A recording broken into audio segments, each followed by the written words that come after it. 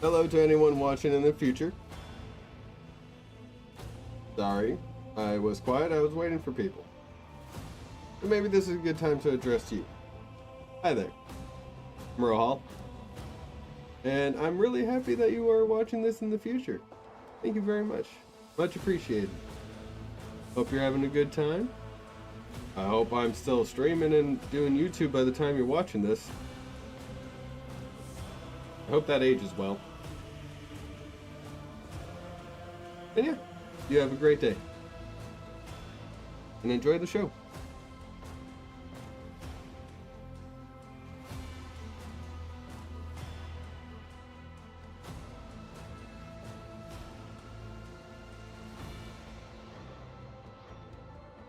Hopefully by the time you're watching this, I've also quit vaping.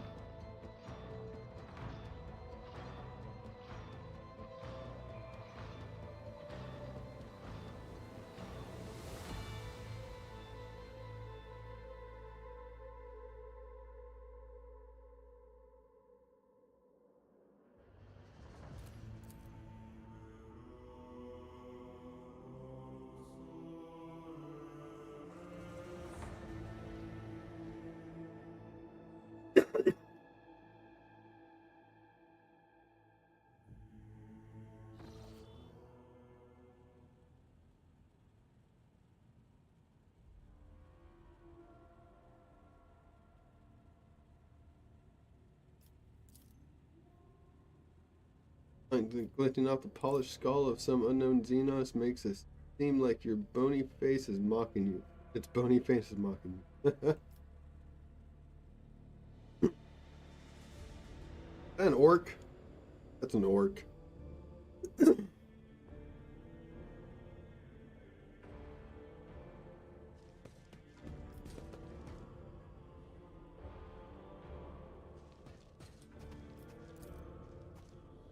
Bookshelves are packed with ancient books, piles of papers and tomes, many of which look rather worn.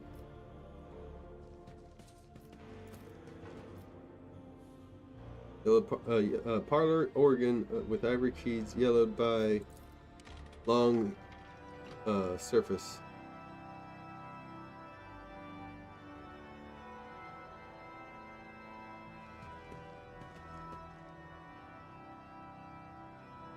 It looks like I activated it.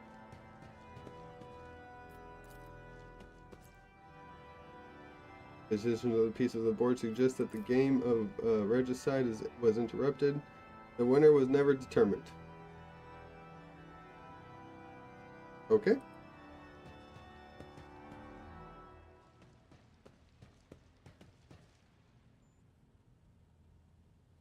Oh, these are my quarters.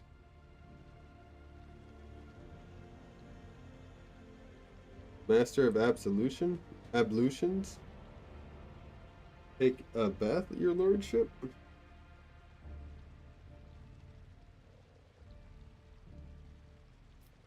Sure.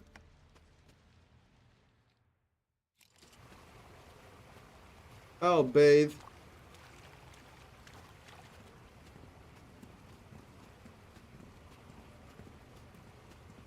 Oh, and I get... Oh, sweet. I get meals.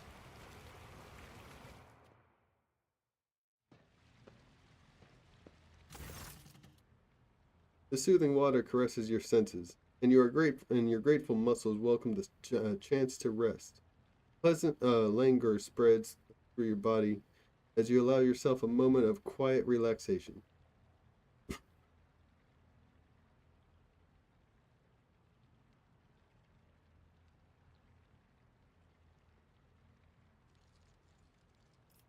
I will relax and close my eyes. Tension slowly retreats as you bring yourself to complete stillness, joint by joint, muscle by muscle, pore by pore. Before long, you have surrendered the bastion of your body to bliss of oblivion. Troubles, worries, loss, such things do not belong in this newly established dominion of tranquility. They are only the infinite waters of weightlessness, in which, stripped of all things superficial, the mind of Arbitrator Rohal von Valentius drifts in silent bliss. It is a conscious mind, what fills consciousness. Oh,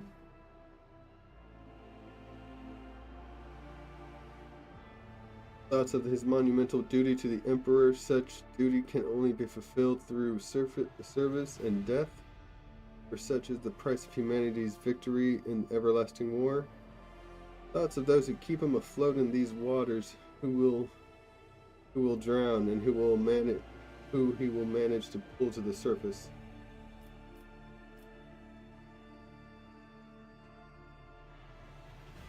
I'm gonna go with Ironclass.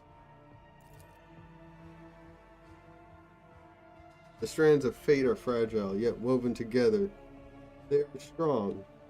Not everyone is destined to see this voyage through to its end, but no one will be forgotten. Moment of serenity soon fades. Body reclaims the mind, bringing it once more to the familiar shell of flesh, sinew, and bone.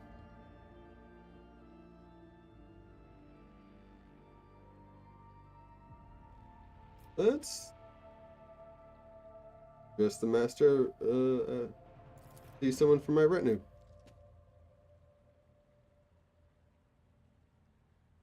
Alright. Who should I talk to? Abelard? Ira? Magenta? Heinrichs? Or Pascal?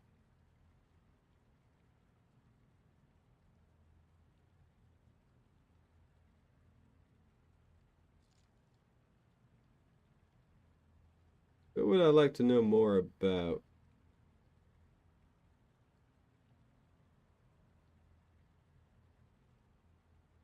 And who would be willing to make themselves vulnerable to talk?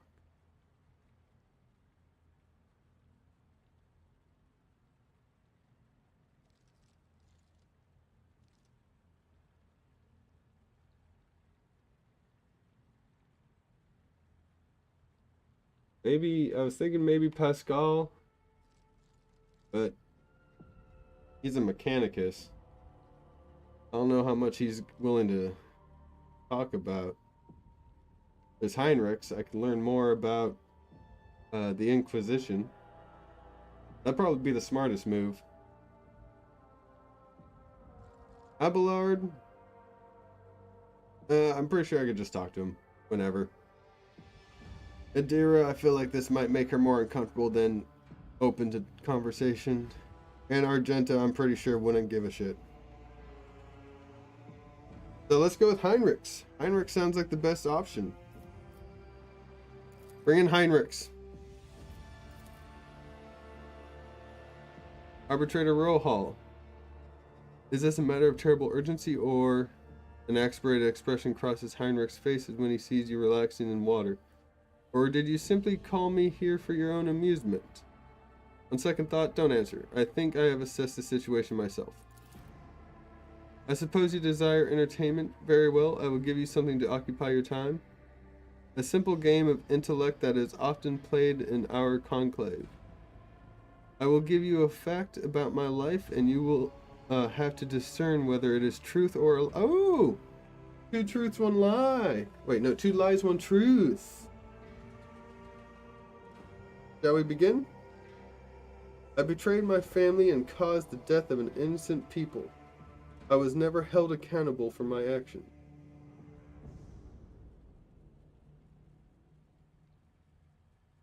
Okay. Betrayed his family and caused the death of innocent people. Was never held accountable for his actions.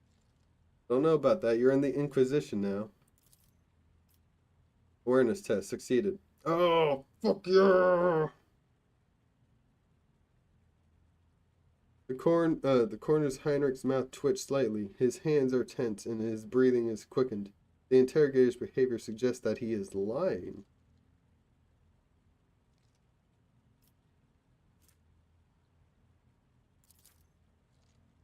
Logic test. Yes, and I succeeded it. Heinrichs is an experienced interrogator and a biomancer. This is just a trick. He's too skilled to give himself away through body language. The real trap lies in the way he phrased the rules.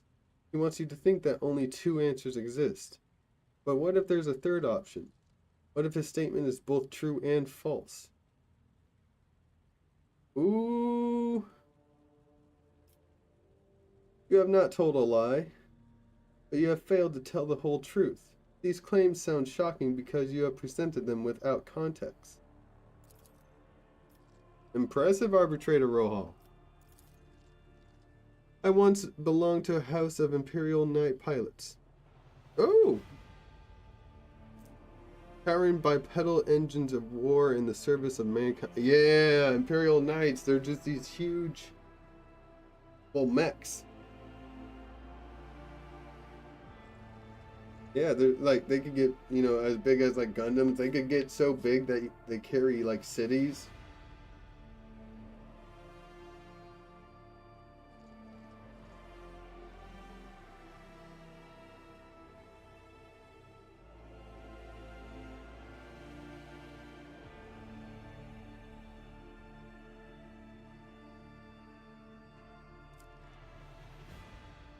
My younger sisters wanted a coat of arms like the ones that adorn the halls of our mighty machines.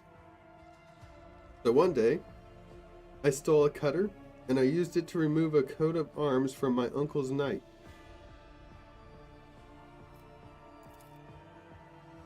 There was a scandal the next morning.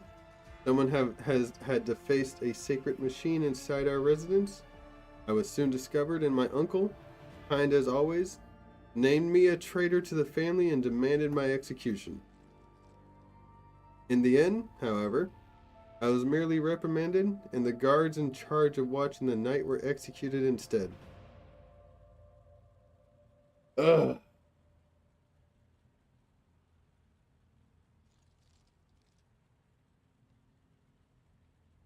Life in the Imperium is not easy.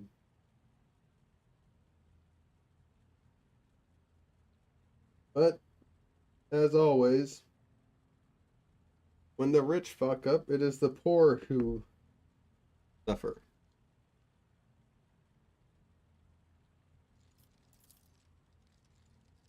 Hope you have enjoyed our game together, Arbitrator Rohal, but now I must return to my duties.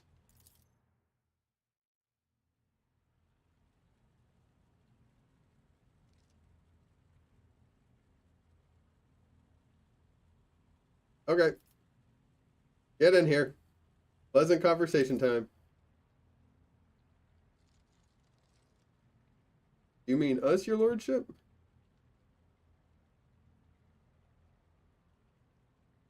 There's no need to be shy. Relax with me for a moment. Orders received, your lordship. We will commence relaxation immediately.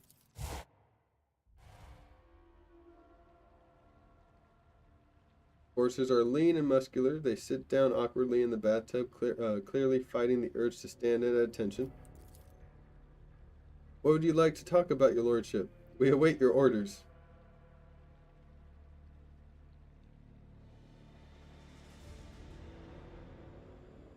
I wish to be fed. Oh, no. No. Ew. Ew. I don't know what it is, but like seeing people feed each other disgusts me.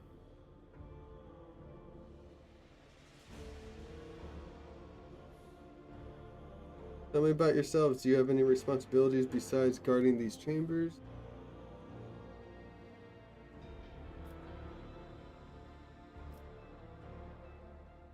Yeah, tell me about yourselves. Or you can enjoy this food Let's enjoy the food. Horses are barely able to conceal their excitement as they shove delicious delicacies into their mouths and wash them down with obscenely expensive drinks.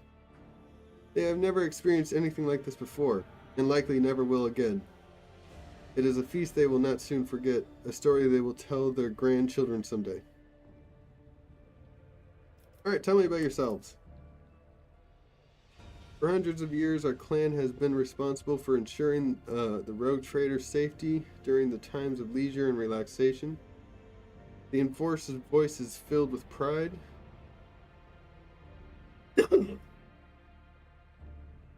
I guard the bath chamber just as my grandmother did before me. She trained me herself and instructed me in my duties.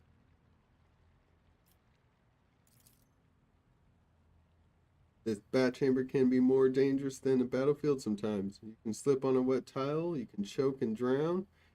The water is too hot, you can burn yourself, and if it is too cold, you can freeze. There have even been cases where angry machine spirits have released sparks of their fury in the water. And of course, there have been numerous assassination attempts and... Woman stops abruptly as the other enforcer loudly clears his throat.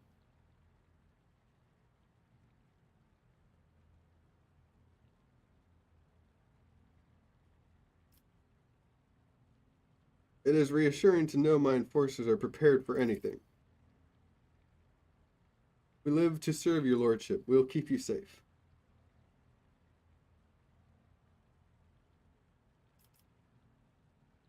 Alright, relax with me until I am finished bathing. We would consider it a great honor, your lordship, but please do not tell Master at Arms we joined you in your ablutions.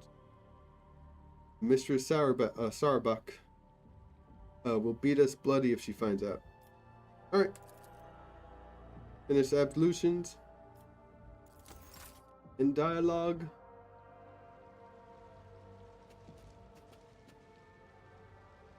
Nice, alright.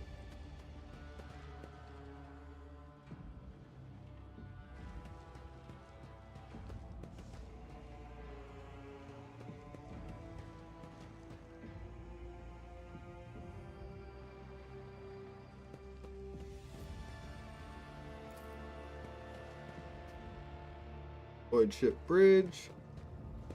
Hello? Hello? Finish cleaning, return to the docking station. Hello? Okay.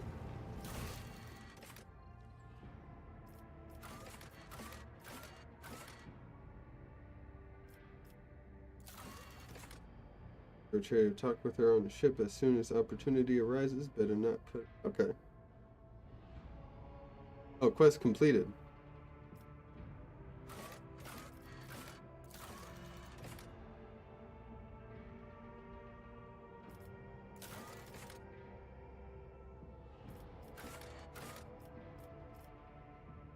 Okay.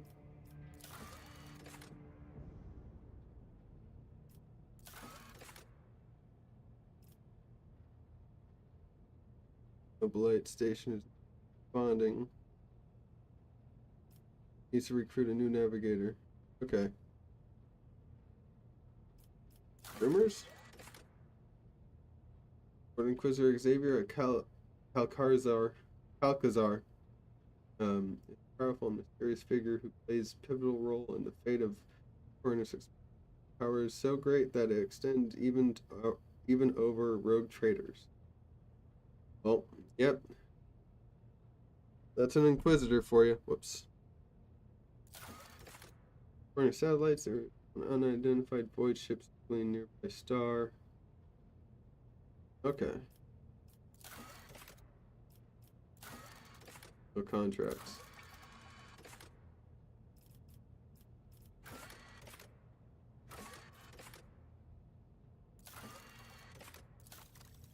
All right.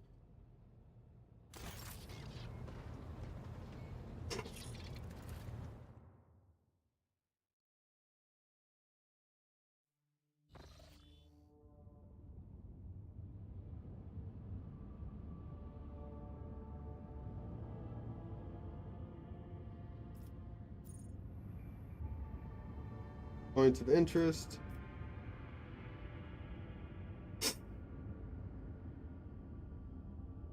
Alright.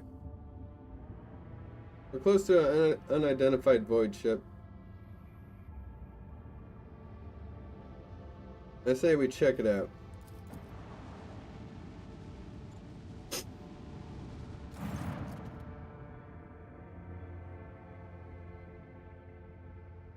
Fox cracks to life.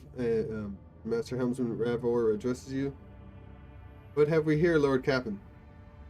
Not very noticeable, but there's a void ship sitting in the local asteroid field. It sure is quiet, like it's huddled up there on purpose. Not like I'm surprised. The thing is more scrap heap than ship at this point. Somebody sure went to town on it.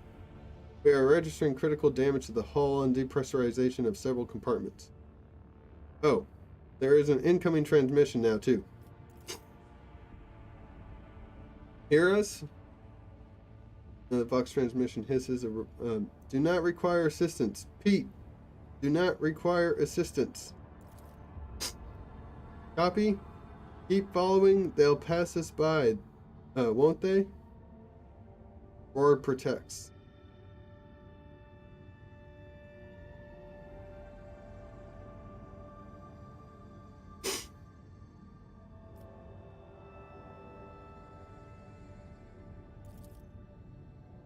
Lord Captain, I'm told the augurs cannot determine the allegiance of the vessel. To be brief, there is an unidentified and badly damaged vessel within the asteroid field near Ricatiphilia, near the Ricatiphilia colony that is refusing help, which is not to put too fine a point on it, has not yet been offered to them.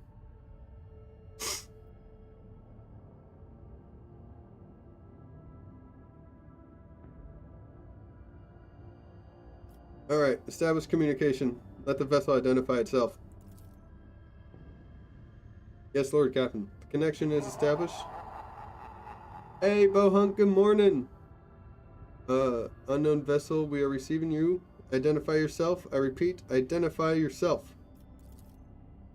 For a brief moment, Fox only hisses and snaps, and then several voices at once start shouting over another. Do not tell. Tell him. We are done for. This is Thunderfang. Thunderfang. We are, one of the voices falters uncertainly and is replaced by another. A merchant vessel. Do you copy? We are a private chant vessel. Merchant vessel? Of course they are. Damn my stupid head. Where did I hear this name before? Thunderfang.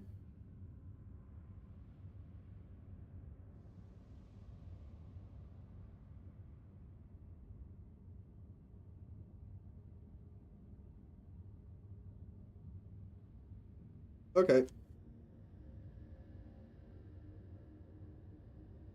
Give me a damage report on the vessel.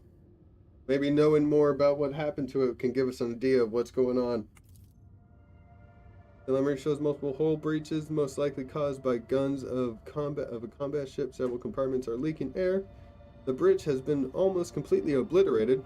2 of the engines are critically damaged. Somebody gave them a thrashing so solid they barely managed to limp away.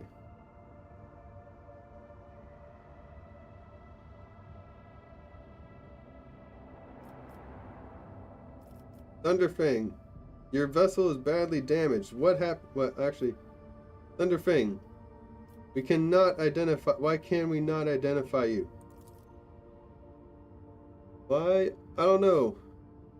But if certainly not. Our vessel is badly damaged. Damage is preventing the correct identification. We assure you. A civil merchant's vessel. Thunderfang does not require aid.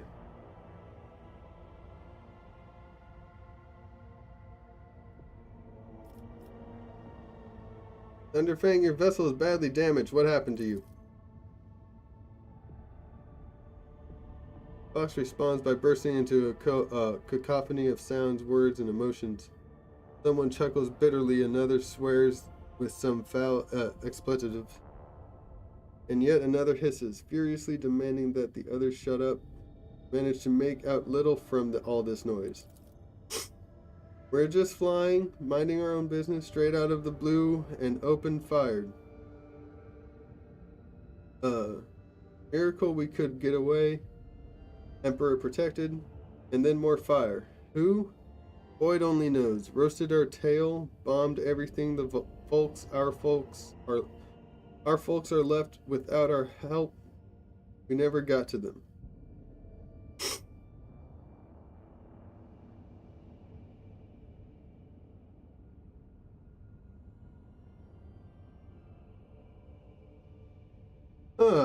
Okay, Thunderfang.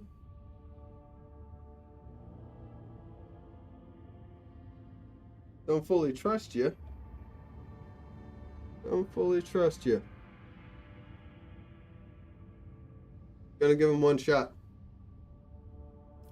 Thunderfang, stop playing games and explain what your business is here. And this time I highly recommend the truth. Happy now? What have you done, idiot? It is too late now. Vox channel again is filled with angry whispers. Okay. Do you copy? We are from the Fellow of the Void. Of the Void? We did not come here to loot, on a different business, to help our own out of jail. Do not hurt, lease. We already had our Kronos cleaned. How about striking a deal? Our hold is full of goods. They're pirates. Fucking pirates. Ugh. Okay. Once again, I am an arbitrator who has recently become a rogue trader. So now I have to balance the law with balanced trade.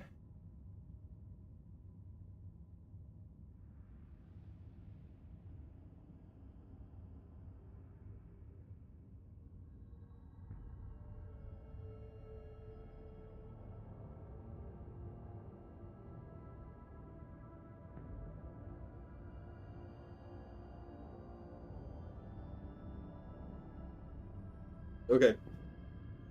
I figured it out. We're gonna trade with them. It's gonna be... This is technically my first interaction with a possible client. So, and I don't want the first interaction to be death. I don't want people knowing that the new rogue trader of Von Valencius is a murderer.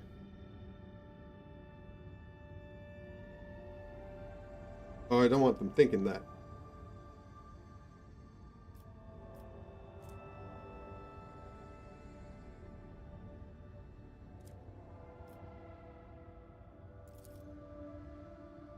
In case you are unaware, Lord Captain, the Fellowship of the Void is a disorderly assembly of several dozen pirate factions in the Kronos Expanse. They consider themselves above regular heretics solely because they sometimes have vox conversations with those whom they are about to board. Were it up to me, I would make them eat a salvo of macro cannons to shake scum loose from the decks. They certainly deserve it.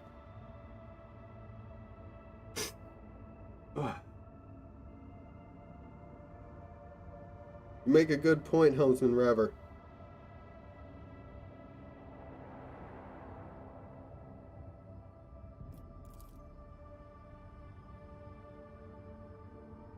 Honeyed voice of high factotum interrupts the translation with polite cough. I would wait on destroying the vessel if I were you. Although the moral aspects of their livelihood do cause some awkward questions, the Fellowship of the Void remains a major supplier of goods to the local market. Oh, they are a supplier. They're not just... Okay. Perhaps you'll find dealing with them acceptable. especially in a situation where performing a warp jump is impossible.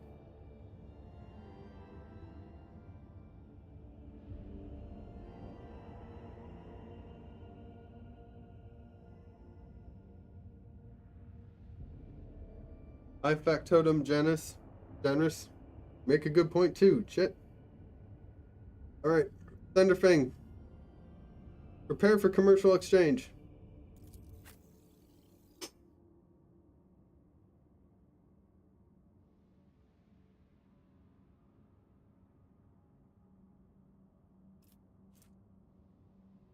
Melted charge.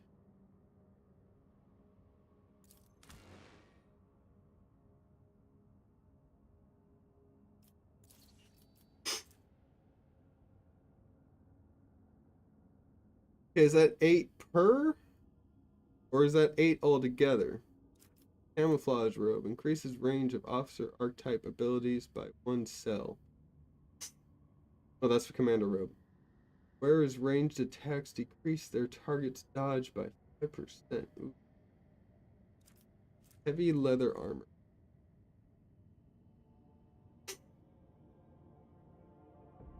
I need heavy armor proficiency.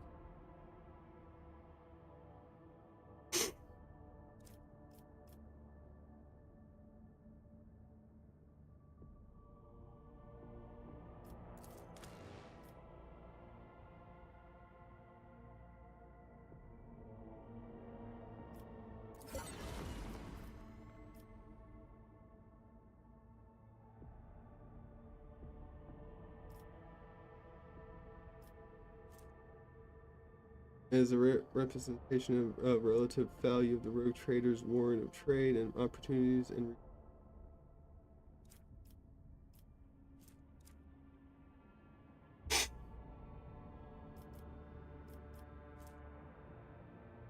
oh, these are locked?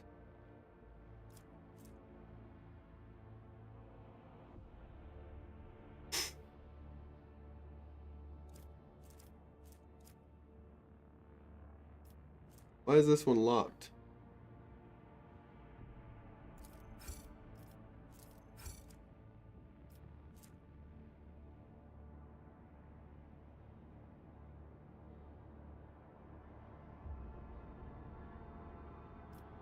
I could sell.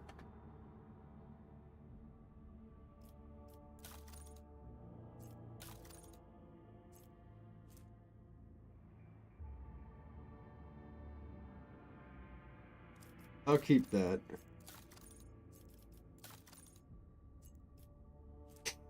Multi-key, we'll keep that.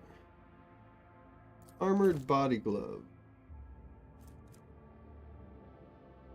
Did I sell that?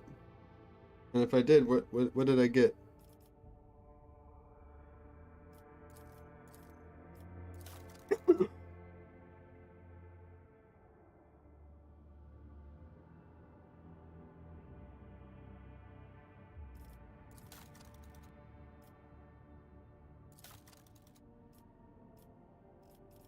You know, artifacts.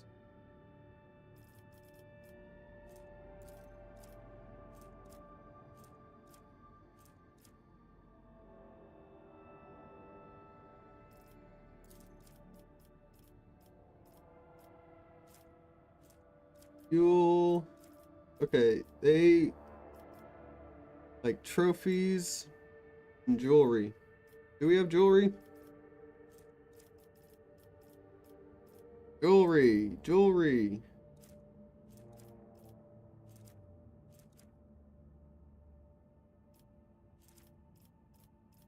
No jewelry? Holy gives her.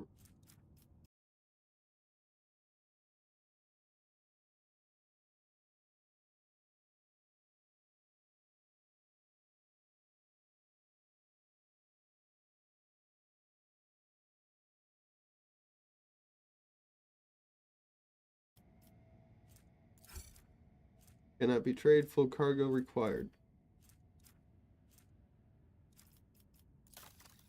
I guess I could just buy that stuff.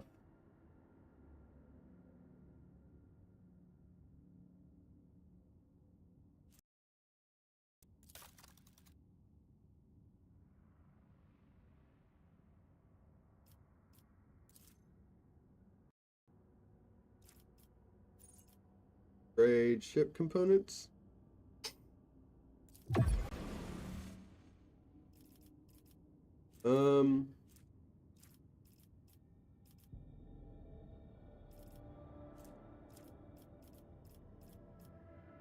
Fuel. I got a lot of fuel.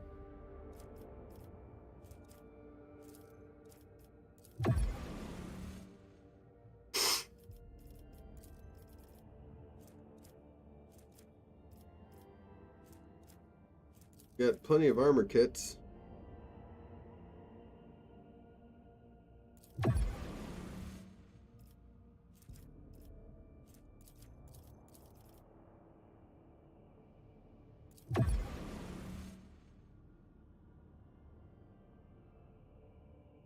Okay.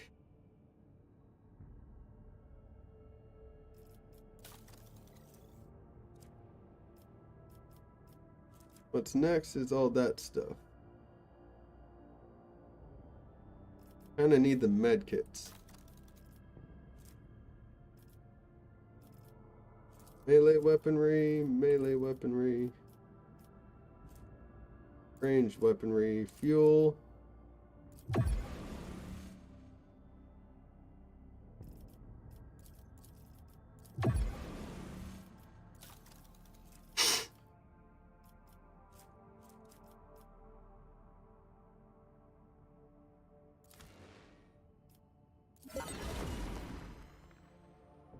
Booyah! Hell yeah, that's what I'm talking about. Got a power maul. Hell yeah, I'm actually 3D printing the maul. We ordered the power maul from Darktide, and we didn't get that design. We got an entirely different design. I like it more, so I'm not complaining. It's a maul, but it has the scales of justice.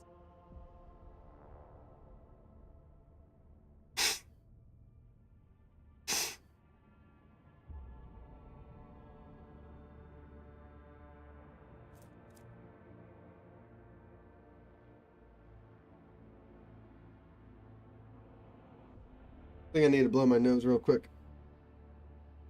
Yeah, I'll be right back.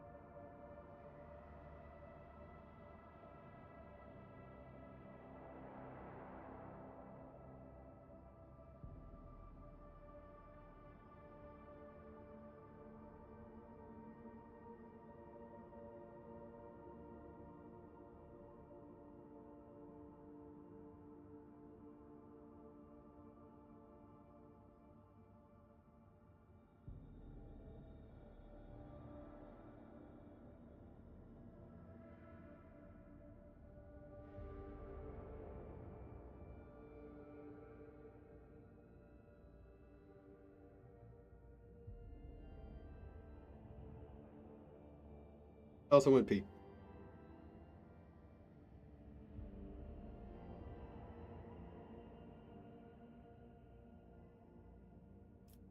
Okay.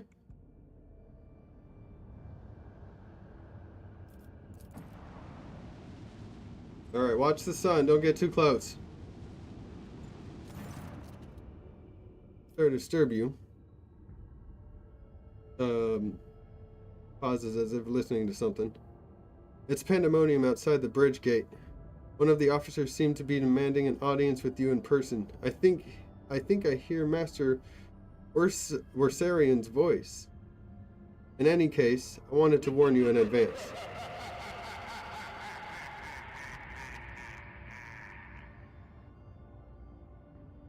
Green screen is just green? Well, I mean, like, you're not wrong. It is green.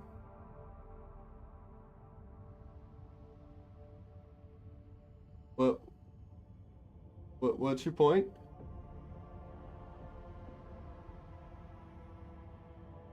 Oh, are you talking about when I move out of frame? Yeah.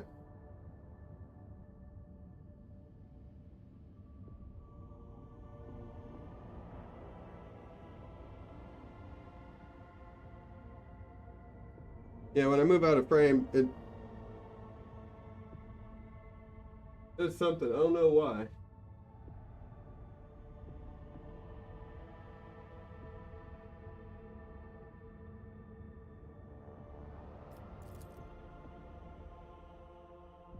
Ugh. All right.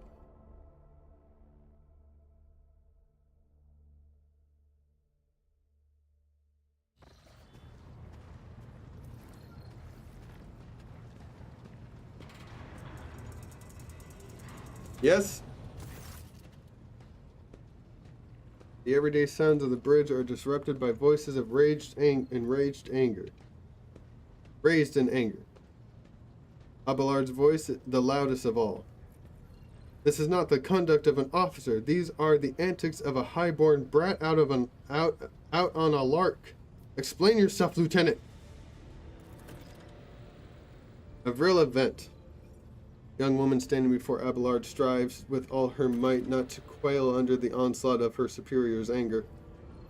She falters, but then manages to look him in the eye and say, I apologize, sir, but I must speak to the Lord Captain.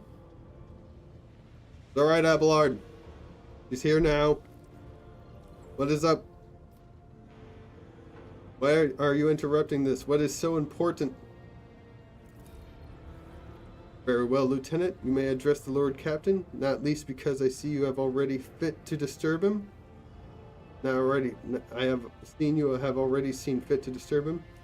Your unauthorized appearance on the bridge and display of belligerence toward the higher-ranking officer will be logged on your personal file without delay. That will be logged on your file. I will not, Lord Captain, Lieutenant Avril Vent, requesting permission to speak.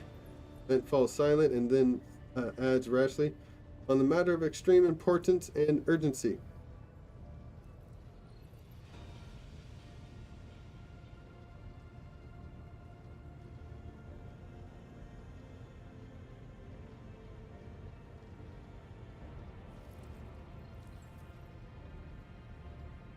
All right. I can't say I will listen to what you have to say, because if I say that, it basically sets a precedent that anybody can just disturb me. That can't happen. There's a lot of shit going down here. It's a big ass ship. You may speak, but I want to hear a report, not a shouting match. Having two officers bickering in full view of the bridge is unacceptable. I'm sorry, Lord Captain. I thought the drastic times called for drastic measures. Then it better be some drastic fucking times. Is there another mutiny? This matter cannot wait. Any minute now, an assault unit will be dispatched to the lower decks on orders to crush the workers' strike by any means necessary. What workers' strike? Why am I just learning about this workers? What the fuck?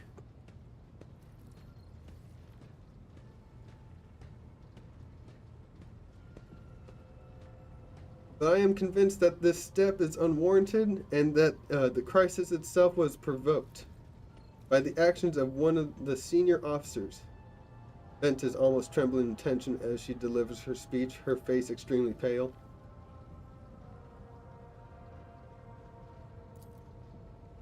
Abelard, in no hurry to intervene, lets out a skeptical huff. He glances at Sarabak, who is standing not far from him, but she maintains a stony expression. Lord Captain, I urge you to investigate the actions of Seneschal Versarian, and to intervene in what's happening on lower decks, because very soon we will have a mutiny or a massacre on our hands. Vent reels off the last words as though she knows them by heart. He has clearly been preparing to say them for some time. When she has finished, he casts an anxious glance at Abelard, then at you.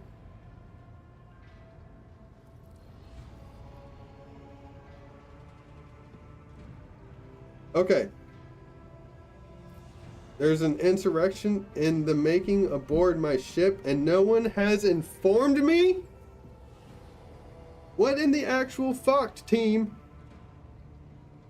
We are a team. I'm the leader. I would not deem it a problem worthy of the rogue trader's attention. The lower decks, as it so happens, are in revolt. 30-some years ago, we even had a revolutionary leader rise up who dared to establish workers' rule across the entire ship.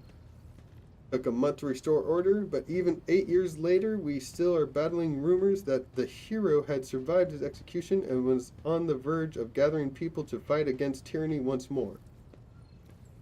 Ooh, that was a mouthful. Abelard scoffs. Needless to say, the rumors were baseless. As for the current situation, we have sufficient enforcers to deal with it. I'm the only sufficient enforcer to deal with this.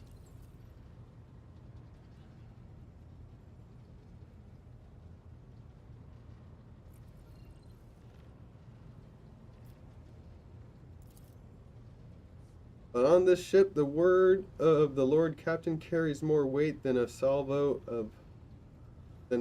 from 100 bolters. I'm sure that if the rogue trader addresses the malcontents directly, he will quell the unrest.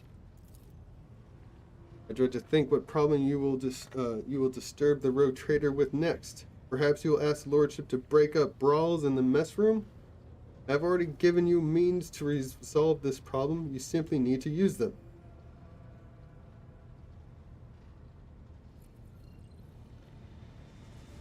Lots of people making decisions on my ship that I need to be making. This is unacceptable. I'm gonna have to have a huge talk with the entire ship.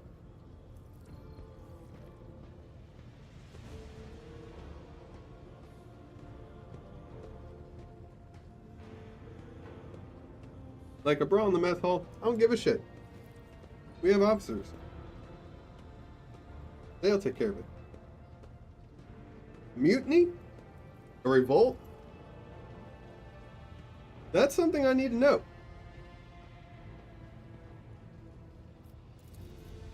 If I may, your lordship, sending a hit squad to crush the rebellion is a means of ignoring the problem, not solving it. How did all this start? The situation could boil over at any minute, so I'll give you a condensed version. It all began when the enforcers found a cultist amulet on the body of someone who'd been killed in a drunken brawl. We reported it up the chain immediately, arranged for a cleansing rite to be performed, and opened an investigation. No heretics have been found alive, but the search has brought tension between enforcers and workers to ahead. Okay, where does Seneschal Versarian come into all this? I shall explain. I beg you to hurry, time is running out. I will not hurry. Since my competence is under since my competence is under scrutiny, I shall speak for as long as I see fit. There is an established order to the way things are done on the ship, and one of the pillars of that system is that the rogue trader's attention is not distracted by trivial matters. It is the Seneschal's role to ensure that. I've always handled internal problems myself, so, of course, when I received information about cultists hiding on the lower decks, I took the matter in hand. So long as I live, not one of the vermin who murdered Theodora von Valentius will find refuge on her ship. Abelard, this is my ship now. You were far too heavy-handed. Seneschal Worsarian arrests, interrogations, mass punishments for entire sectors. It has driven the people to the brink, Bent says bitterly. Now there is a strike on the lower decks in Depot 4, to be precise. 3 worker clans are involved, but many more are passively supporting them. The situation could degenerate into an all-out insurrection, but when I reported my concerns, the only response I received was an order to dispatch an assault unit and crush the strike with maximum force.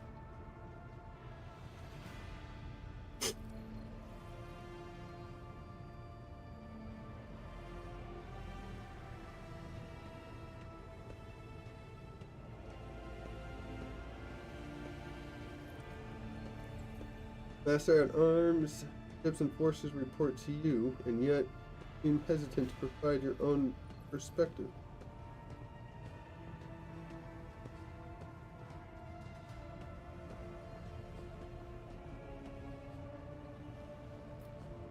What is Depot 4?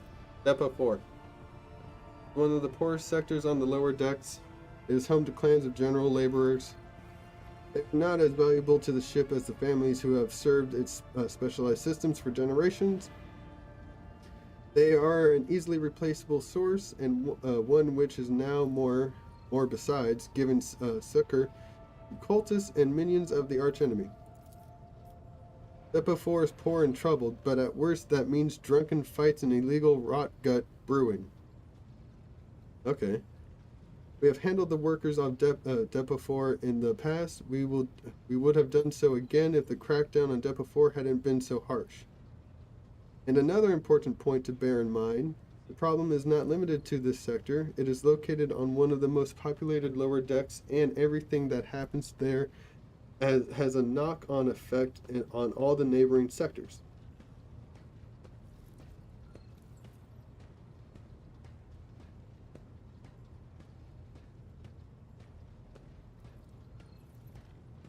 Abelard, I see no need to add anything. I acted within the remit of my authority, guided exclusively by the best interests of your protectorate and your personal safety. If you wish to confirm the rectitude of my actions for yourself, I have no objections. For my part, I urge you, Lord Captain, go down to the lower decks, stop the assault unit, and speak directly to the people. You will see that they are not lying or harboring heretics, that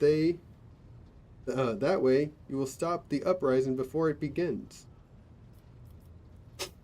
Okay.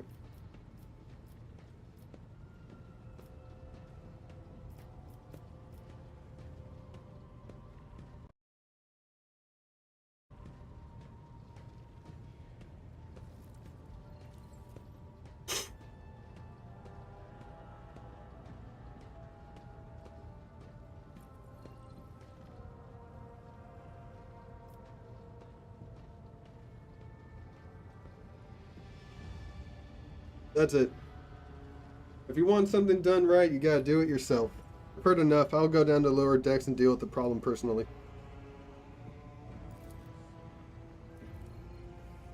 Praise the Emperor. Thank you, Lord Captain. Don't thank me. I don't know what's gonna happen. An Enterprise boarding on the sophomoric, but please yourself, Lord Captain. However, I insist that I escort you. Categorically, Yeah, of course, Ablog. You can report me. Jocasta Sarbeck, Lord Captain, I regret that the enforcers were unable to handle the situation, which then led to your and Seneschal's involvement. I consider it my duty to go to Depot 4 myself and see the expedient resolution of the incident.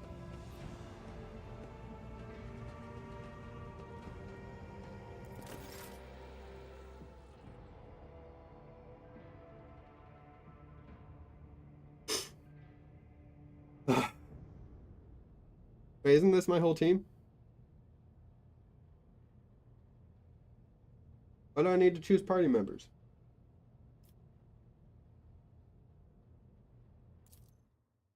Alright, let's bring the whole team. Come on, everybody, let's go. Gotta show you all how a leader does shit.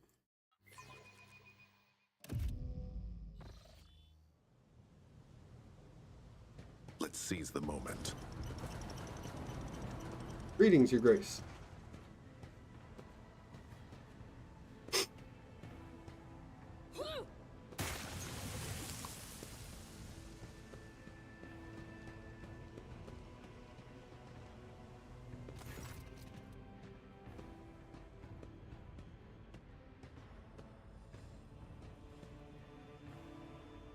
Abelard reflectively wipes the sweat from his brow in a startling human gesture, and a telling one. A rare moment where he allows his age and wariness to show through his armor like veneer of self-assurance. The lower decks are a source of endless problems. Sometimes I dearly regret that we can replace all the locals with servitors. That we cannot. What did they throw you, Abelard?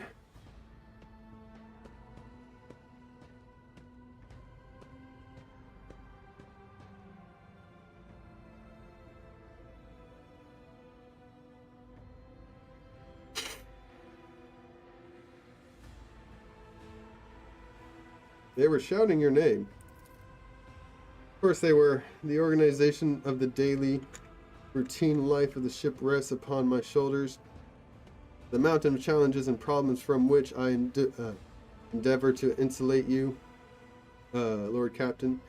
The situation on the lower decks has been a cause for concern, and I have intervened personally on more than one occasion. That must be why they remember me.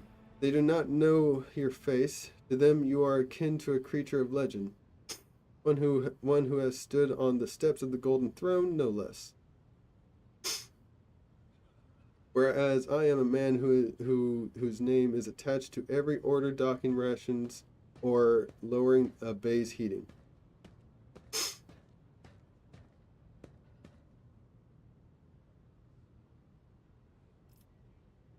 Let's keep moving. We need to get to the bottom of this.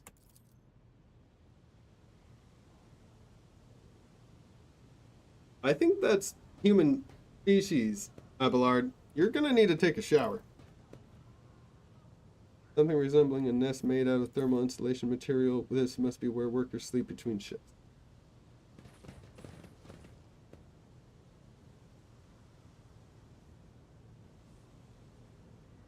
Valves?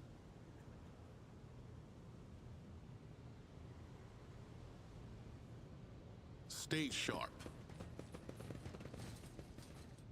Or deck rabble.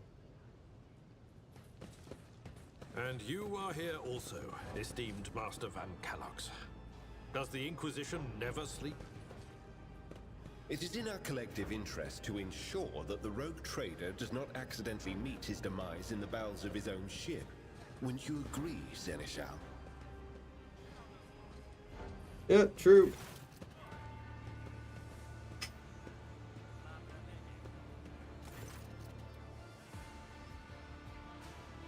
Sounds of heated discussion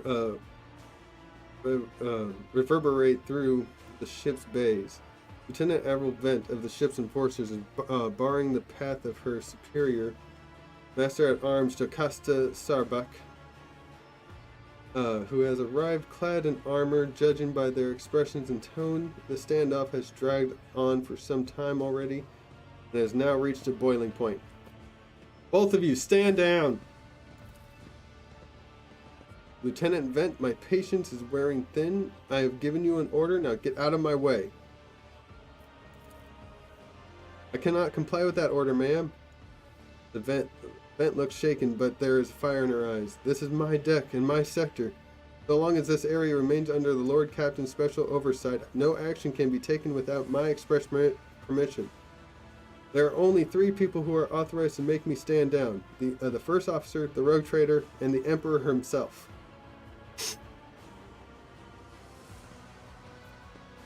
Damn. Well, 2 of those options are here. So not all my lessons fall on deaf ears.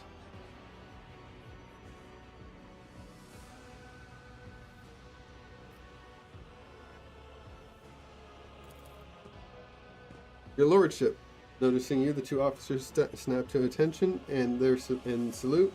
Their subordinates following a suit moment later.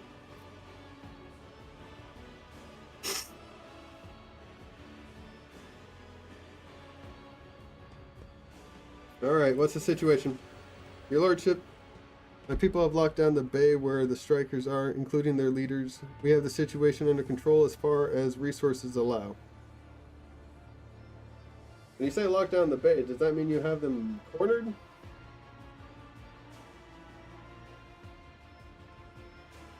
Or is there still a place for them to, well, find shelter?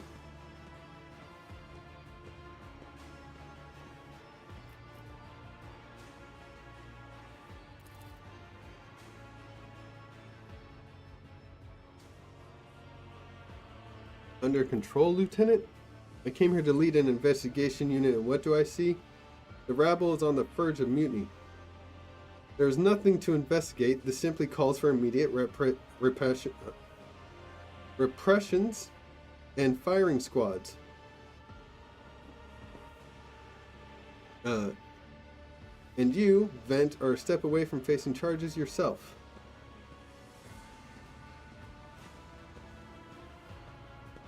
I want to speak to the strikers.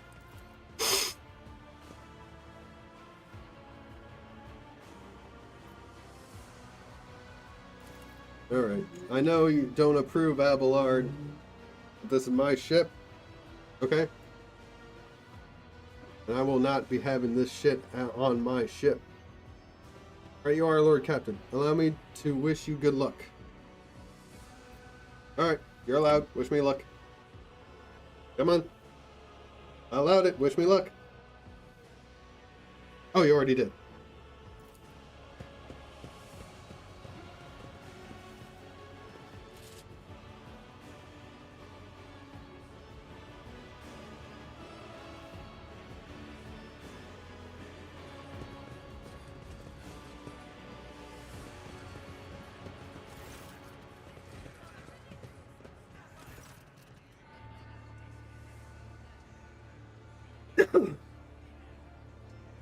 A dozen pairs of eyes stare apprehensively at you. The people before you, typical inhabitants of the lower decks, take in their simple clothing, crude weapons, and faces that display varying levels of mutants. From barely discernible to the strange, to the outright grotesque. Are there mutants on... Oh wait, we go through warps.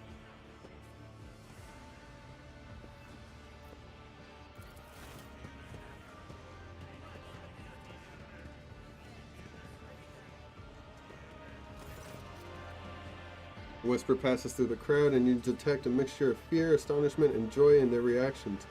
Finally, 3 people break away from the crowd, an elderly woman and 2 men. Oh, excuse me. These must be the leaders. They bow clumsily before you.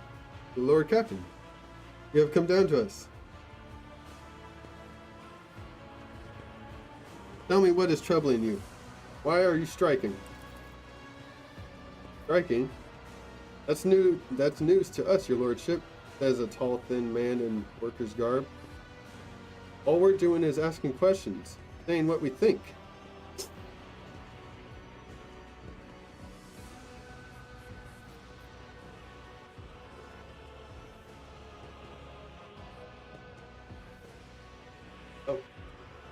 Abelard? Abelard, I'm pretty sure you told me they were striking? Okay, conflicting reports. That's great. Well, I'm here.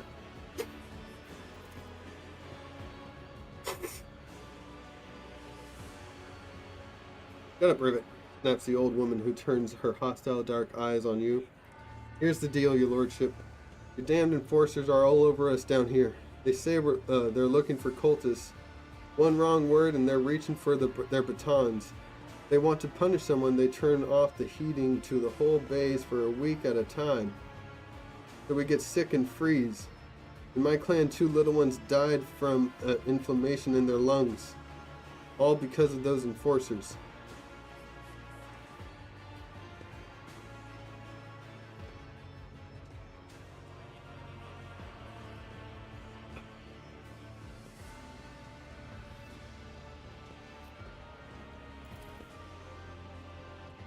Argenta does not interrupt the workers, but you see the sadness well in her eyes when the children's deaths are mentioned. She quietly whispers a requiem prayer and makes a sign over herself. It's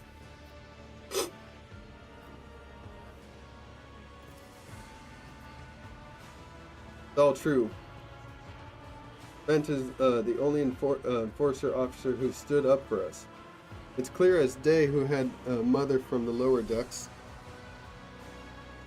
and who grew up amid ships and has no fellow feelings toward us.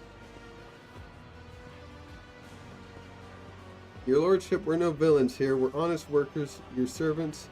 We plotted no disorder. We went on strike openly, and now we've got guns pointed at us. All we're doing is asking to be allowed to work in peace without being harassed.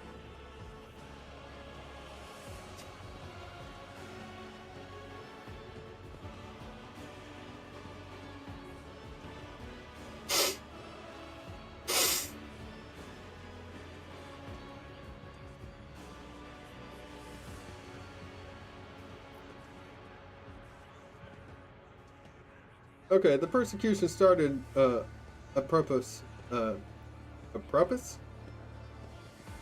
nothing you say. I was told of one of you was found in possession of a cultist amulet, and there are heretics hiding here. Alright, explain yourself. Cultist amulet? What's that? The gewgaw they found on the dead drunkard? If it was something evil or forbidden, we sure didn't know. The enforcers just said they were looking for heretics among us, and anyone obstructing their investigation would be punished. But how could there be heretics here? We know our people.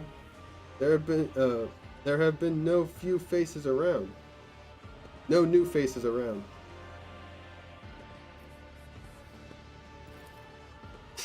Definitely not. And if there were, we'd be the first to report them. And as for the amulet or whatever it is, they took it off the dead body. There are no cultists still breathing in our sector, that's for sure. But when that fight broke out, some enterprising folks looted the bodies.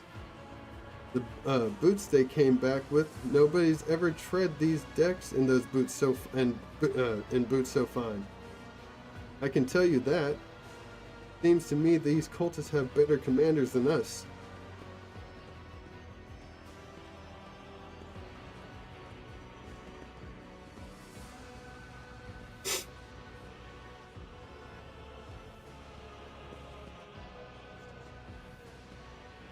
Okay.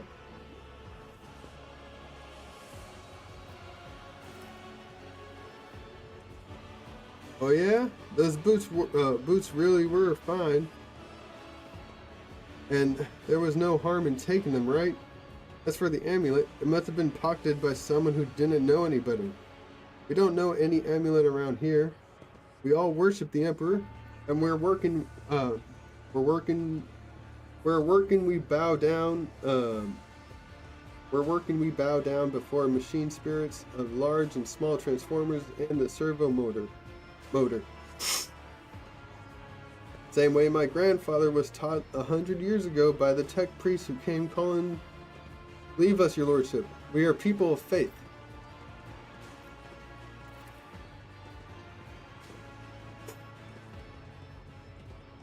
I confirmed the information regarding the proper tending of the machine spirits in this sector. Servitors indicate that these commoners are performing the sacraments they are permitted to know. So they're working. And doing everything right. Okay. And the man who probably was the cultist probably wasn't even down here. Naive children, weren't you taught from an early age about dangers of the arch enemy's creations? Weren't you warned that any unfamiliar objects could be one of them?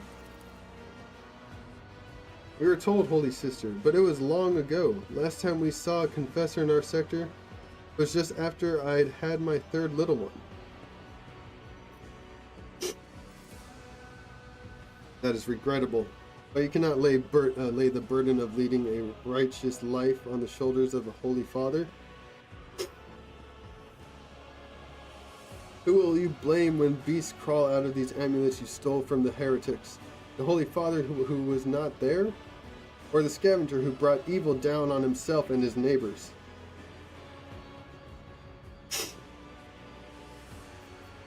Abelard, authorize the use of all necessary measures to locate Chaos worshippers hiding in this sector. The specific steps taken by the officers were not reported to me. No, you tell me. What the officers did was not reported to you, just as this mutiny, this strike, was not reported to me. I'm starting to feel like there's a lot of people who think they run this shit. I run this fucking shit. I'm gonna have to start laying down the law.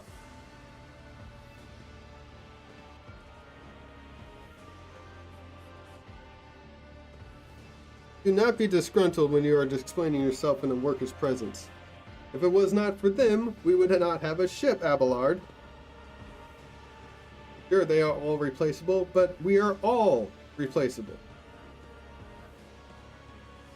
Von Valencius? Replaceable. How do I know? I am here. Alright. Nevertheless, I am certain that their actions were justified. Cultists are no drunken stevedoras. They are the enemy and a threat to the ship. Neutralizing them demands decisive action.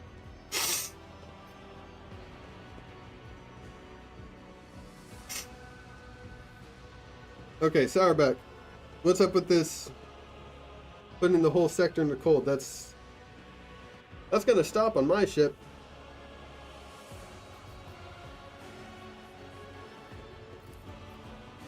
The rabble understands only one language, Lord Captain, that of violence. No? So far, that's you! As per regulation, should the laborers persist in their unwillingness to cooperate, the next step is limiting air supply and cutting off water, which is almost certain to restore order.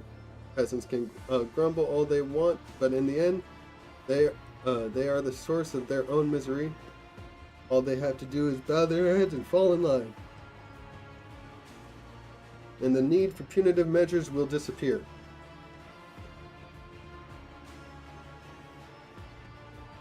Also means we'll be killing our own people. Killing my workers.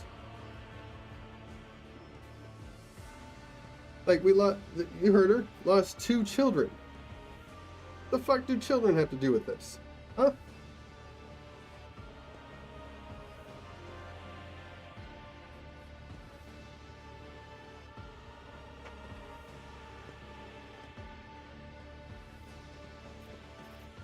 Alright, what changes do you want?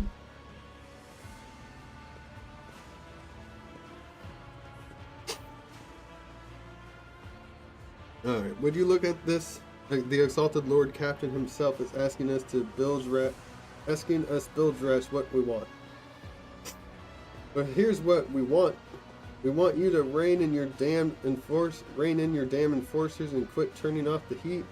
and stop battering everything that moves. No, that's not it. We want the enforcers gone from here. We want to be armed.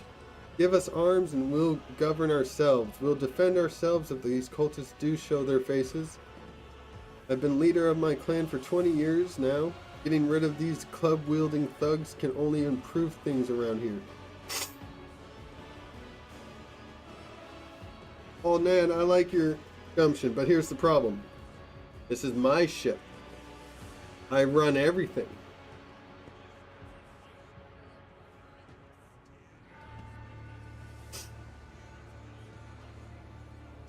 I could have you report to me.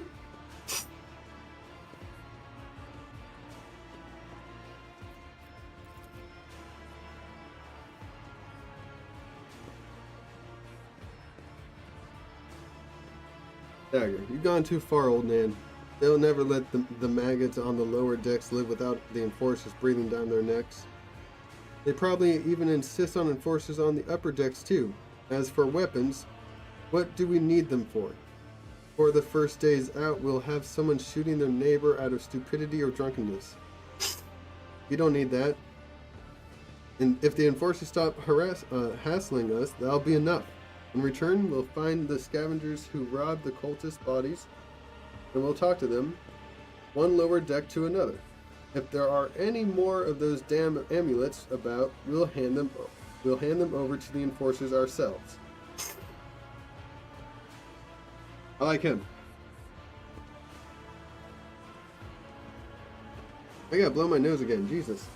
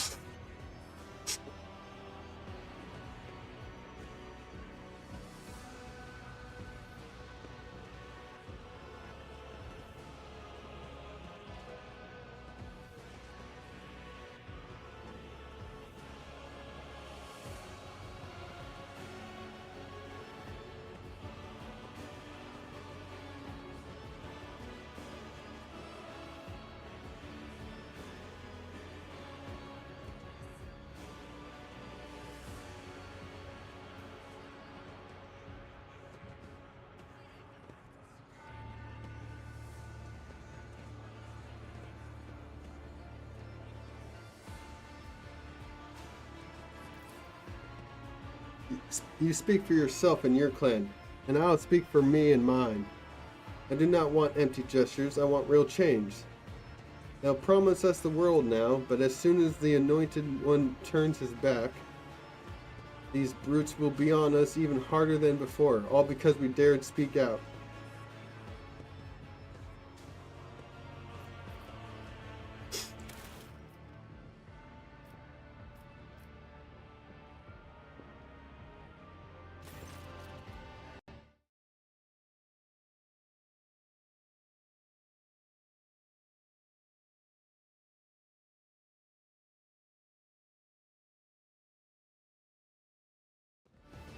Sorry. Had to ban someone.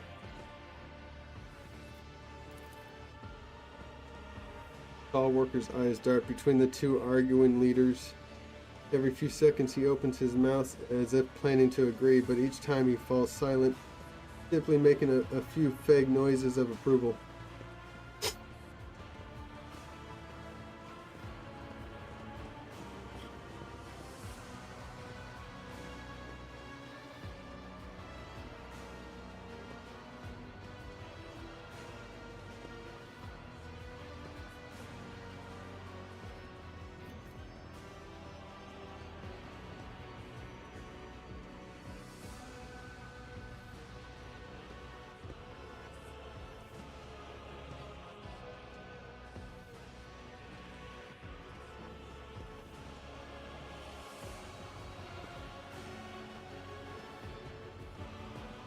Spreading anarchy on this ship is the first step toward embracing chaos. Putting weapons into untrained hands would be even worse.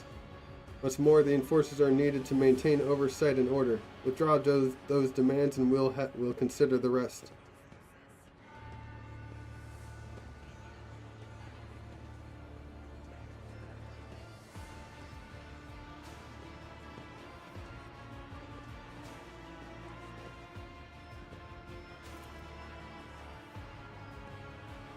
Tall worker they call Rivet shrugs and casts a side look at the old woman.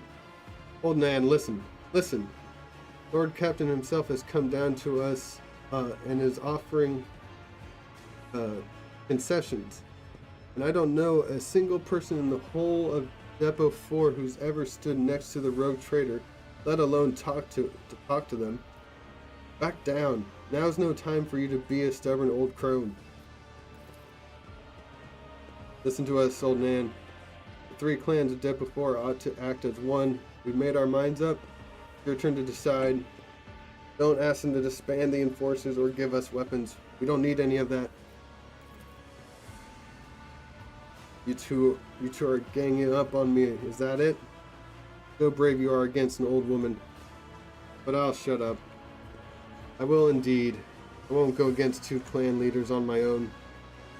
If you want to make peace with the enforcers, make your peace. That's great, just fantastic. Lord Captain, we are all agreed.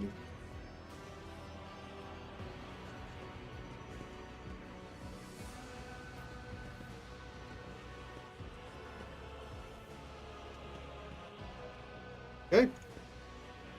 Boom. Then it's decided. The persecution will stop, and I will expect you all to assist in locating any remaining amulets or weapons left by the cultists.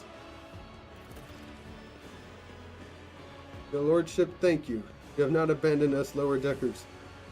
You came yourself and settled everything. I'll tell my grandchildren about this. Removed cargo, fuel provisions. A good thing I had plenty of those. Of course, your lordship will root out any nasty business faster than the enforcers, and will leave no stone unturned.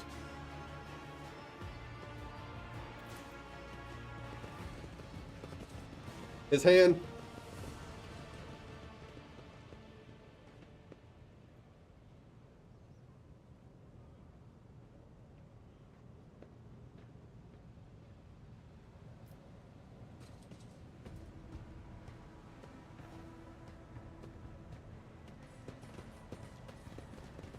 Aha, goods. Alright, perfect. Select all. Knew there'd be goods.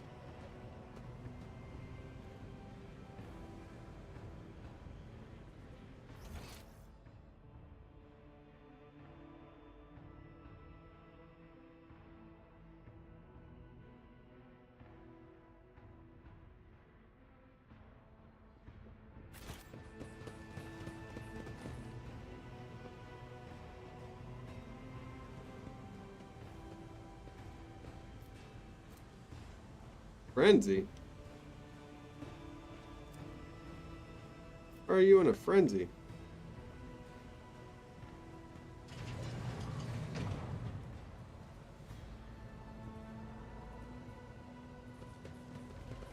Goods.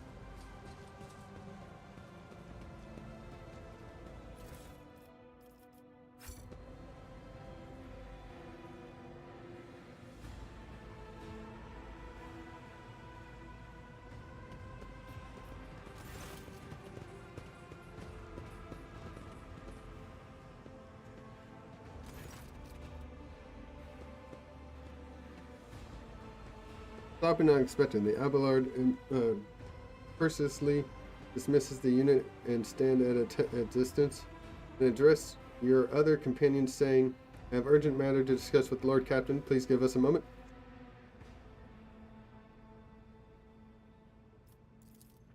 Yes, Abelard? Well, are you pleased with your investigation, Lord Captain?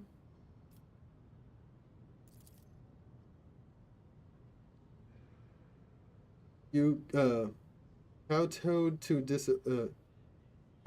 disloyal rabble. You believed their lies and showed them leniency. Next time the ship's attacked by cultists, that rabble will welcome them in with open arms and allow them to wreak whatever havoc they like, because they see you as a weak leader.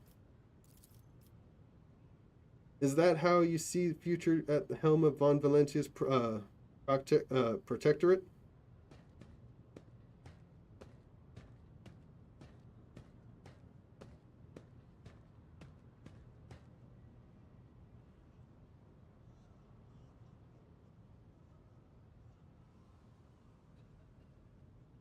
Okay. Okay, Abelard. I hear you. I hear you loud and clear, Abelard.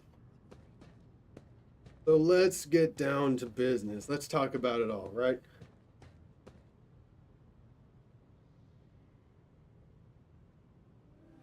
Let's let's talk about let's talk about your role in all this instead.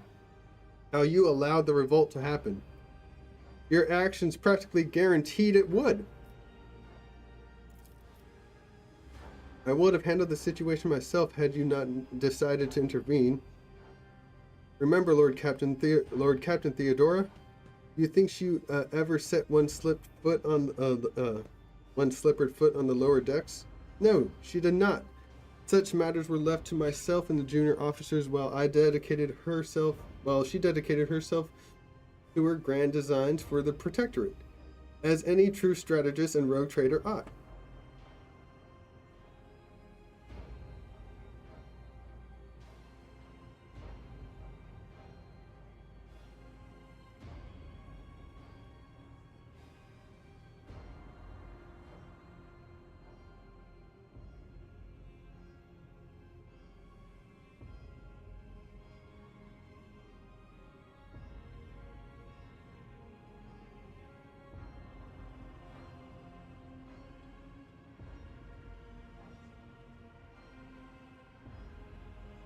All right.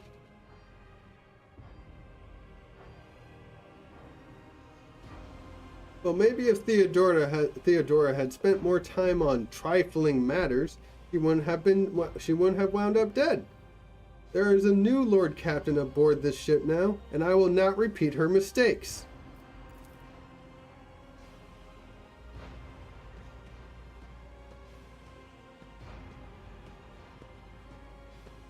Abelard looks at you stunned and exhales loudly. Then he nods curtly. I commend your decisiveness, but I am uncomfortable with introducing new protocols in the midst of our crisis. And I lost my temper, Lord Captain, and I believe I ought to explain myself. Okay, the words did not come easily to him. The prosperity of the Von Valentia's protectorate is not just an empty phrase to me. I left the Imperial Navy for the chance to see it flourish. It was the most momentous decision of my life. I did it because I saw in Lord Captain Theodora's deeds the sign of true greatness. Rogue traders do not simply forge new routes and capture worlds. They create order out of anarchy. The creative impulse was entirely lacking during my time in the military.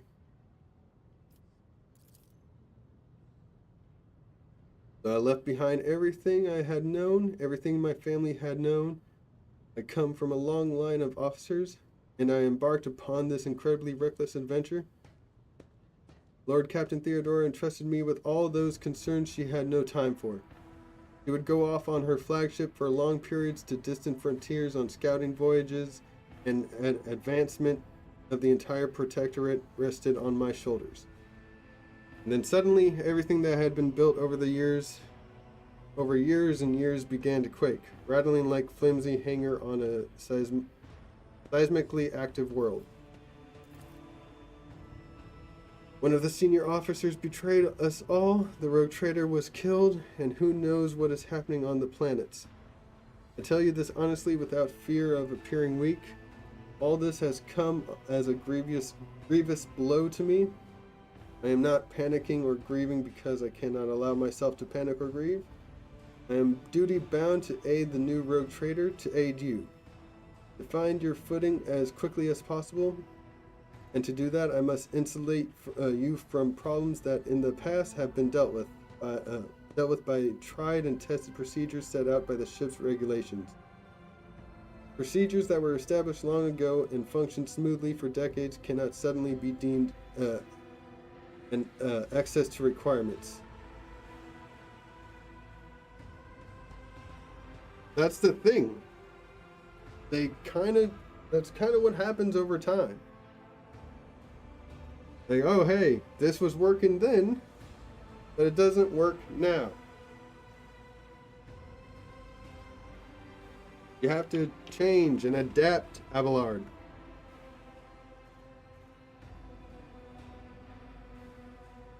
The enemies of mankind are constantly changing and adapting to us.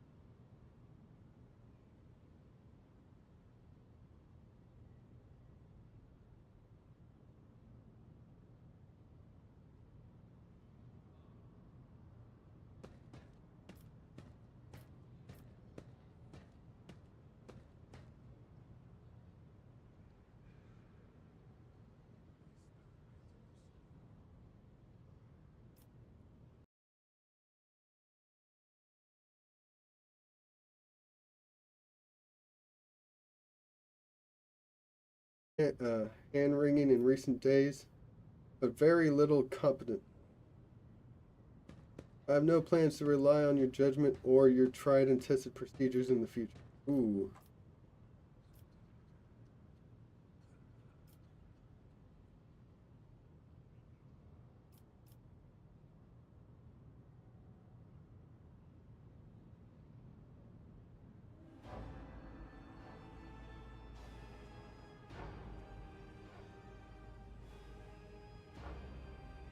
Okay, one or two.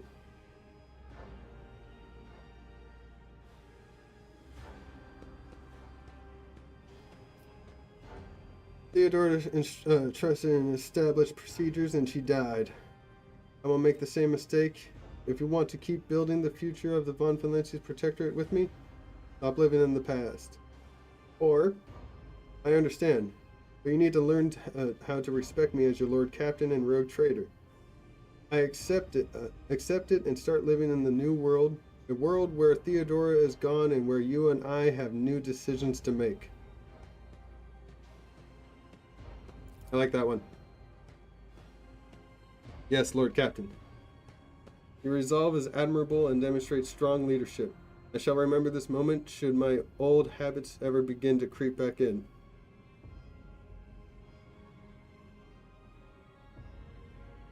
Glad we had this talk, Abelard. I trust in you, Abelard. I really do. But I am the new Lord Captain. That means new rules, new regulations, new everything. For example, I want to know everything that happens on my fucking ship.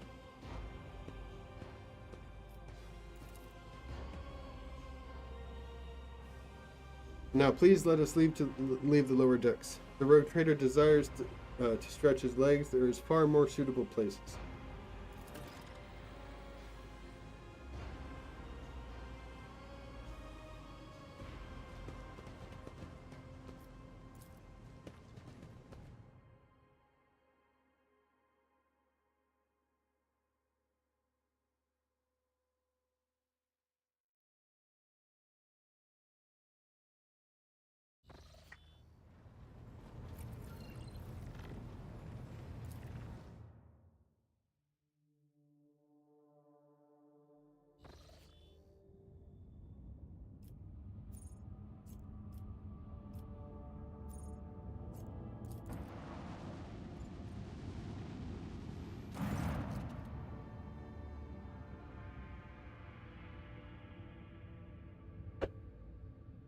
Lord Captain, reporting. The heralds of the Navis Nobilite continue to maintain Vox silence, perhaps due to Iraq 5 being off limits to visitors. We intercepted signals from the beacons drifting in station's orbit. The demands are clear. We are told to turn the ship around immediately. Demands? Demands? Who the fuck demands of a rogue trader?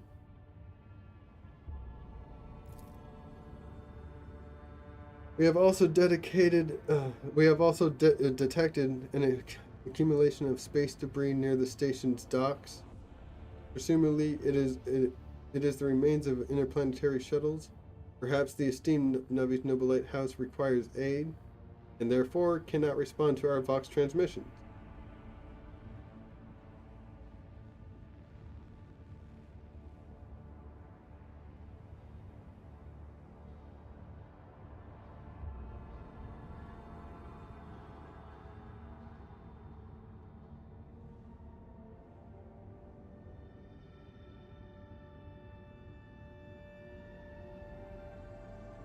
Okay, we don't need official approval. Hello? Can you hear me? It's saying you can hear me. What if I'm standing over here? Hello? Oh, it's your computer. Okay.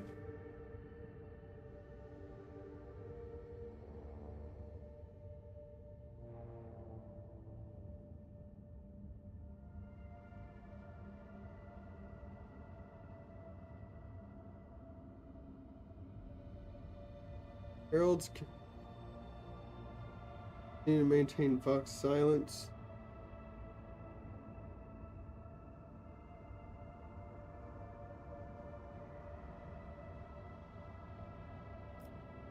Order the auger crew to scan the station. Yes, Lord Captain. The Vox remains silent for a while, but then you hear static and Vigdis' measured voice. The officers from the auger crew performed a full scan of the station, but the information is imprecise. They note wave distortions of unclear genesis that are throwing off most of the readings. Interesting. We were able to ascertain that the reactor core of the station is still active, but many compartments are unpowered and some fully depressurized. Huh. Signs of biological activity are largely present in the central module, which means the station has not been abandoned. So the question remains, why are the esteemed navigators heralds ignoring us? Huh. In my garage. So that's probably it. Alright, I'll be right back.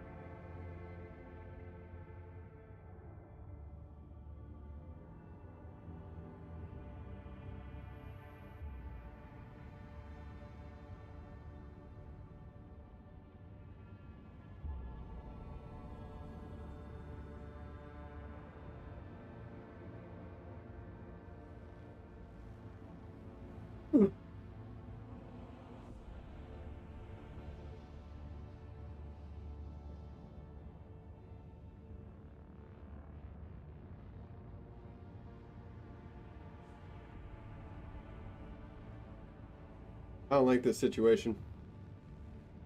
In the garage, so that's probably it. Alright, hold on. Okay, I gotta say this. Turn back. No one dares gives me orders. No, Lord Captain. Of course not.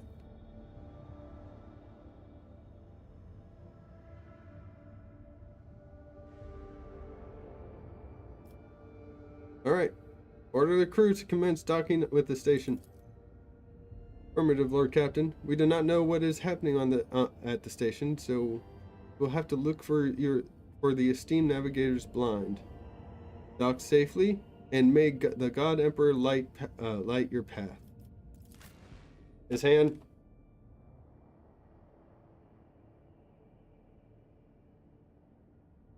Oh, I mean.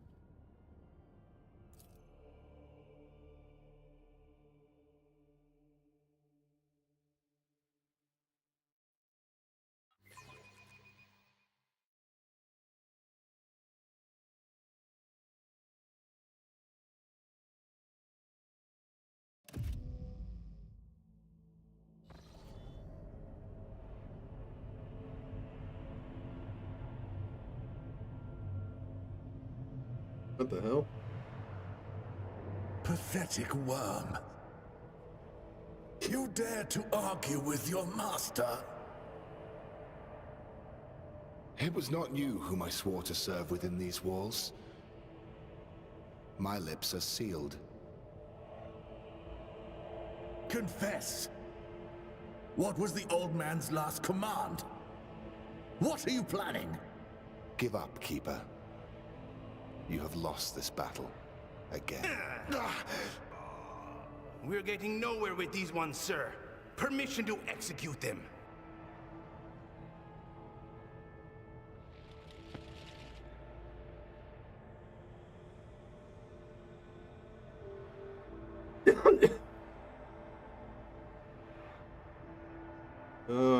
Mortal Emperor.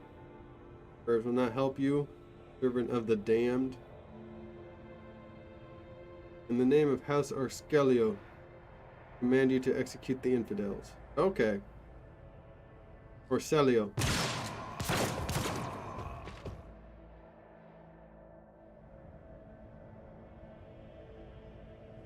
I sound like I'm on helium.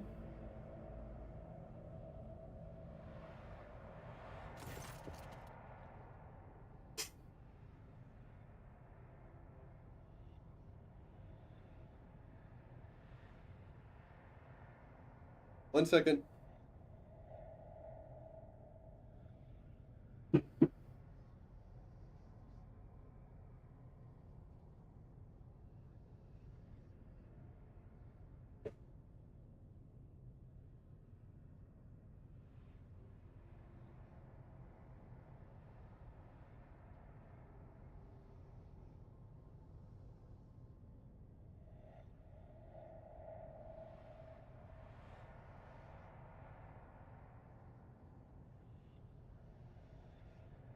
The tall man stops you with a gesture when you approach. Blood is trickling down the pearly scales of his wary face.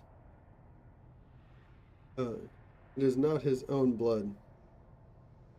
Two jet black unblinking eyes are watching your every move.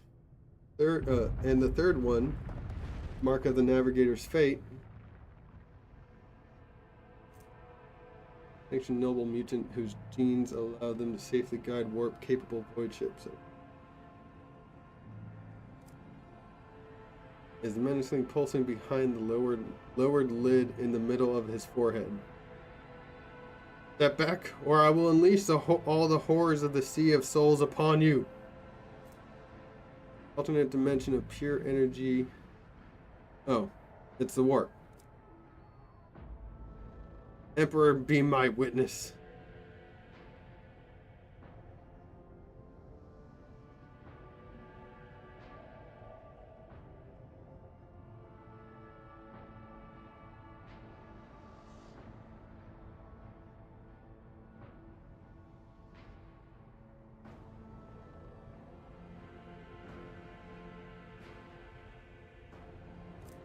I came from Reichad Minoris after receiving your distress call. Call, you say? Only one person could send you this way, and it must have been Yvain Winterscale. Why didn't he come himself?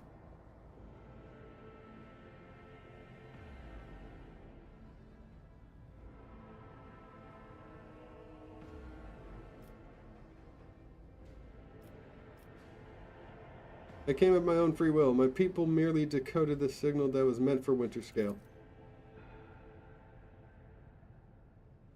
You don't say gain access to the personal communicator of the heir to a great dynasty is no easy feat. Who exactly are you? Ah, wait. I recognize this coat of arms. You are a lord of the Von Valencia's dynasty. This explains so much. And since fate has brought such an important person into my abode, allow me to introduce myself. Before you stands Fela Christoph August, keeper of this station. So you did not come to offer support to the traders? This is great news. Having said that, you must understand that Uruk 5 is a holy sanctum of the House Orcelio, and the path to it is only revealed to a select few. It pains me to say you are not on the guest list. It can be. Navigator looks at his guards and winces. The soldiers are quivering as if their tormented flesh were being flayed, and yet keep clutching their weapons.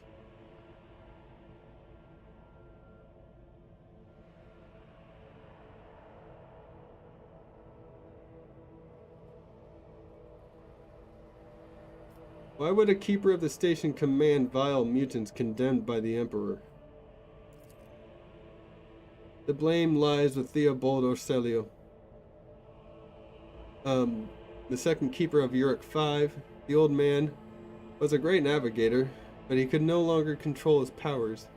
I begged him to retire, but he was too obsessed with our mistress, Lady Cassia. His madness and stubbornness spelled doom for the entire station, for he opened his third eye in a fit of rage and unleashed the horrors of the warp on those who displeased him. The Theobald I knew would never have used his powers in such a reckless manner.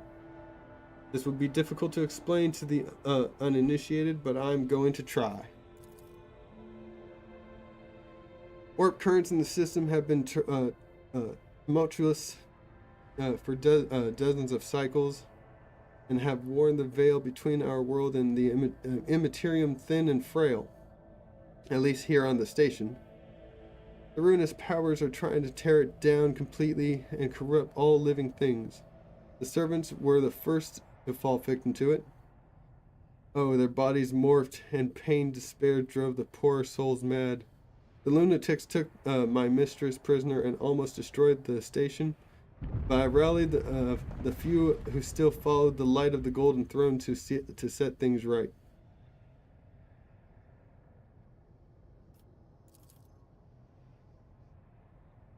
The Lord Navigator here is speaking the unvarnished truth. I bet this station is full of voices and whispers, all trying to break through from the other side, waiting for you to reach out and swing the door open. The suffocating grip of the Immaterium can be felt across the entire system. It is not surprising the veil grew thin here of all places. Navi's Nobilite can command the warp currents, but the use of their abilities wears down the barrier between the two worlds. I sincerely hope the influence of the Immaterium has not yet affected your body and your soul. With all due respect, I advise you not to remain at the station. Return to your void ship. I need to save Lady Cassia. If you are not willing to help or indeed risk your life, you must leave now.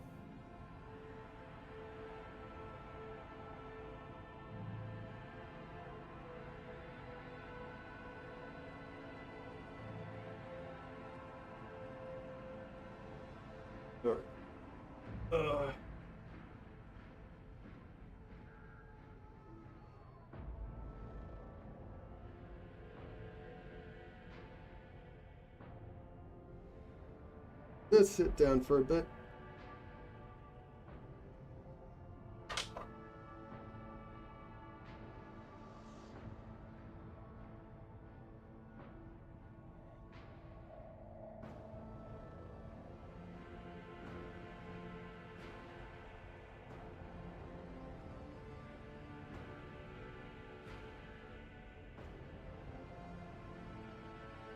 Oh. I've got to reorganize my desk and everything.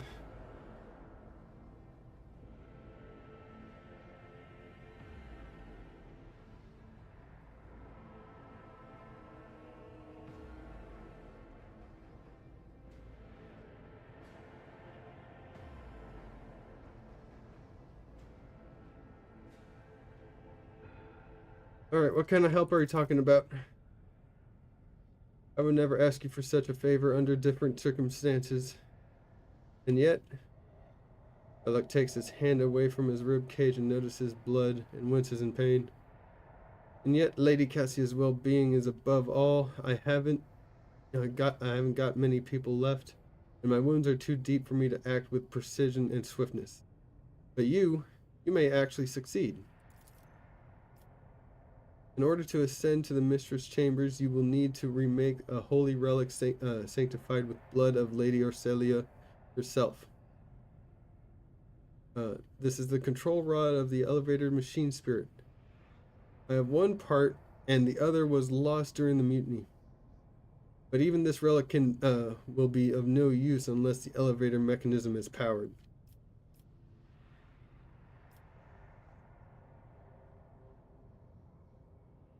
Okay, how do I power the elevator?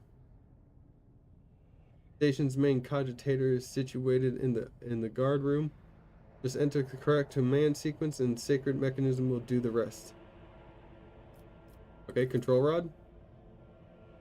I have a phylactery containing the mistress' blood. It needs to be taken to the laboratory, which is located behind one of the reliquary doors. The most ancient of sacred mechanisms will help to rebuild the rod. The tech priest ceaselessly performed the rites of appeasement so that the machine spirit would serve the house in its time of need. The fateful hour is upon us. Requesting access to the object's data crypt. The Navi's Nobilite use independent modifications of standard sanguinary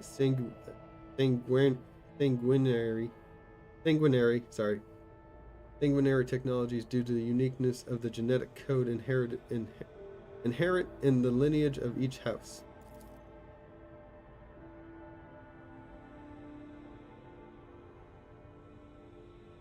And these technologies were made secret for a reason. I must respectfully decline requests, esteemed servant of the Omnissiah. You have your sacraments and we have ours.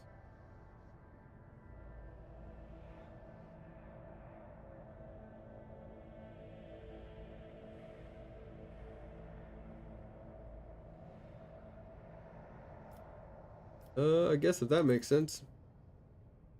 So what have you decided? Descendant of the Von Valentius line.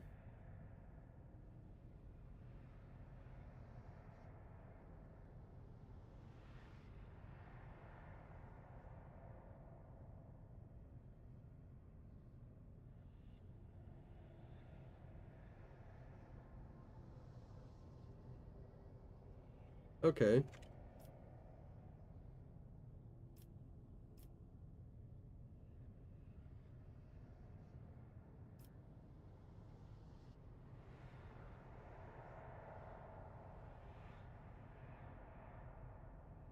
I'm in a pretty good position of power right now.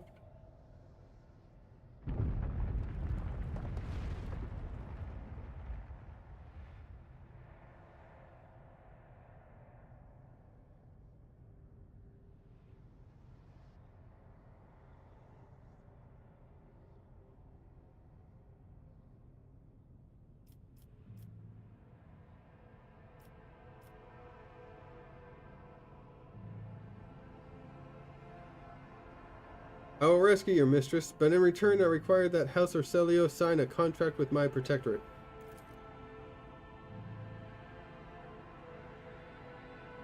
Bellic's reply sounds curt and tired. So be it. Hurry, the mistress's safety is all that matters. But should you fail, our arrangement is finished.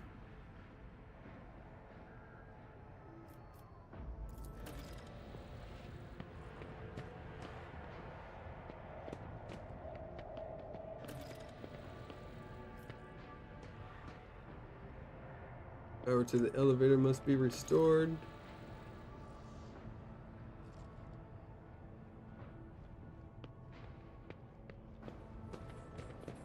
The Navis Nobilite is a unique part of the Imperium's Mauled by apparatus. force beyond The any mortal privileged capacity, position faces are navigators twisted in occupy pain and hands enables are them to fused carry with out questionable acts, which they hide behind the walls of their fortresses. The station's silence can hardly be considered a good sign. Perhaps it was attacked by cultists, or as with our ship, the strike came from within. Compared to naval service, that was barely a challenge.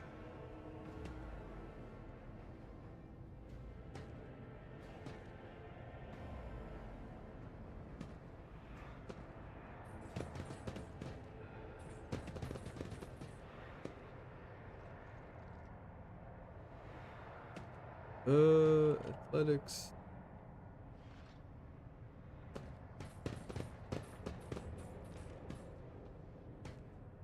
Okay. My success is an irrefutable. Most of these unfortunate souls took their own lives, slicing their guts wide open.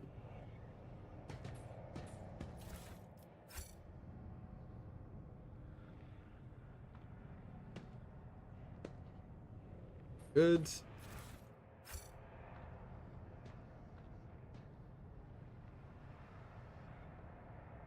Goods. O Messiah, grant me the wisdom to perceive. Goods. Ripper auto pistol.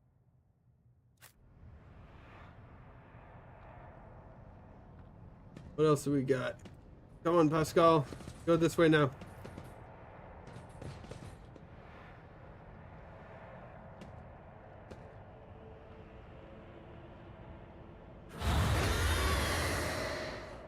Protect the child. Challenging me was a mistake.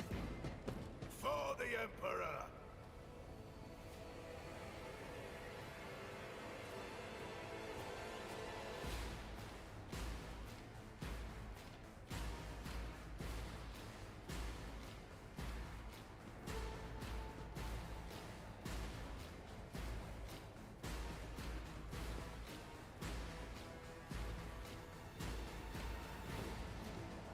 Mutant traitors.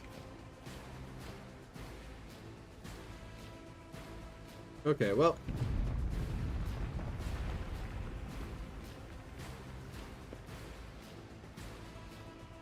I'll get myself here. Abelard.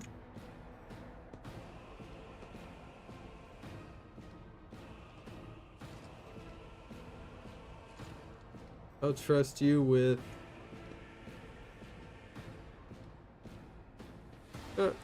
stick by me.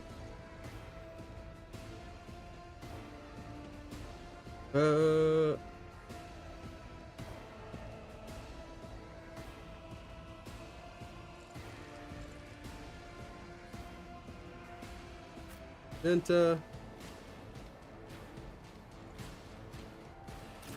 You go right here, you're gonna take on these two.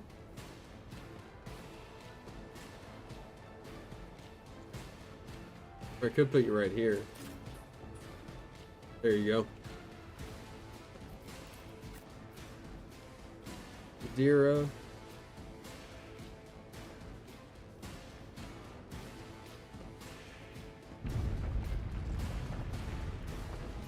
You right there. Pascal. Right there. And Heinrich.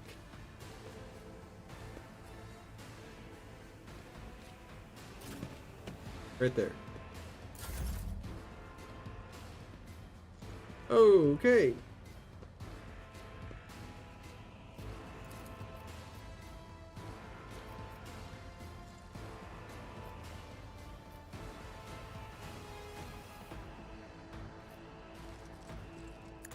Grenade. Now it's done.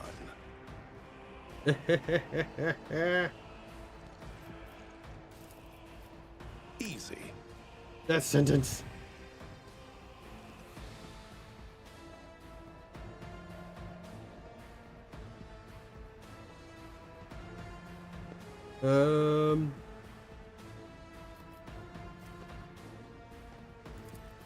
Let's set this in motion. Break them around. Follow my lead. Weapon at the ready.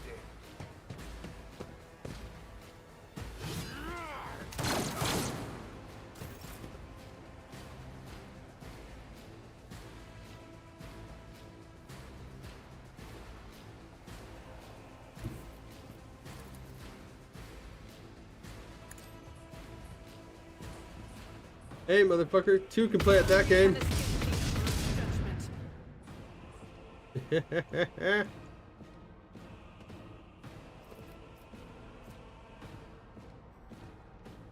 I'll do it.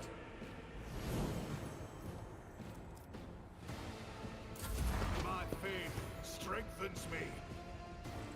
Is part of the trial. Stay vigilant.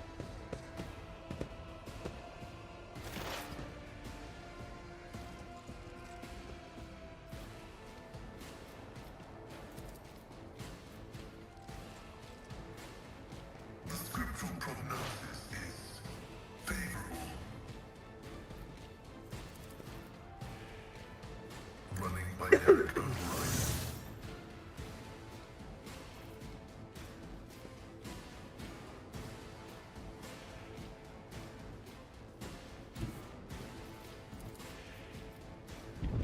As the tactical imperative dictates. Plasma gun. Oh ho ho ho.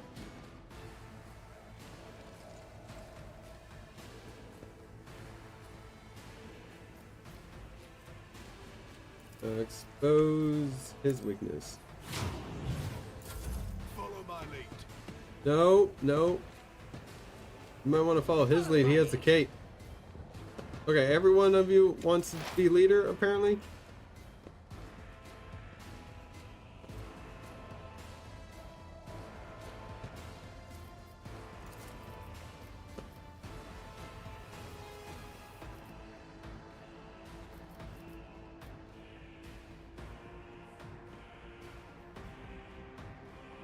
On it.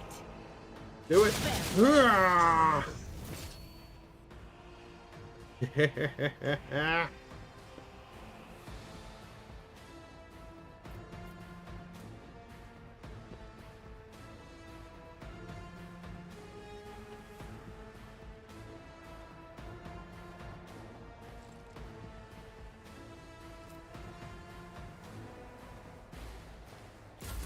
Weather the storm. Break them around.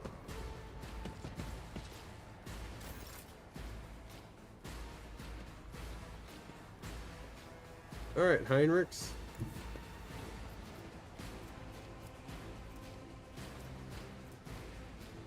Break him I down. need a foothold. Hurrah! Is due. Okay.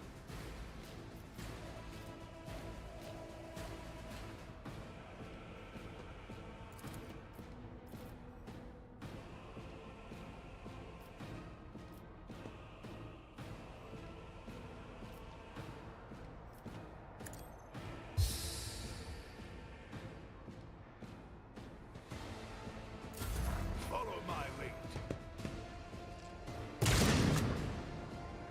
Ah, dodged. All right, Abelard. This might be the best time to just get with the shooty, you know? Because we got Lightning McGee over here. Victory in very hand, sure hand.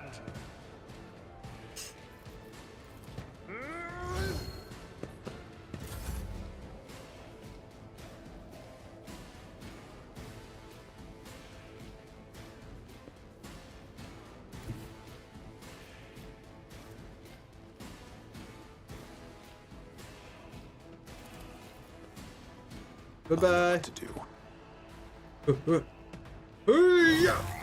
You're under arrest. Oh, I forgot to. You're sentenced to death. Done.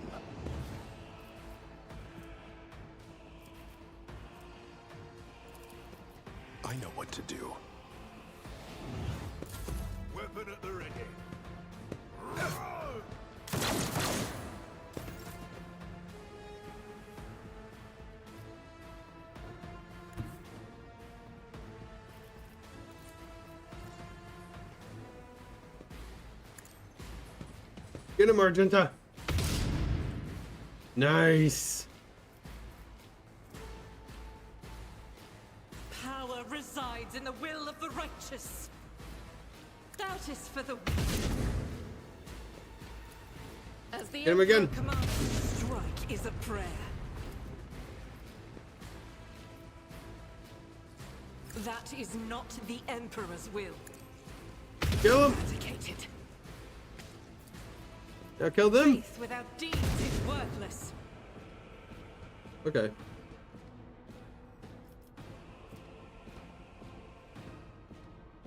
I'll do it.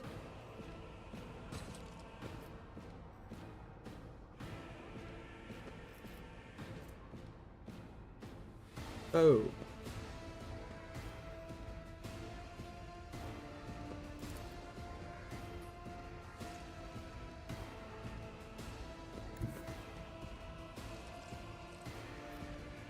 Then unload As onto the this Emperor bitch. commands, I act. Or miss. Or you miss. Parry.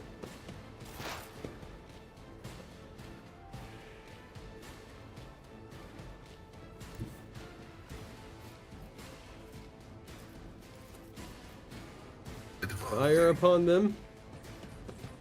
Fire, Pascal. Messiah condemns you.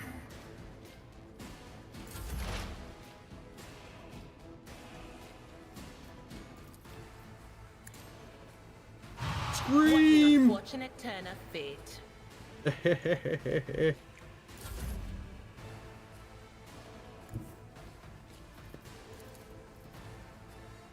Nope. Get me a target. High momentum.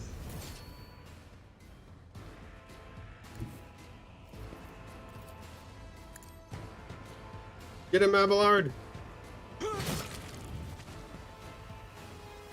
Nice.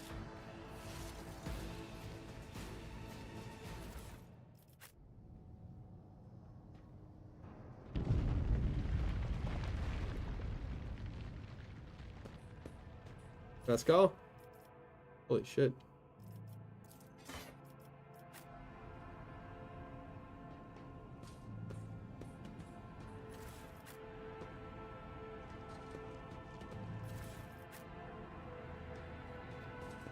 Everyone, start looting.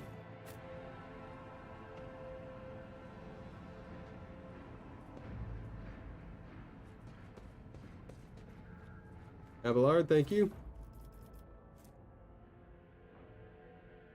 Intercepted conversation between security officers. Tremendous honor. Yes, but this promotion will transfer the entire squad to the child's personal guard.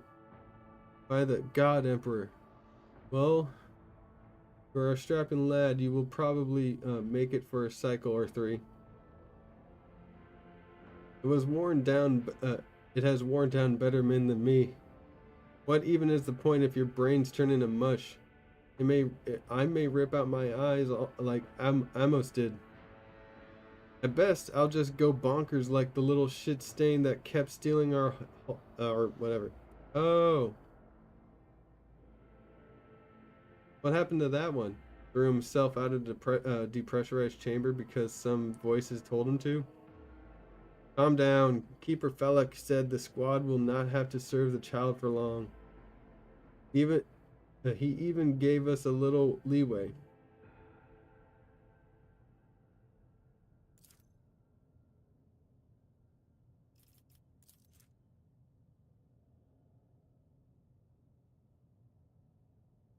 Unlike that fish-eyed, be quiet. He might hear you. Well, you know what I mean. He almost busted our heads because someone forgot to check the catering unit. We haven't let in a single outsider in over 10 years, but Keeper Theobald keeps finding things to fret over. Imagine the shrieking if he finds out Keeper Felek didn't make us inspect the hangar after Lord Winterscale's most recent visit. Throne forbid. I shall steer clear of the squabbles among the highborn. Some of Keeper Felix' orders make little sense, like the last time he commanded that we cut off communications with Rykad Minoris for a while. Why would he do that? Looks like he grew tired of Winterscale's Scion's visit. Well, it's always a pleasure to aid Keeper Felic. That's right. If the Highborn have grown tired of each other, let them deal with it.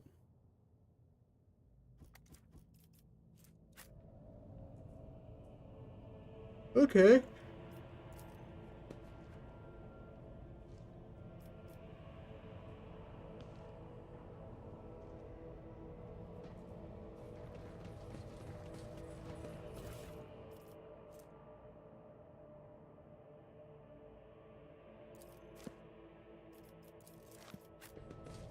Take that.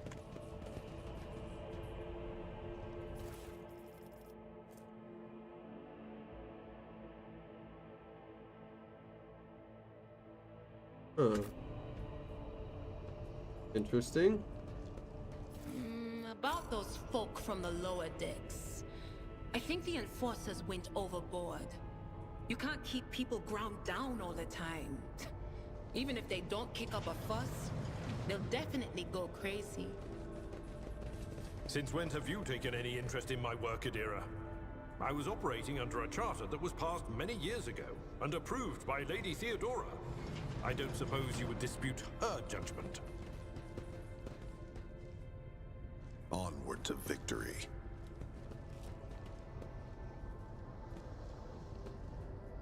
Protect the child.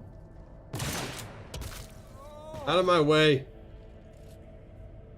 Dumbass. Abelard, check him. Operation Deep cut extends across the mutant's throat, and a holy kula has been carved into their forehead. Raiders are often executed this way. Okay.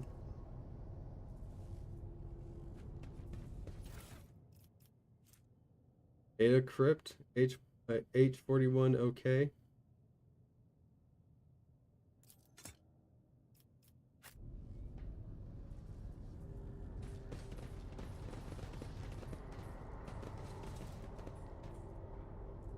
Let's see this through. Pascal. The machine god grants the insight. Good. Pascal. My success is an irrefutable certainty.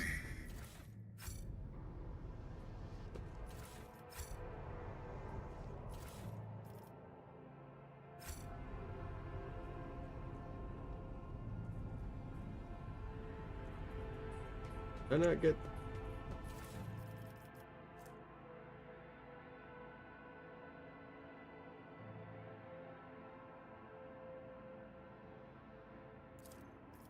info. Keeper Theobald graciously agreed to provide samples of his skin growths so we could study the influence of the rebellious Materium on the flesh of the Navis Nobilite. Just as we thought, navigators are positively resistant to the restless currents of the warp. God Emperor truly does shield some people against corruption and misery, but let us get back to the study of mortal flesh. Another servant will be carried in shortly. I must ready the organ extraction equipment. Adamantine dust and black water. This was the worst idea that could have entered my mind. God Emperor be praised, I am lucky to still have my head on my shoulders after this reckless experiment. Nevertheless, we did make an important discovery. Adamantine seems to protect frail flesh of the low-born to a degree. Having said that, not even the Macerator can handle its temper. So we should probably introduce a more complex compound into the formula. All the data related to the experiment were recorded to data crypt K040H. I will get back to them later once I am done with experiment H41OK. I mentioned that the chunk of meteorite found by Keeper's Felic subjects is completely useless. Although it's shiny, granules could be used to make new paints for the child. Yes, I think I'm going to do exactly that.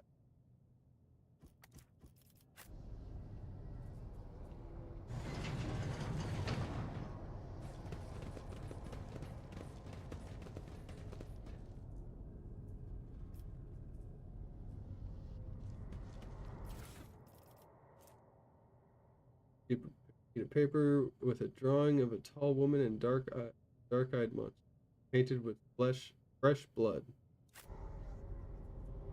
Okay.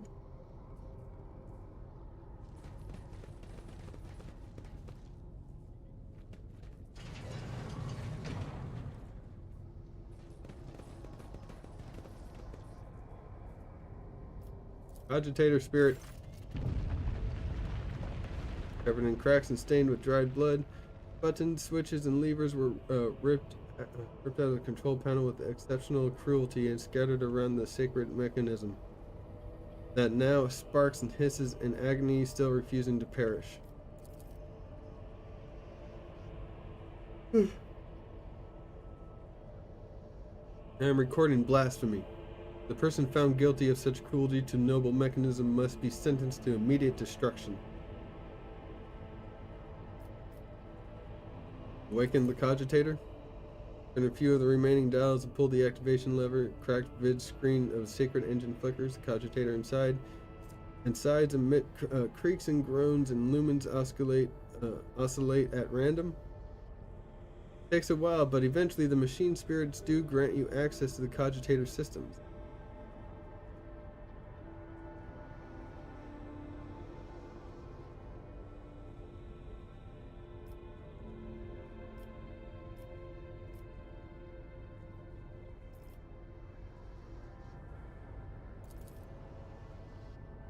After a brief pause, the data appears on vidscreen. Velek Orselia. Location main hall, still alive. Status alive. Theobald Orselio. Location upper chamber. Status alive. Calamoria Orselio. Location up. Status deceased. Alexius Orselio. Lower levels. Deceased.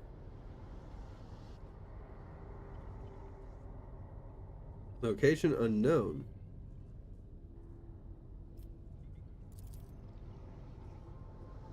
The child location.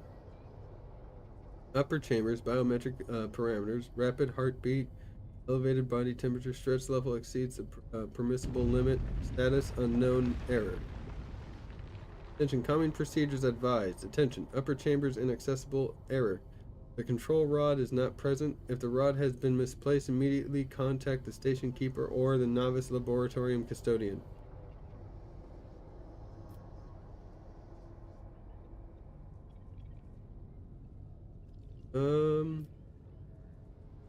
Examine the log.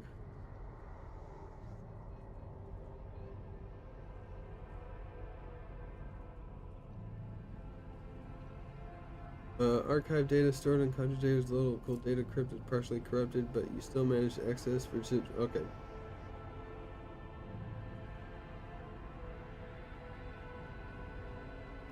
Box report. This is Officer A282. Do you copy? Level generators overheated on lower levels. Chambers A to deal are unpowered. Tech priest crew sent to investigate the problem. Not responding. Request back. Officer H123 speaking. 200 servants have perished due to explosive decompression of the living quarters. We've located trace of mechanical interference. The preliminary cause of officer sabotage. Crews 5, 6, and 9 are cut off from the main compartment. They have enough oxygen for 20 minutes. May the Emperor have saved their souls. Senior station officers, this is the captain speaking. We attempted to contact Winterscale Scion for help. Something is jamming the signal. We never received a reply and cannot be sure it was even sent in the first place. Rescue team is not coming. We are on our own, so remain vigilant. Anyone could be a traitor, you hear me? Anyone. If you are in doubt, shoot to kill.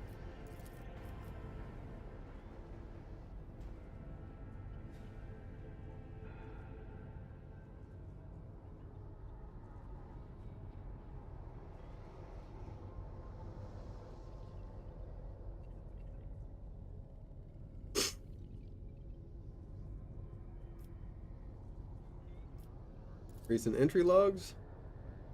Those to the child have started butchering one another. The remains processed.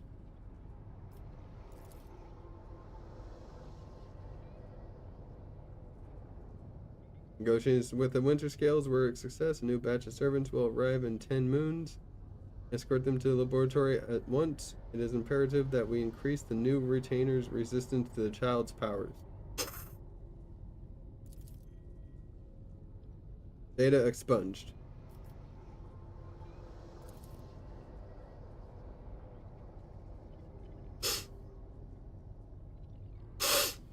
Latest entry. Identity confirmed. Regent Aranto Arcelio. The date of visit classified. Reason for visit classified. Date of departure classified.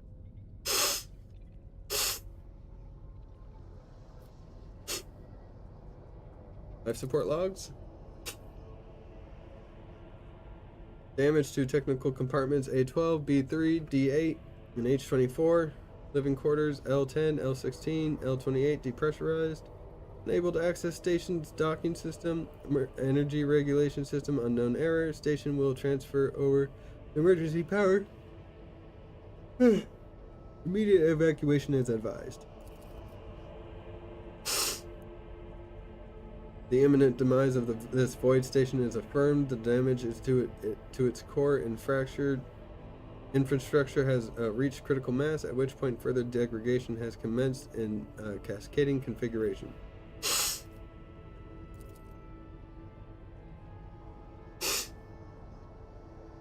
Something buzzes in the cogitator's metallic gut. Several red lumens light above the vid screen. Required access level security captain or above. Current access level senior security officer.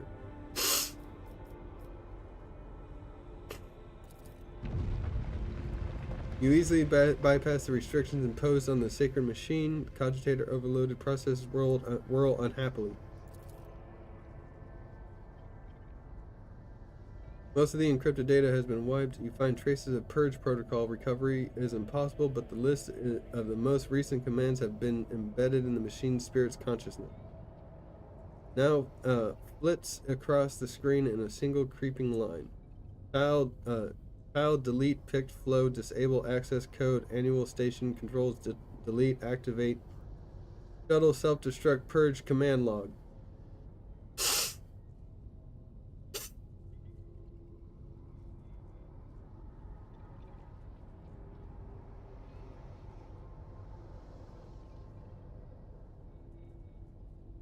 Okay. Exploring the archives for a while longer yields a surviving excerpt from the guard captain's reporting mentioning the security system had recently been reconfigured without his knowledge. His comment reads, "Only the keepers of the station have access to life support systems, but Keeper Theobald had not left the child's side, and neither had I. Could it be that?"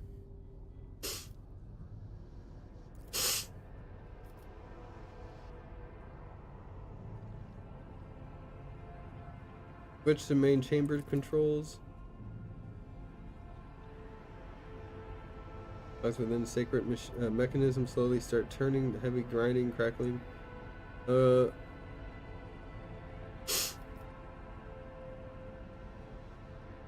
Open all doors on the level. Data corrupt processing error, okay. Spirit of the sacred machine requires special purification ritual in order to restore utilization of the lingua more familiar to the citizens of the Imperium.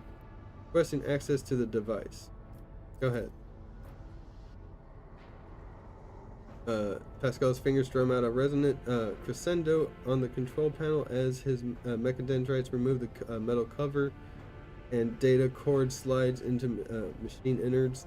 Cogitator's body starts crackling with electrical impulses, and the tech priest nods with satisfaction. A few minutes later, Pascal raises his hand above the machine, chants a brief litany only he can understand, and pushes the surviving stump of one of the levers.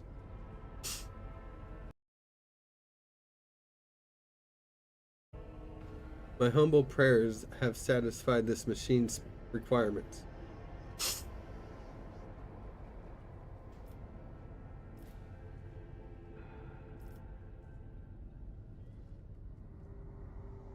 Okay. Main hall. Has already been opened. Okay, library. Takes a few moments to gather station active or to report the door has already been opened. Basement compartment. Trying to open is depressurized. Technical errors. Component stations active. Protocol has been executed. Passage has been opened. Nice. Guard room. Door has already been opened. Laboratory.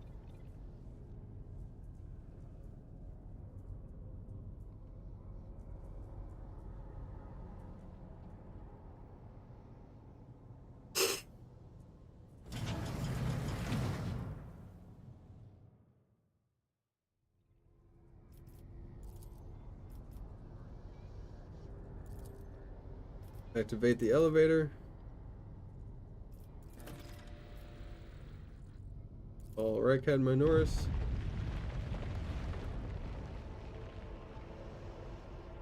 Cannot carry out the command.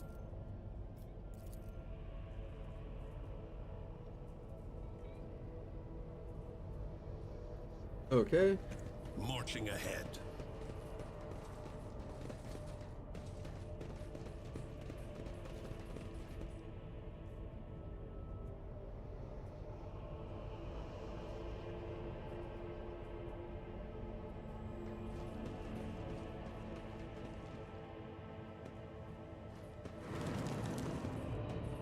What the fuck?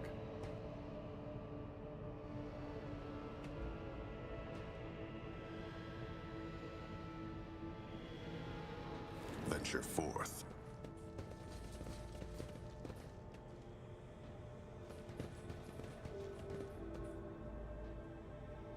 The hell was all that about?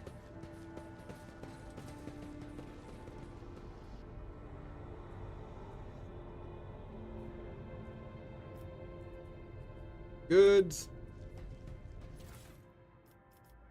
Oh, hell yeah.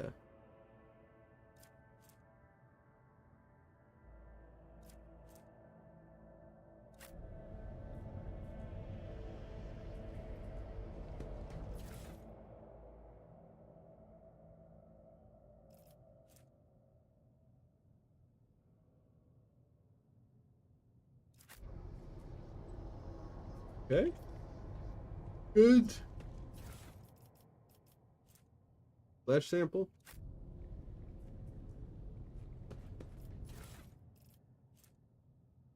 K04OH. Medicaid. That amniotic fluid pools across the floor, barely discernible traces stretch to the side opposite.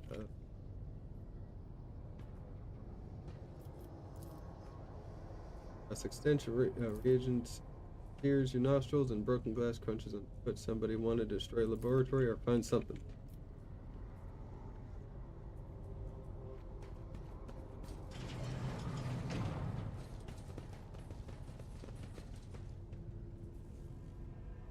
I don't see any doors in here.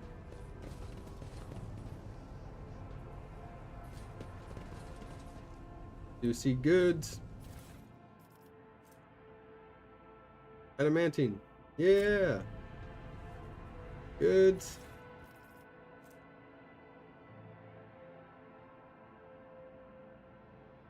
Okay.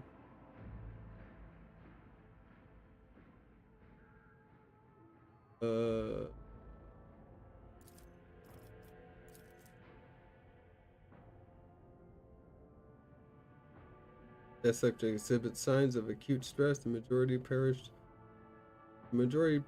of blood loss within a day of being placed in the laboratory chamber due to inability to halt the discharge of ocular secretions.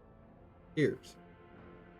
And the body's subsequent replacement of the secretions with the connective tissue of its internal environment. Oh.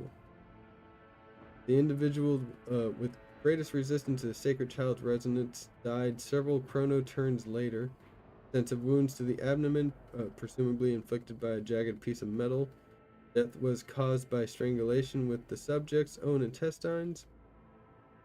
Subject's final shouts exhibited concerns of abominable tentacles and void worms, hallucinations prescribed to their own internal organs. The subject died within an hour of entering laboratory adjacent to the child's chambers. Most had their tongues bitten off of their jaws, badly dislocated. Or the jaws badly dislocated. Some test subjects lacked physical strength to separate it from the rest of the skull. Cause of death: severe head injuries caused by impacting the walls or the floor. Okay. Subgroup: a paralyzed patient who lost the ability to speak due to the shock caused by manufactorum accident. The subject noted a tingling sensation in the deteriorated tissue during Regent Aranto or Celia's visit to the child. The subject smiled and started humming, most likely trying to carry some plebeian tune, and then attempted to address the servant who brought him food. Lengthy conversation was prohibitive due to the servant's lack of a tongue. A subgroup: a defective offspring of Lord P. Sorleo's, pronounced unfit for studying the high art of navigation owing to the mutation of tissue required for installation of the obligatory augmentations that merges one consciousness to the vessel. Additionally, they display an overall feebleness of mind, female. The subjects mirrored the child's actions for 3 days. On the 4th day, the child became upset after hearing the news about untimely demise of a most Cantarelli.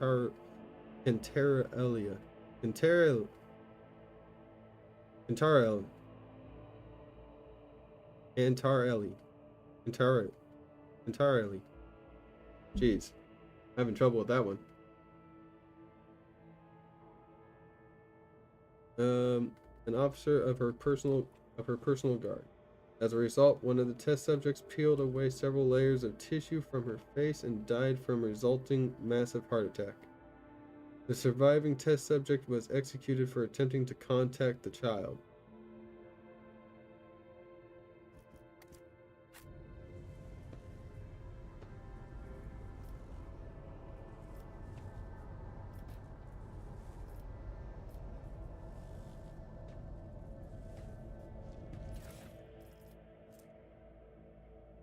Oh, jeez.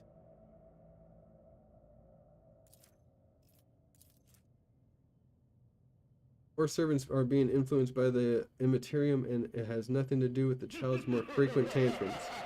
Hey, old bag lady. We discovered that the corrupted flesh of the mutated reacts most unusually to the crystals we purchased from the Winter Scale dynasty. I strongly recommend finely grinding the reagent to catalyze the reaction. Do not use acid under any circumstance. Trust me, you will not like having to tend to the burns for the next dozens turns in a row. This calls for something more basic. Oh, and one more thing. Tech Priest blessed the data crypt H41OK for the calculated number of Chronos turns. Means it has no longer necessary to remain near the device while waiting for the reaction to start. Data crypt H40 KO malfunctioned over the course of our research. I should remind Technomats to deliver this sacred mechanism to Magos Dioctus' capable hands.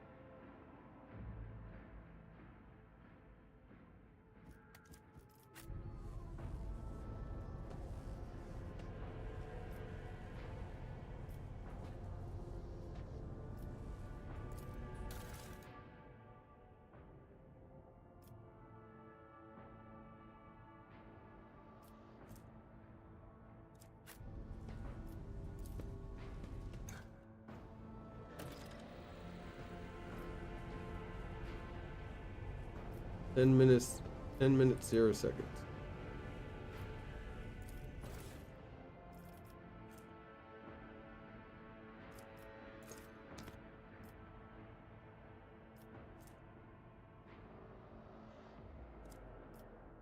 Keep your guard up.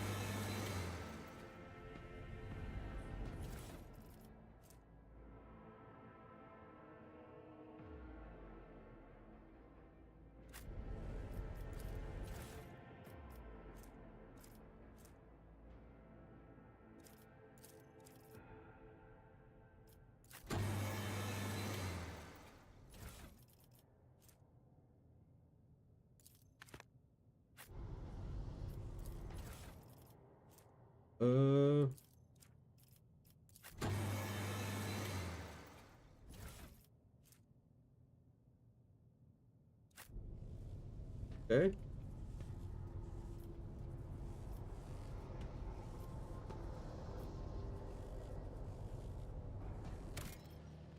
Oops.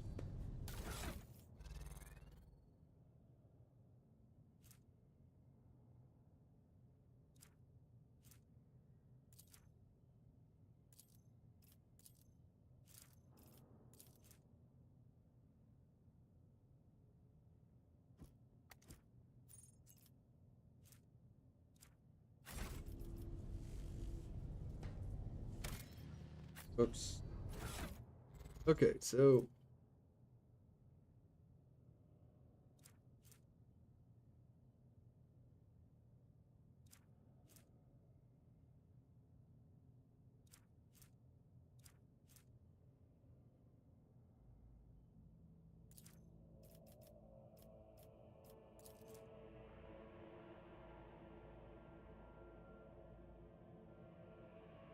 adamantine dust and black water.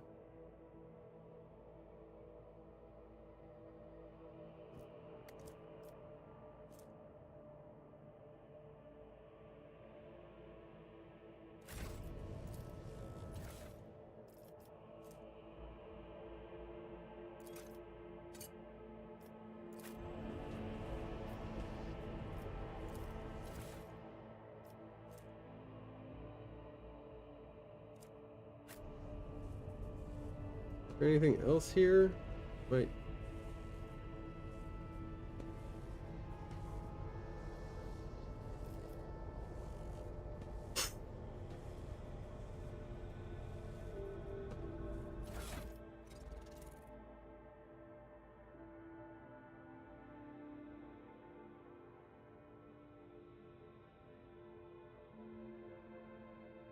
Discovered that corrupted flesh of the mutated reacts most on catalysts we purchased from iodine.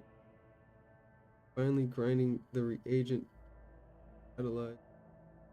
Do not use acid under any circumstance. Trust me, you will not like having it burned from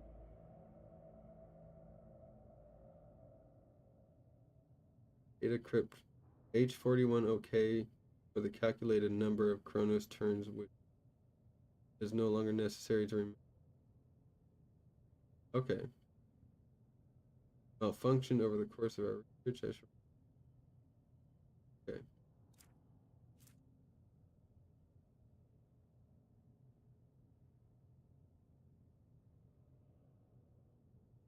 Corrupted flesh,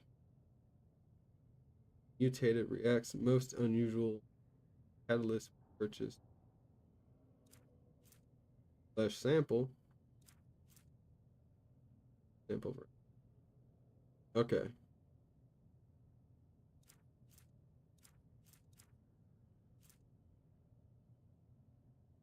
No acid. So not that.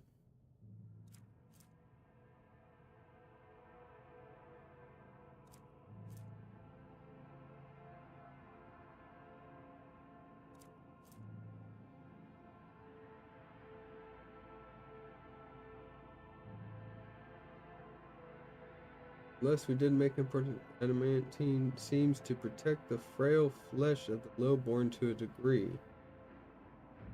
Said that not even temper, so probably introduce lexicon.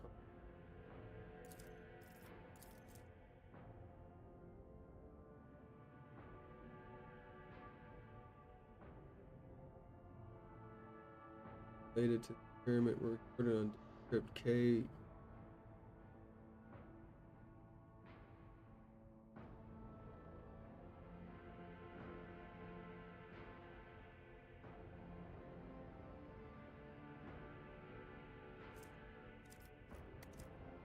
Okay, so adamantine dust and black water makes boom.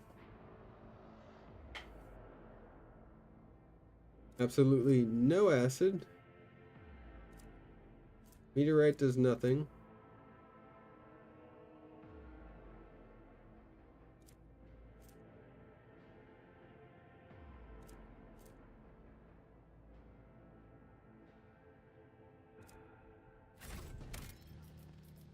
I might save scum.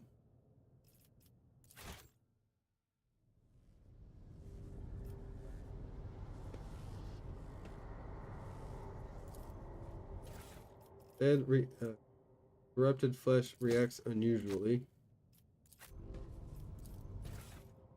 Catalyst flask, biogel. Reagent flask is crystal dust.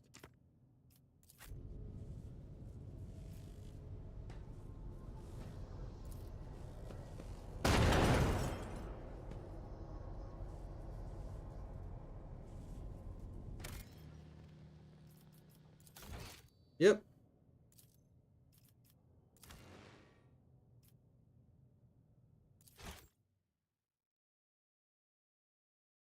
Save's coming.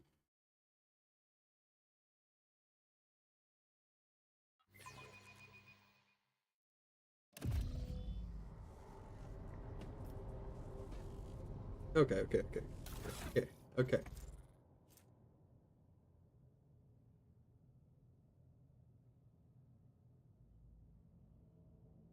Maybe I do need to use corrupted. Reacts most unusually to the crystals we purchased from Winter Scale Dome.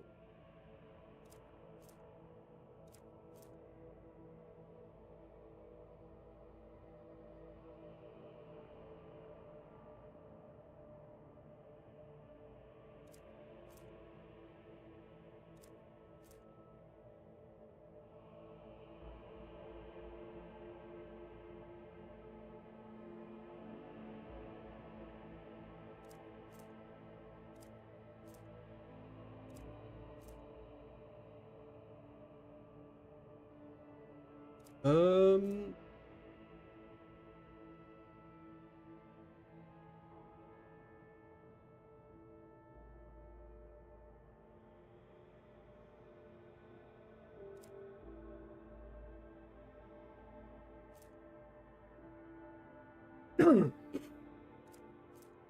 okay, it says reacts most unusually to crystals. Okay. Something corrupted flesh, biogel, adamantine dust.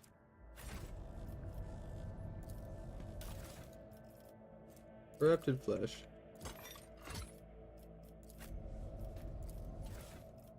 Biogel. Adamantine dust.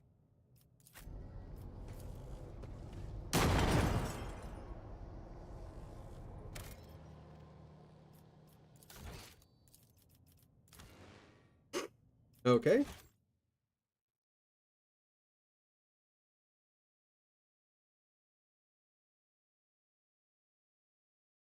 What do I need to read?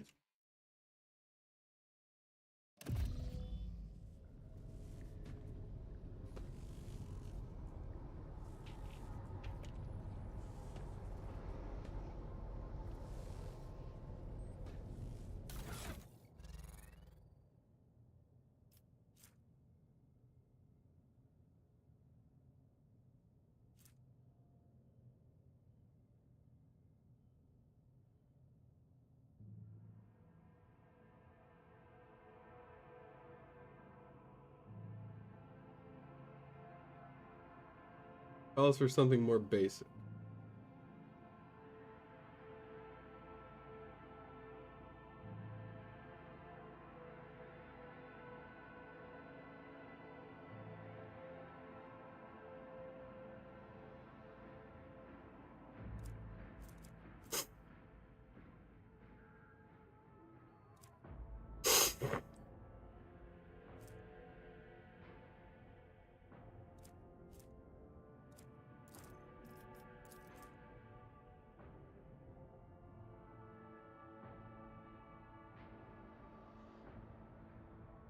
Samples of her skin grows influence the rebellious immaterium of the flesh.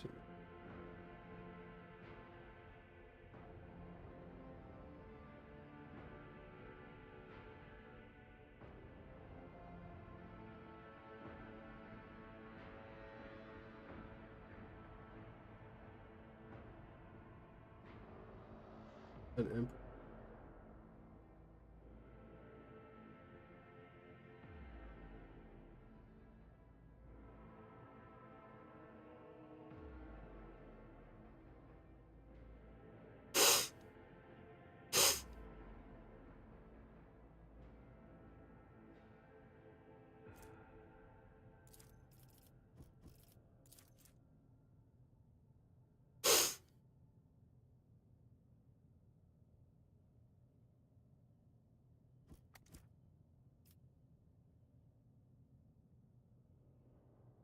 So acid and corrupted flesh are no-no.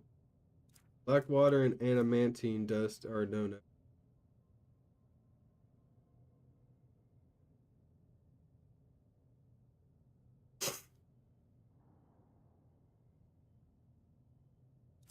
I can only use flesh touched by mutation.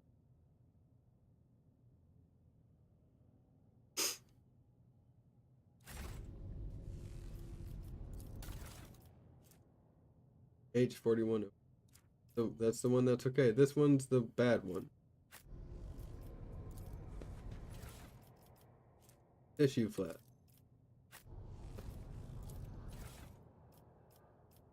No acid.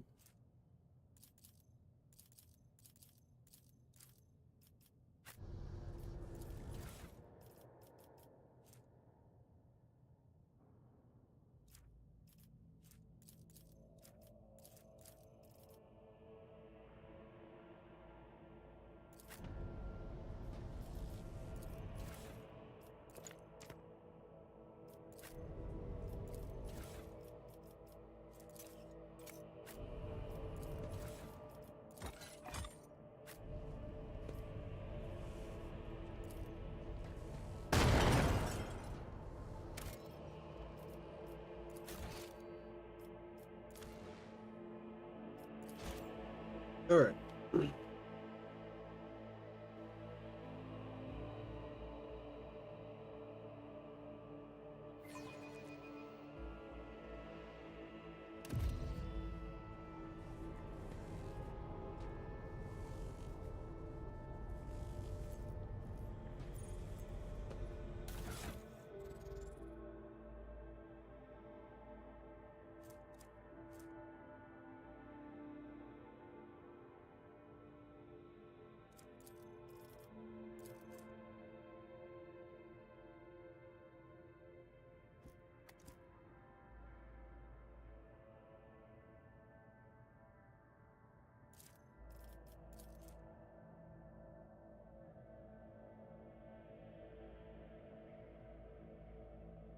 Oh man.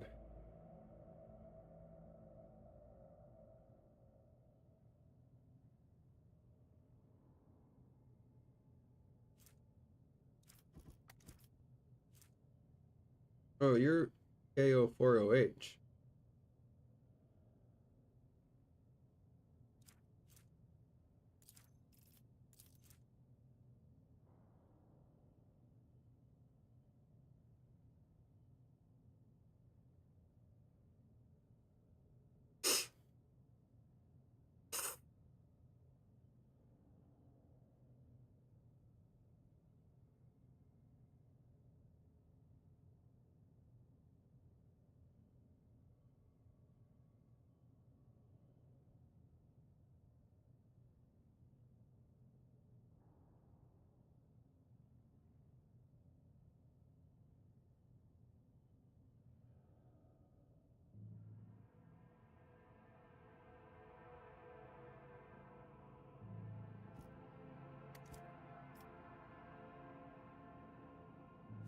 Okay, so the meteorite is useless.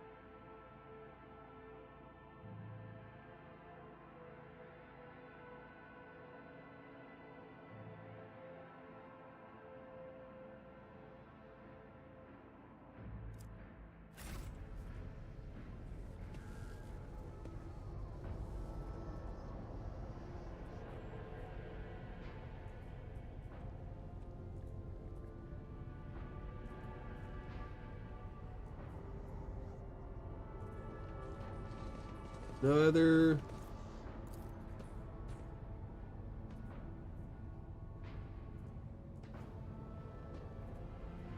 Stay sharp.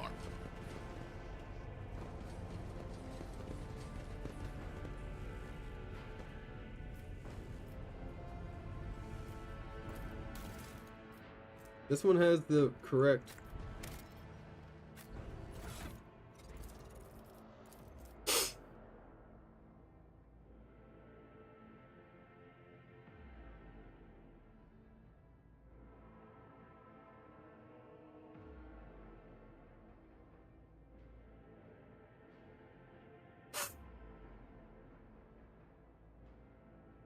Okay, so that's the correct one to use.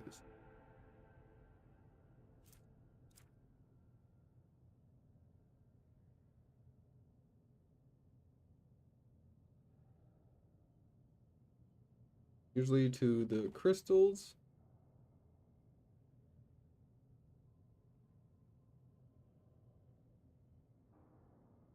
Finally grinding the reagent to a catalyst. Oh.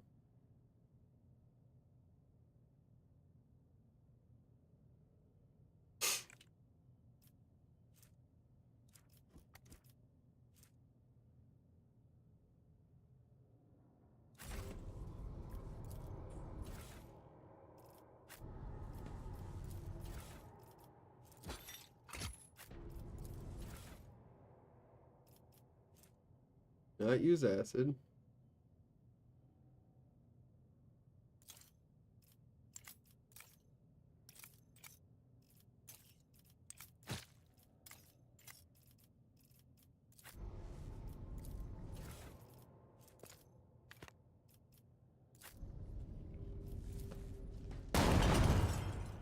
Okay.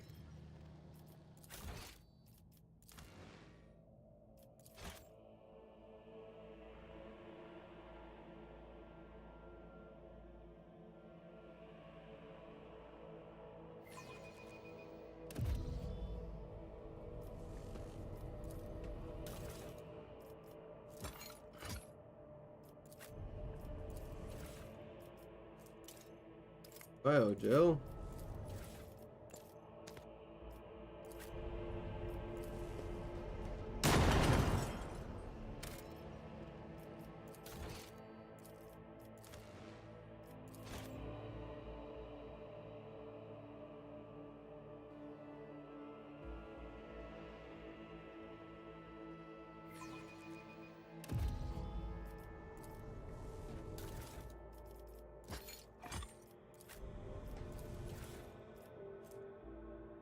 Did I do biogel?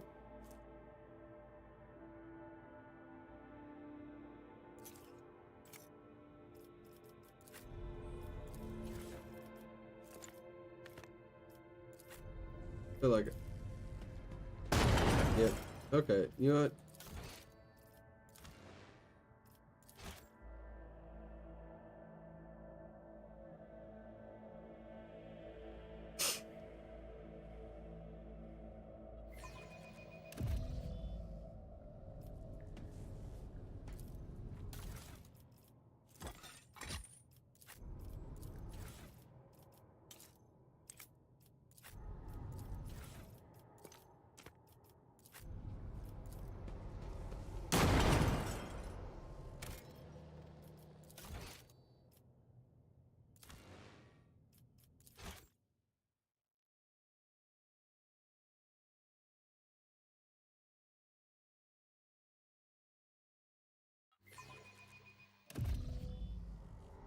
Okay.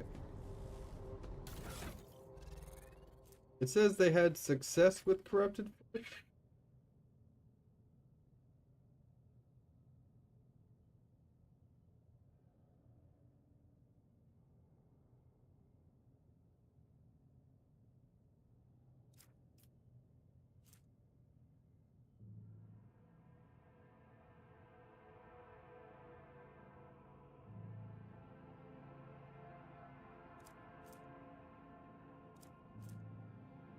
Navigators are positively resistant to the restless currents of the warp.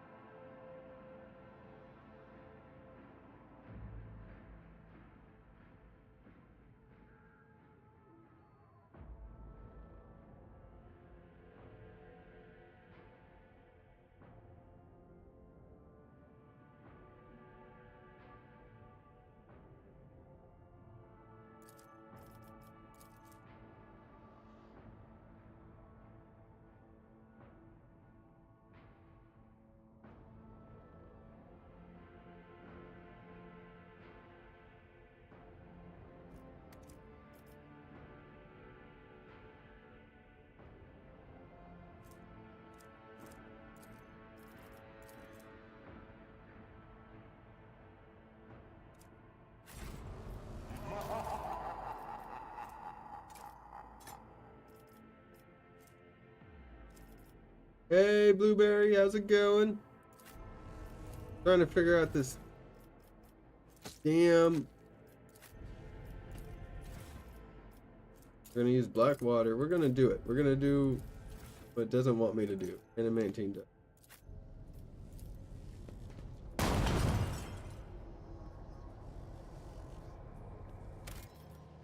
And then I'm save scumming again.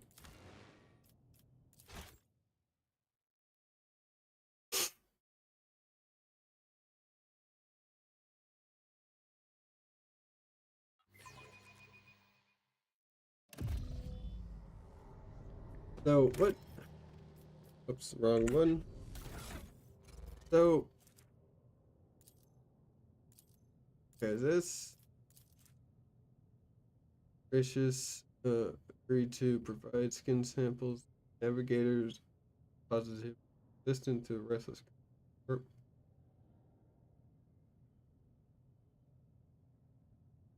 First idea.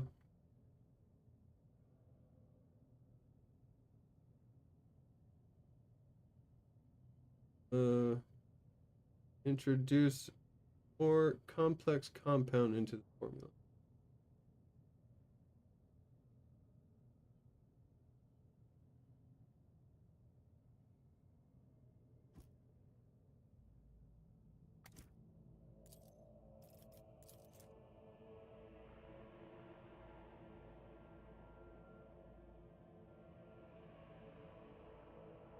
Um,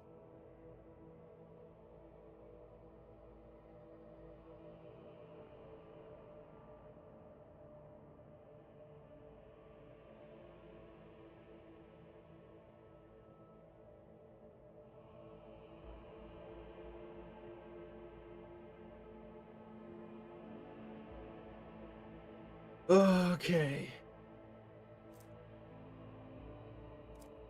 So is it mortal flesh? Mortal flesh. Mutated reacts unusually to crystal. So is it mortal flesh, crystals?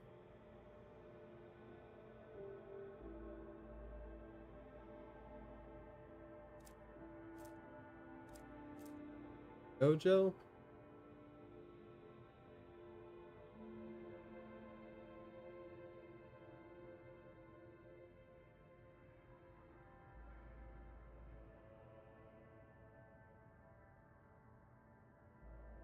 More basic.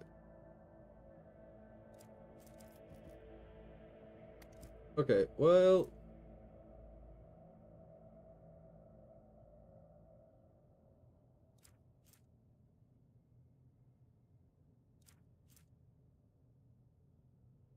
Blackwater crystals, mortal flesh?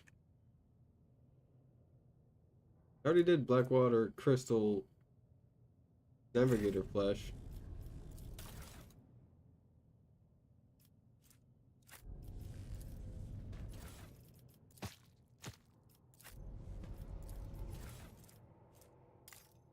Water. Crystals.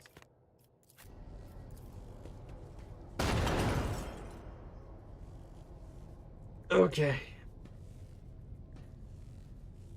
You know what? Screw it.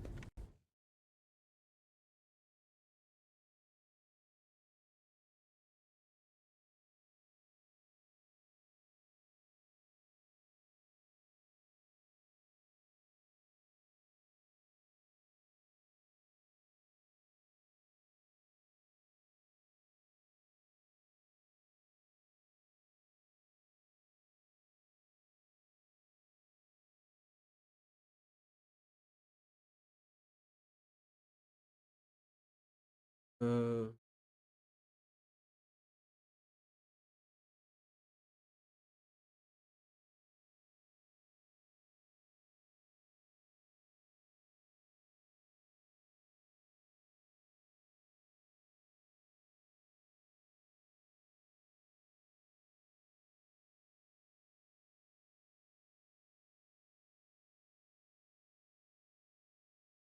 okay.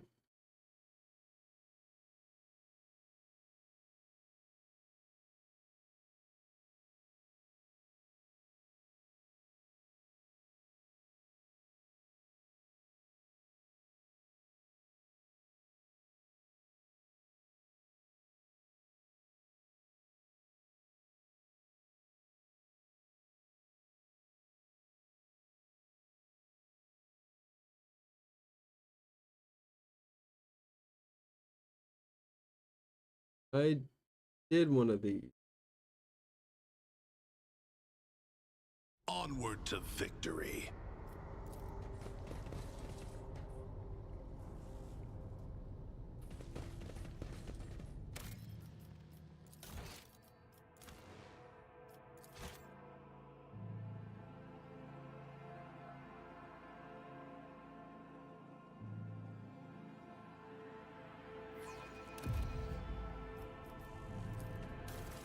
Okay. H41 okay. Mutated.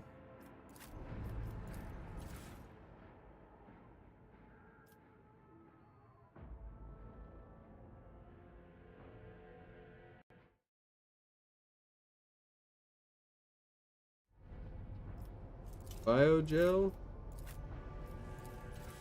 And crystal dust, which I'm pretty sure I've done already.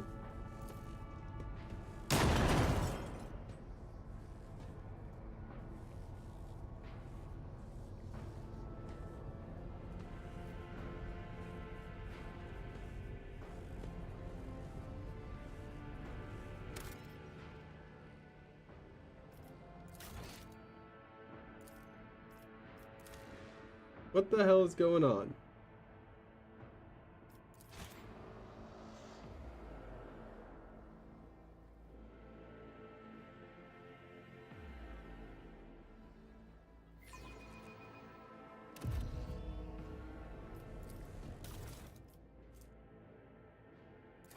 Okay, not that one. Let's do K040H.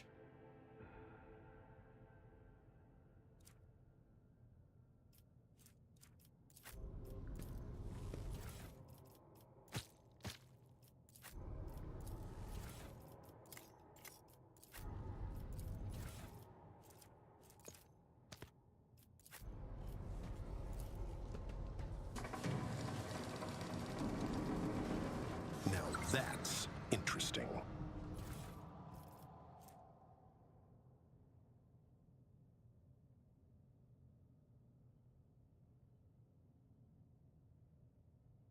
One deflection. Oh.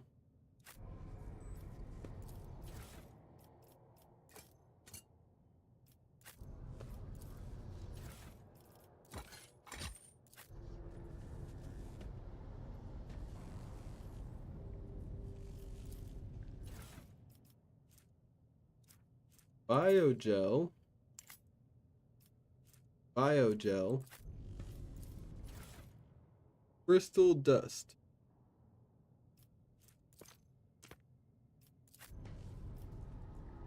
Oh wait, hold on.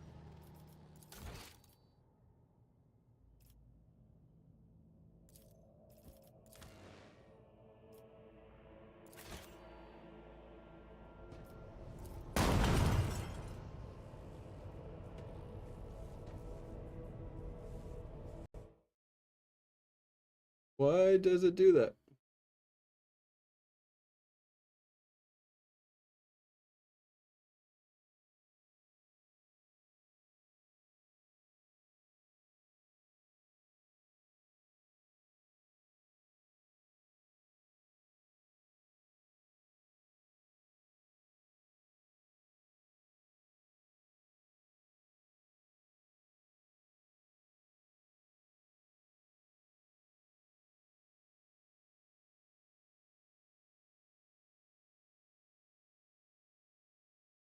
H14 okay.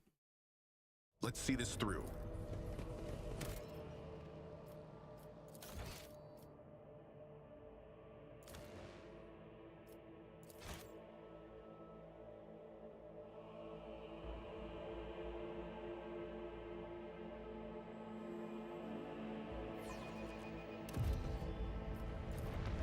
Oh well.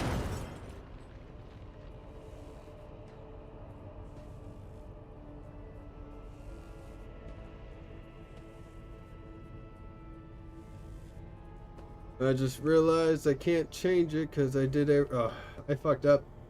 Well, I can't save scum anymore. Whatever. It wasn't working.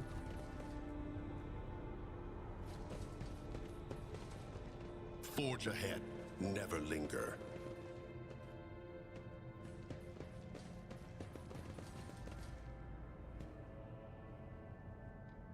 Oh, hey, good. As we left good.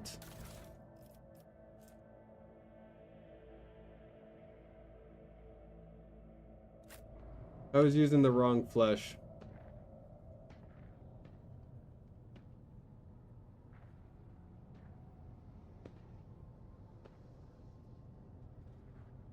Well,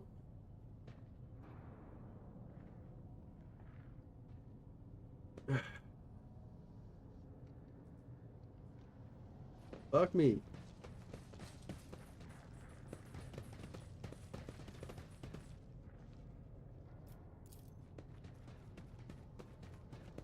An expected result.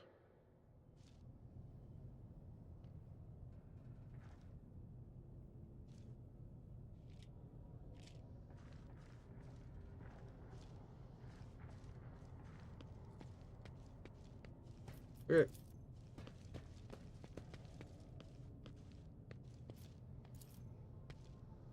Yeah. Control rod. I happen to have it.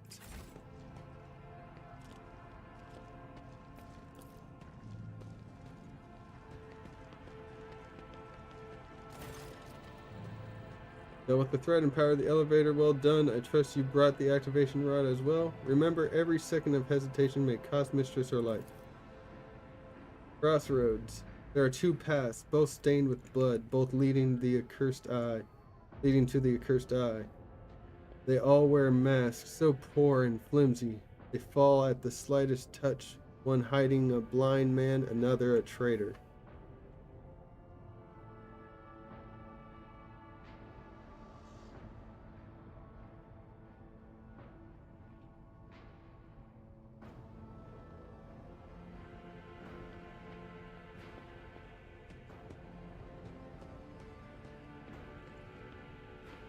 Okay.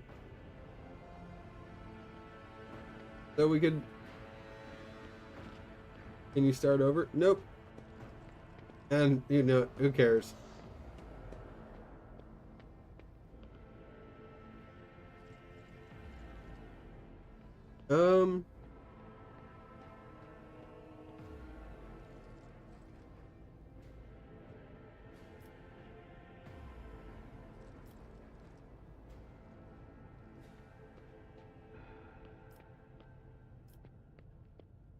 Who is who? Who do you see behind the masks? My whispers are giggling nastily. They will not speak. The naughty little things. They say that tearing off mask is your concern.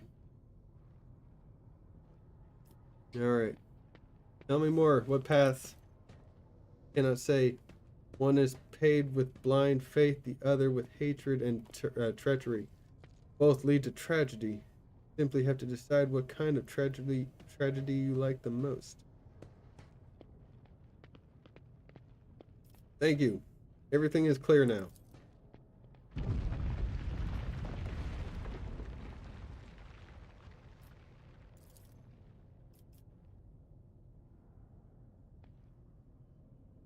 Station has enough problems without your sorcery psyker.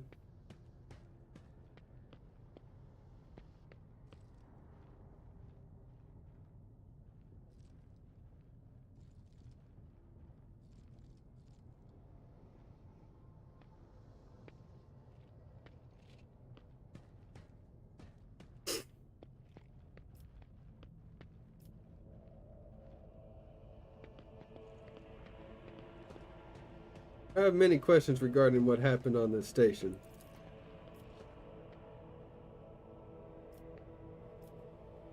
Who is the child mentioned in the documents and reports found on the station? You meddled with something that should have been left alone. The child is what the station servants called Lady Cassia, for the commoners' dirty mouths must not sully her name by uttering it. See, it is not beneficial for all servants to have their vocal organs altered. Some prove to be more useful when they are still able to speak.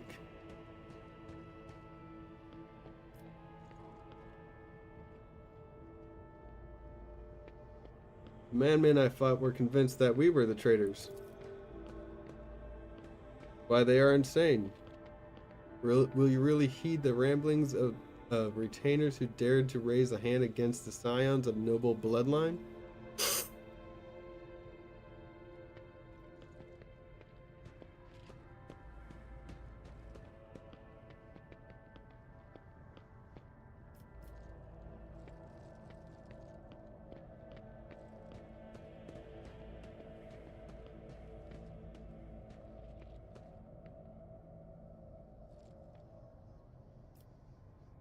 The servants alone cannot be blamed for what happened on the station.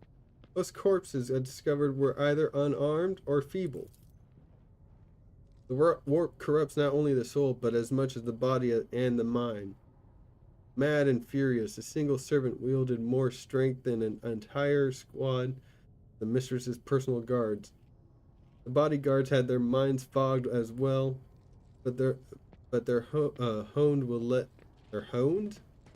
let them hold out just long enough to destroy those who rushed into assault them with bare hands.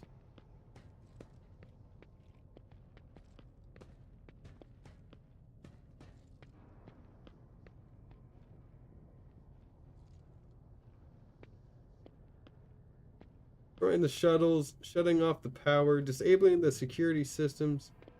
Too many things required special access. Access available only to the keeper of the station. As I'm sure you are aware, there are two keepers of the station. Your guess is absolutely correct. Theobald Orcelio, the demented old man obsessed with Lady Cassia and her power. And also the one to blame for the woes that have befallen Urok 5 and our noble line.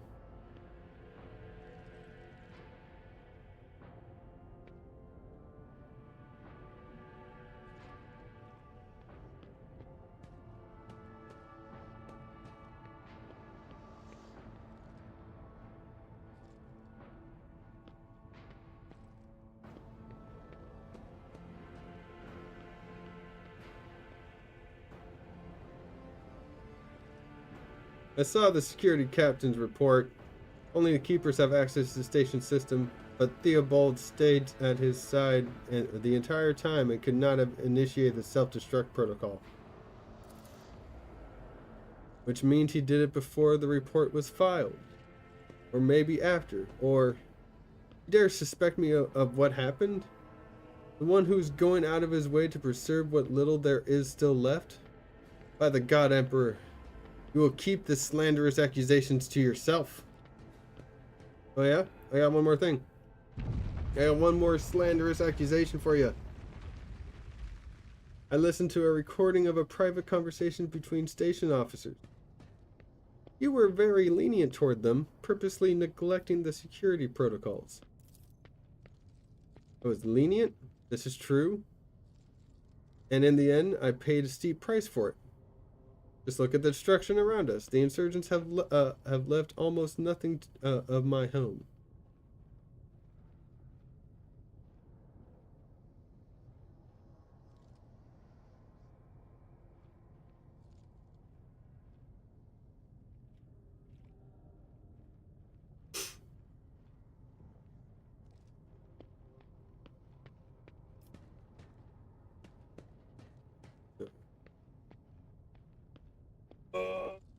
Be right back.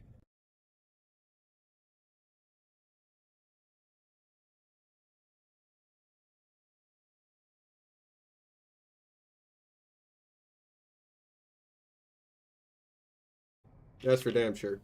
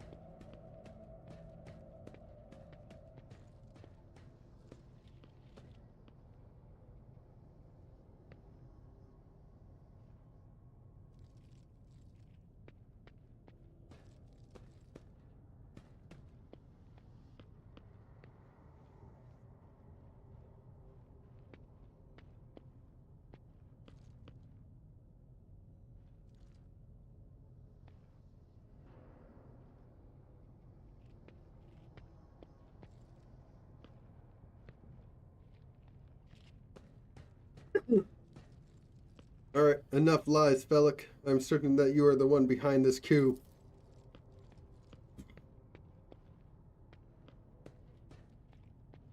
I suppose it is time to remove my mask. Congratulations, you've got me. But did you really expect me to be sincere to this entire time? To welcome you with open arms, to an ally of Tisiphone,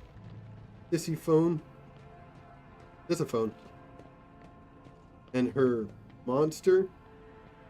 The accursed child who has tormented the navigators of House Orcelia for years? Don't make me laugh. You arrived to help her completely destroy our house, and I cannot let that happen.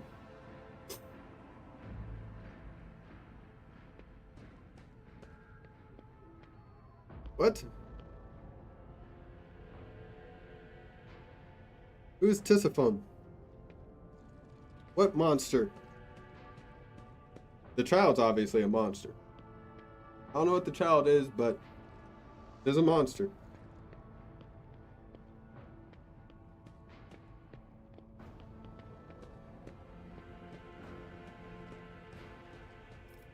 What are you babbling about? I know nothing of the Tisiphone, or monsters of any kind. You do not? In that case, accept my sincere apology for the deception of my earlier behavior. I had no intention of making an enemy of Von Valentia's heir, nor of destroying the station that served as my home for many years. They have left me no choice. You cannot even imagine what monster lurks in the upper chambers. An evil, a plague, pestilence on our bloodline that seeks to destroy House Orcelia from within.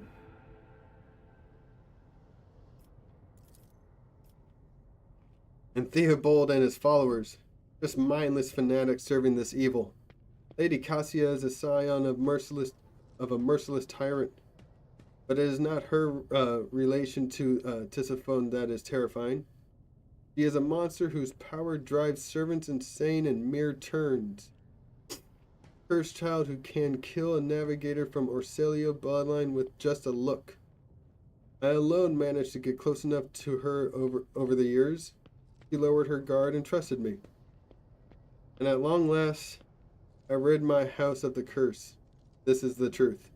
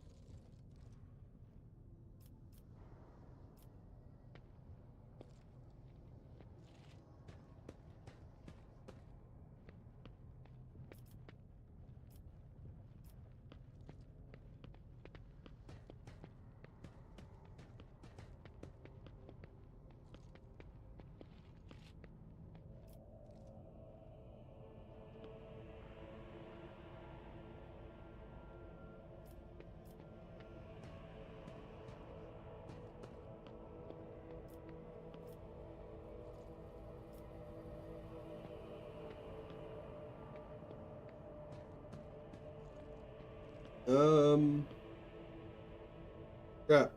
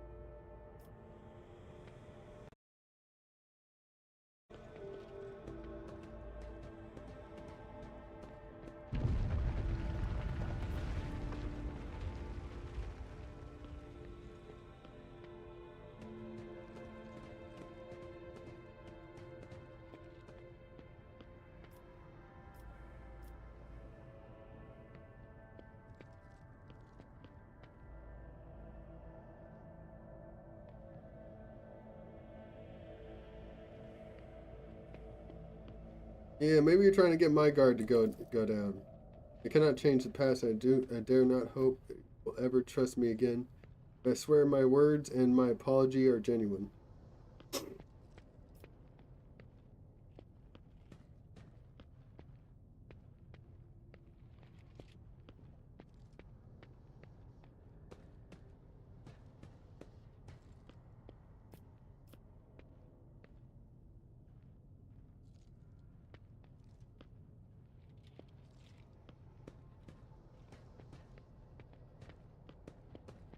See, I'm kind of confused.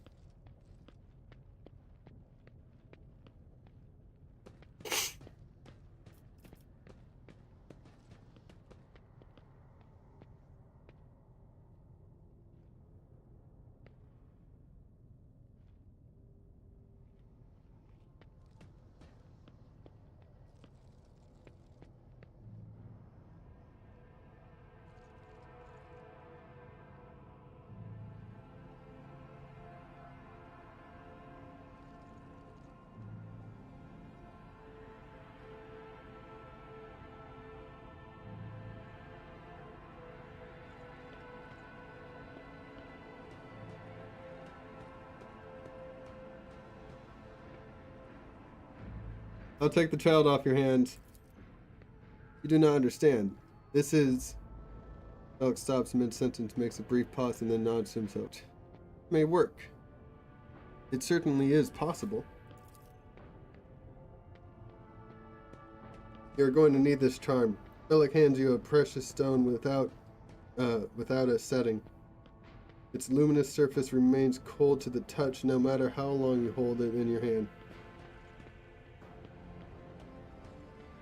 If you manage to press it against the monster's skin, whether by force or by guile, the baleful influence of her powers will recede.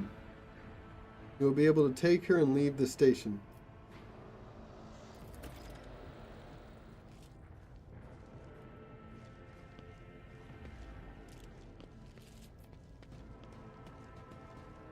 All right. Come on, team. Let's get ourselves a navigator.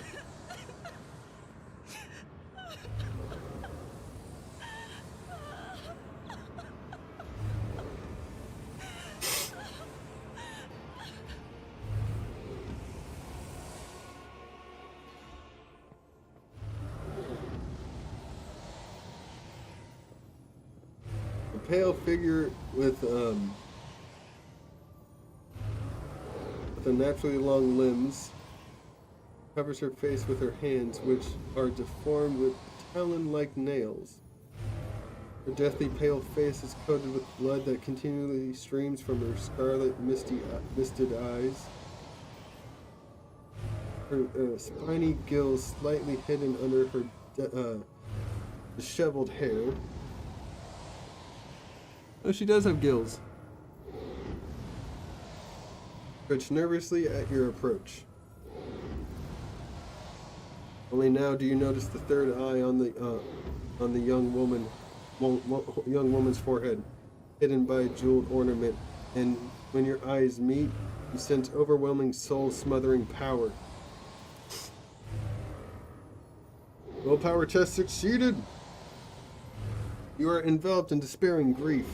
An invisible hand closes around your throat, cutting off your breath. Your limbs seem to fill with lead. Your heart hammers in your chest, and the desire to turn and flee from this room, from the station, almost gets the better of you.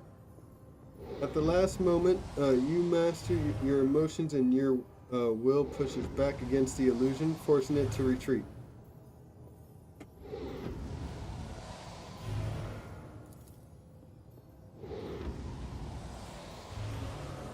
Ow, ow, ow.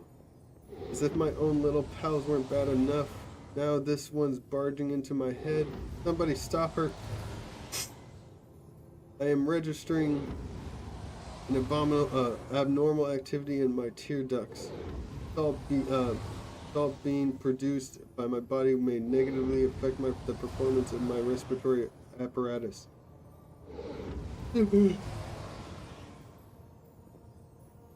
Vulnerability must be rectified. It has been logged. Heresy! Strange mixture of anger and sadness. Then she lowers her head and her white hair veils her face.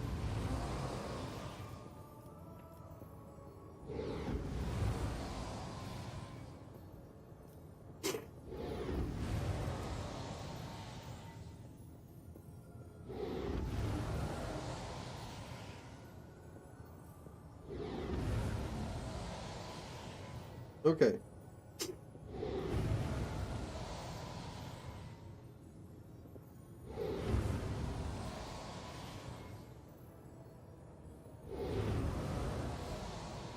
Persuasion, coercion.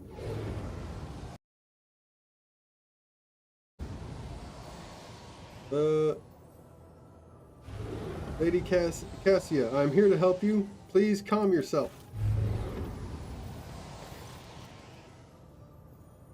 Seated, she warily shakes her head and lets out a drawn-out sound similar to both a sob and a howl of a small wounded animal. What is happening? Is someone calling my name? Are all the betrayers dead already? And you? Who are you?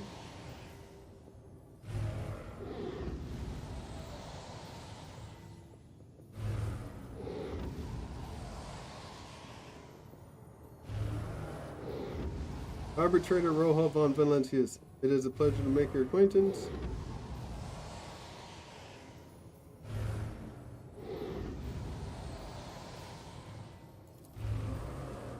Pardon my manners, Arbitrator Roja. I did not expect to make such a gracious acquaintance in such a time of great sorrow for our house. What is this? Feel faint. Henrix jerks abruptly as if he intends to dash forward, but someone else is quicker.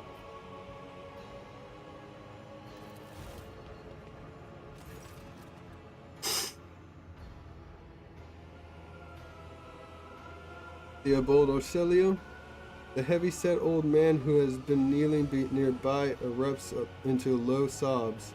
His eyes, swollen from crying, dart desperately around the room as though the veil of ignorance has just ripped away from them. The child! Lady Cassia! Where are you? Take her child! Throne preserve! Despite the venerable age, the navigator leaps up and rushes to the young woman's side. You! Old man shifts, revealing his face to you. It is threaded with jet black veins, and his bulging milky eyes bear a striking resemblance to those of a dead fish.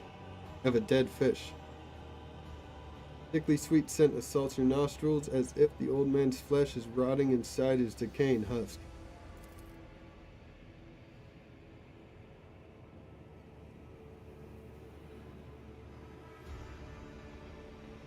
My eyes fail me, for they are unable to make you out as either enemy or ally. I'm warning you, one wrong move will bring the wrath of House Arcelio down upon your head. Watch out, Lord Captain.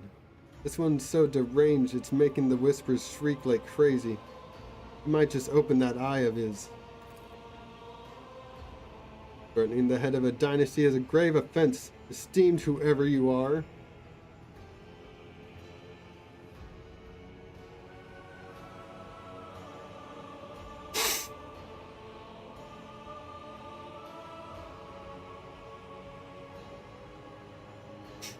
I mean you no harm, I came to seek the navigator's aid.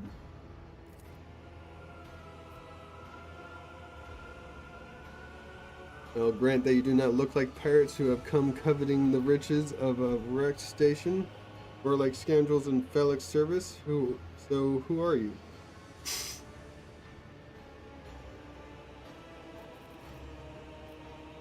Arbitrator Roja von Valencias, rogue trader. Another rogue trader in our corner of the galaxy. How interesting. Your kind always makes an appearance in desperate times, ready to cut a deal that benefits one side alone.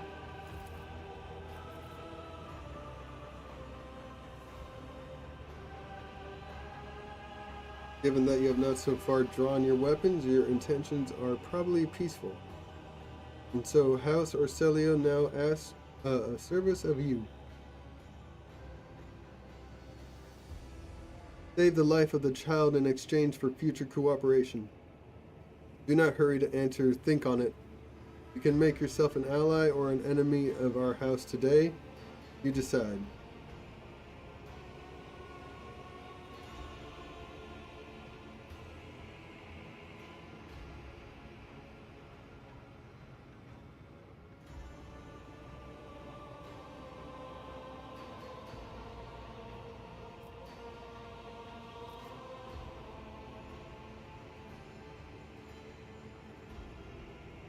Alright, hold on.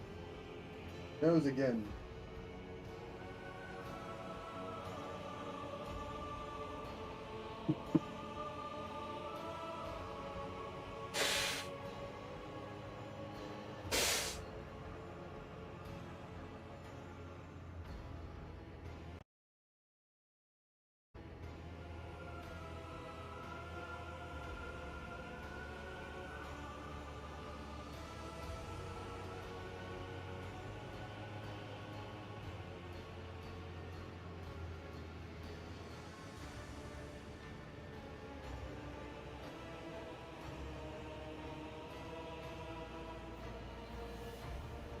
What is the curse that has taken hold of everyone in the room?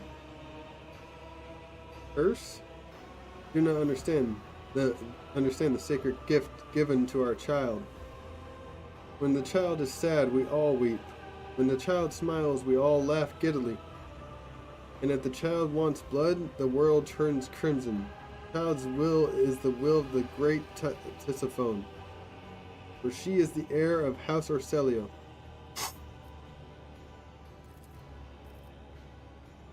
And they call me dangerous with my witchcraft.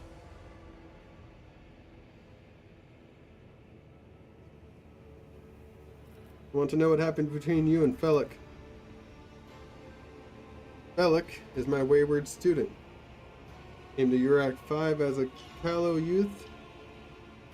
I personally mentored him and entrusted him with the care of the child. He was like a son to me, but he proved to be just another traitor. He sought to steal our most precious treasure, our house, our sacred child, to revel in power with others like him, casting our house into the abyss, to pervert the centuries-long traditions of our family.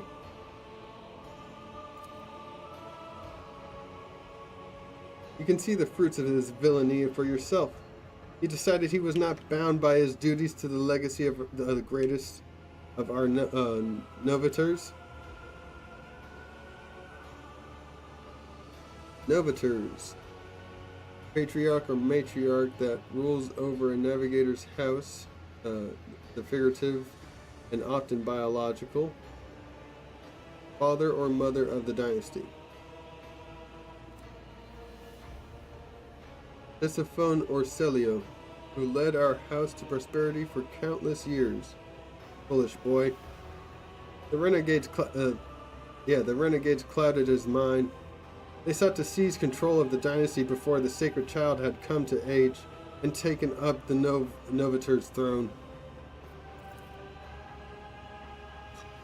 So choose whose side you are on, a murderous traitor or a lawful scion of the noble house.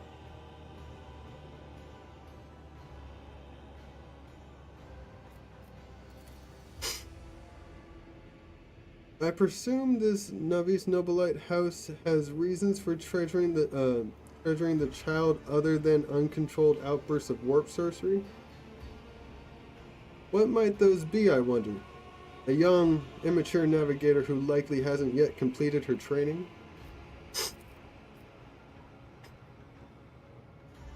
Enough! I will not have you questioning myself or my charges within the dominion of House Orselio.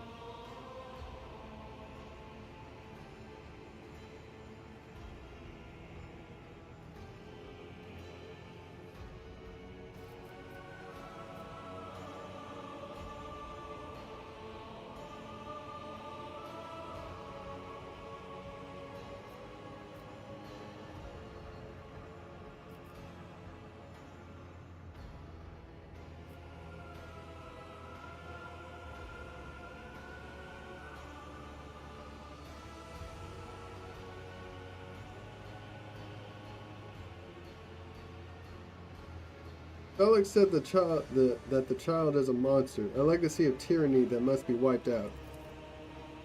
And you believe him? After everything he has done to the station, Felix only wishes to dispose of the heir and take the reins in his blood-stained hands. Do not besmirch Lady Cassia's good name. The child is the holiest and most innocent creature on this entire station.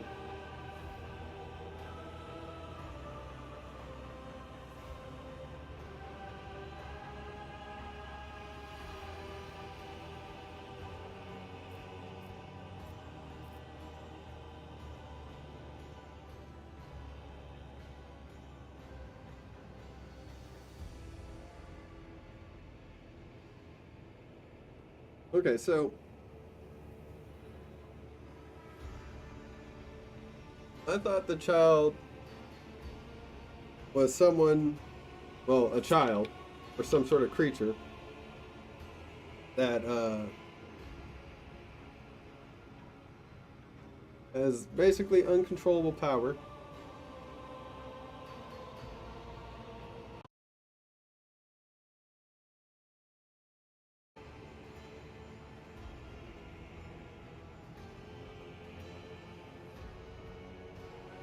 But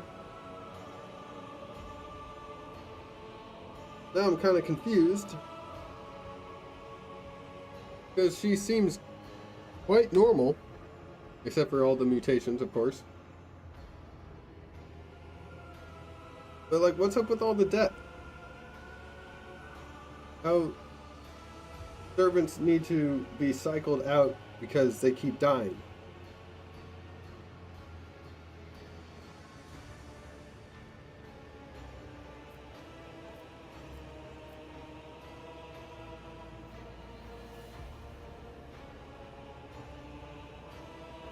How can you lose control of your own station? Do not thrust my errors in my face. I'm twice your age and twice as wise. Take my advice. Trust no one but yourself and the Emperor. Even those closest to you will betray you for gold, power, or a far-fetched idea of a bright future. Alright, what services do you ask of me? Save the sacred child. Take her away from this station. I fear I do not have long left.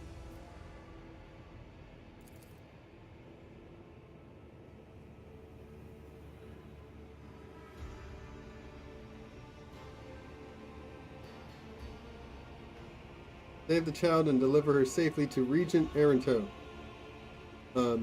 Acting head of House Orselio in the Cornus Expanse, rest assured that the reward will be worth your effort.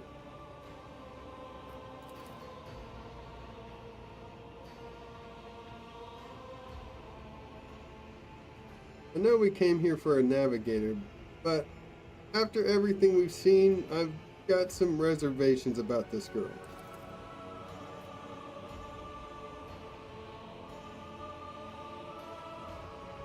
Such a fragile thing with such a heavy burden upon her shoulders.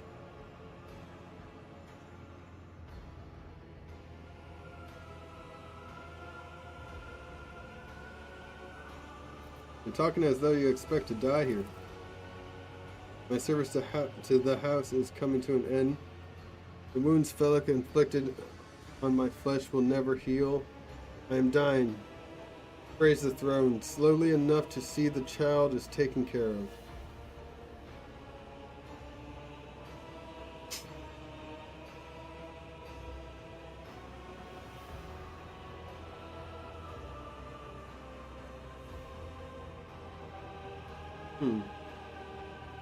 Do I offer him help? No. I believe I made my decision.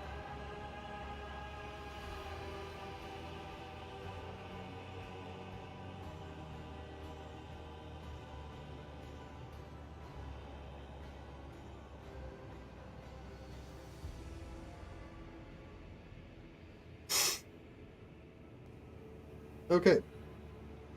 So.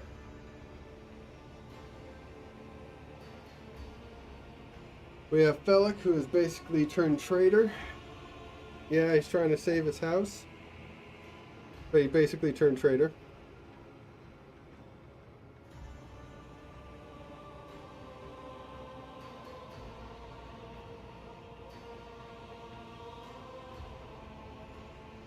And then we got this guy, who is basically sacrificing a bunch of people for her.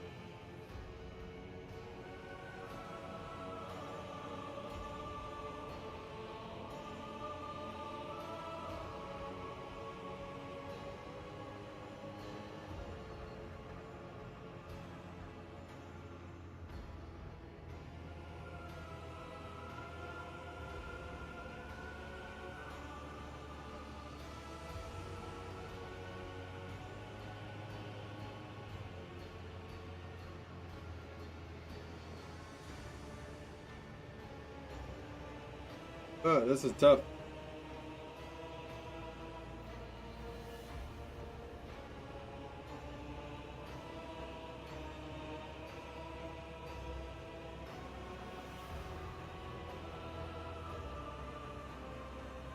I'm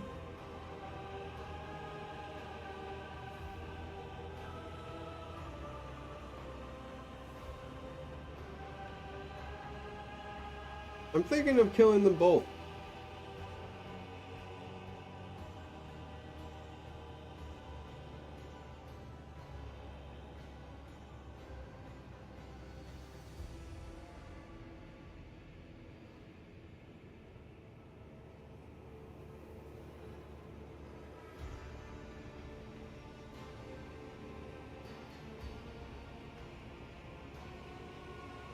All right.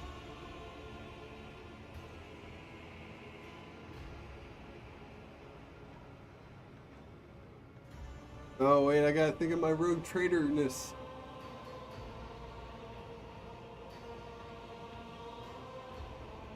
Oh no, I feel like I should still attack.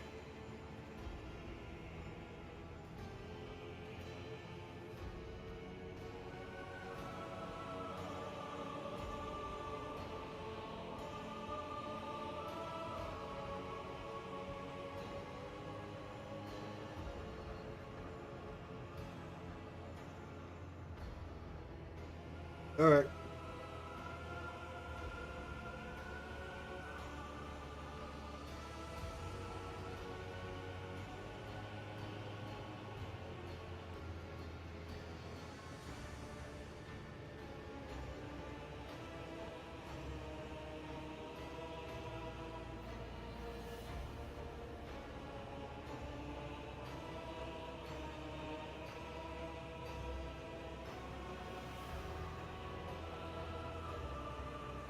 Shit, I don't know. I don't know.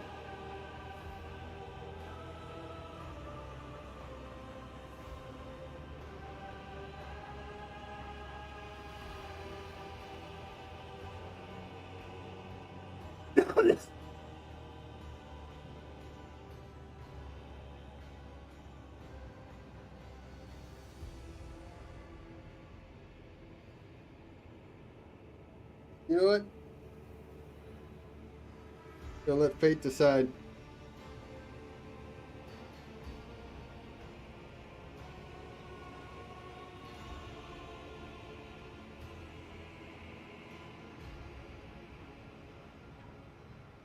Four choices.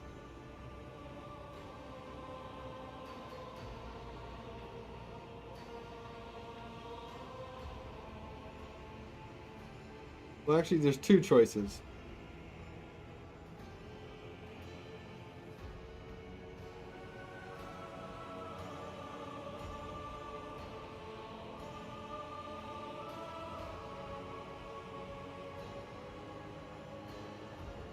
All right, if this rolls a number 4, then I'm doing number 4.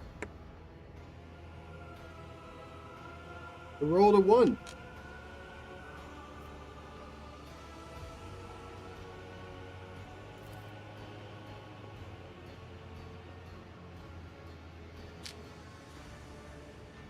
Allies are always welcome, even temporary ones. I will revive the child. Do not be alarmed. The power of House Orselia's heir will help us to destroy our enemies and shield us from Felix Navigator forces. But you, rest for a time before battle.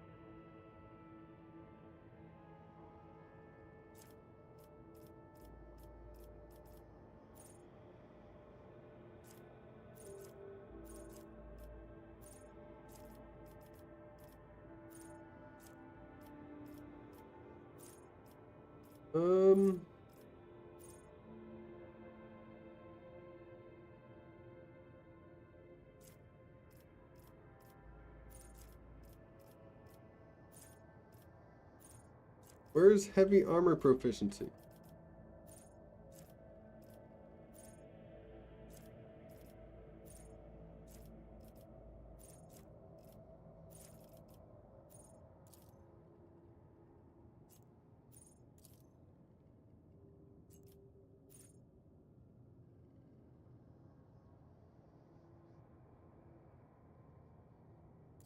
Alright, let's do that.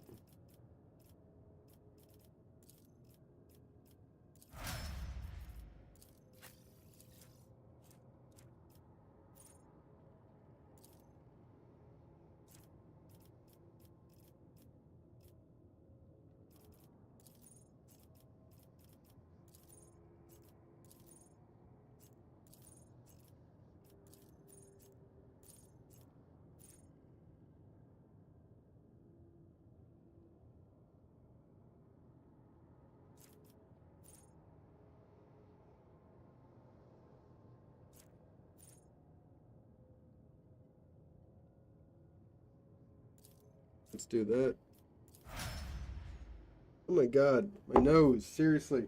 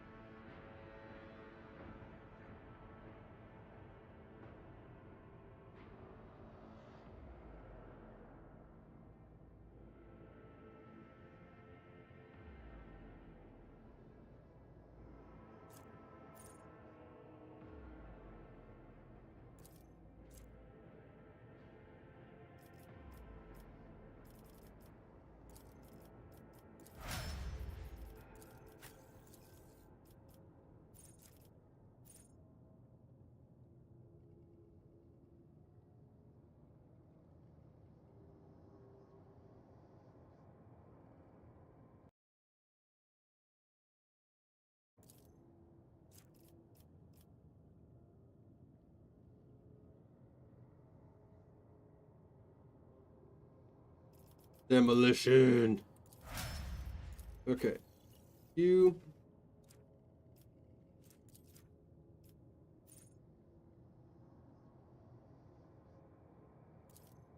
Do that. Fresh target.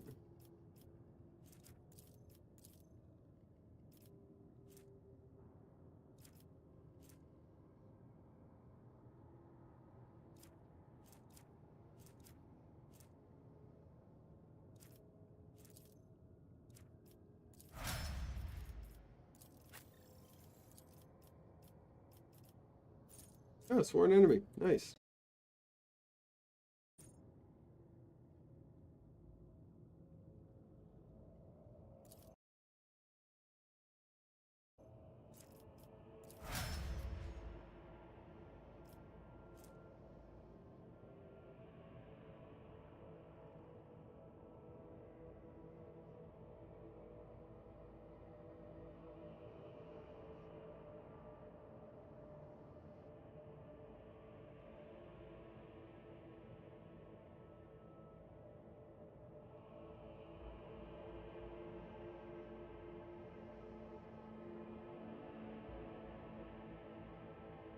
That. Rest my back.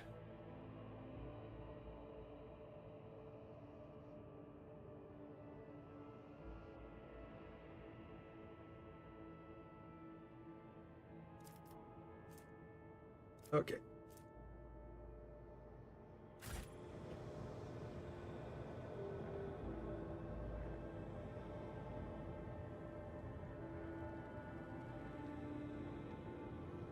Any goods?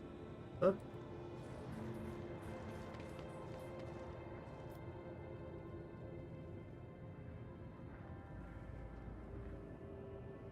Goods. I'll take that. Thank you.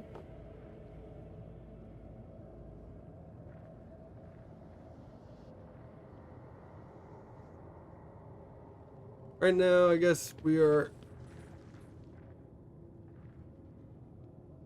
getting ready to fight Fennec. I have to talk to this guy?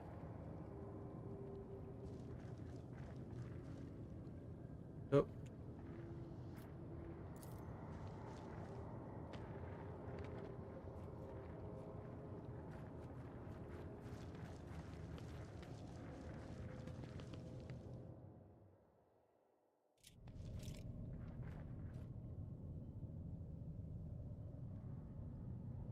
Yeah, I feel that is enough, boy. You betrayed the child, our house, and Tisiphone herself. Surrender. I am the savior of our house, and I am prepared to pay the ultimate price. Kill them!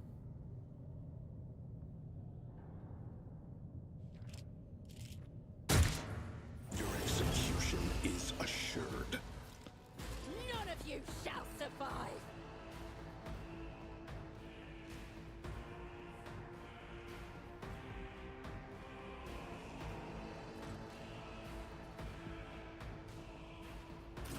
Adira, let's have you there. Me.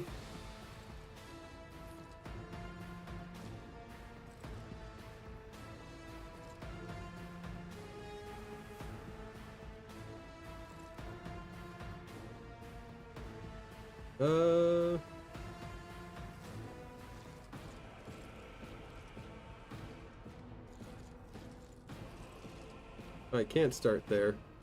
Can't even start there, because these guys. Alex bodyguard.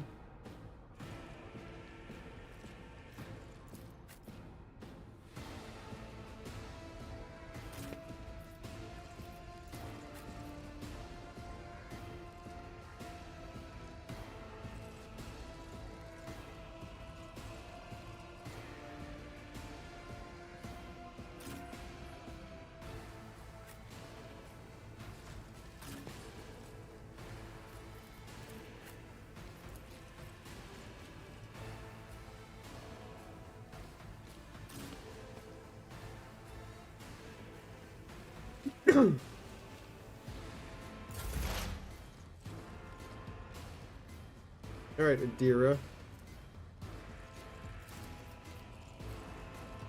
Lightning on... Wait, hold on. Expose weakness. Was that you? Or...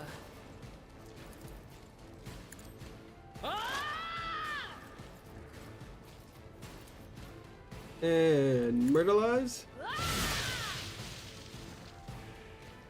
Okay.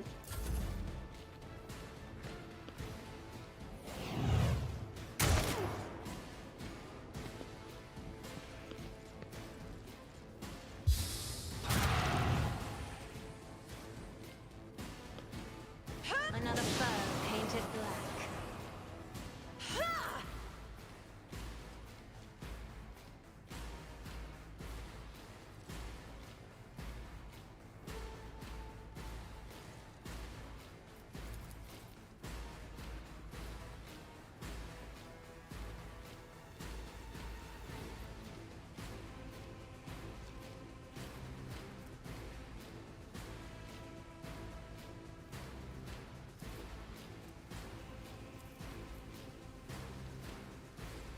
What?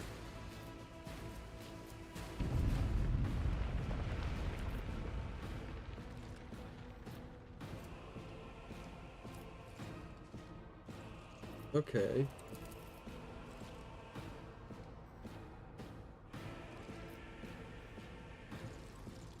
Doubt is for the weak. None can escape the Emperor's judgment.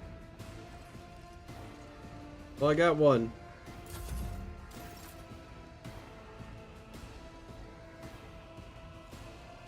Oh, she had a bonus turn.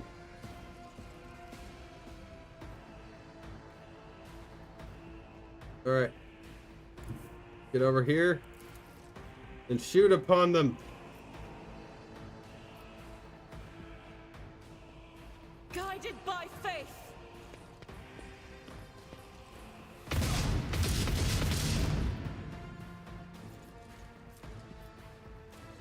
I'll do it.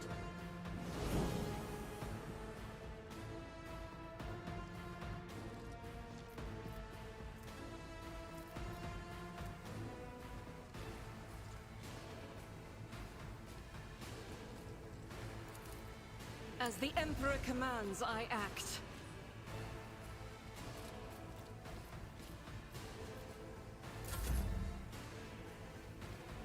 Abelard.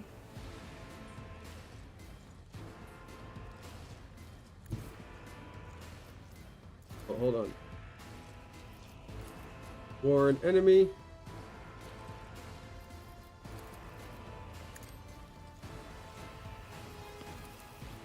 I will do my duty. Reduce to dust.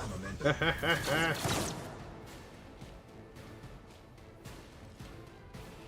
don't know if I needed to go that far. Did you really have to shoot him, Abelard?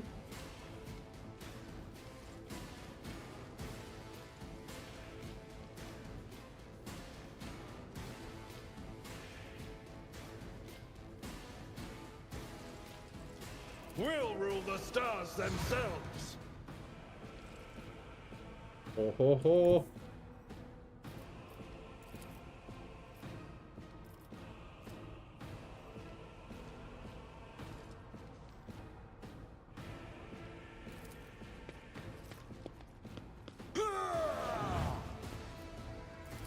It will be done. You missed. And another. And another. Back and forth. Indeed. My faith strengthens me. Yes. Negligible. Stay vigilant.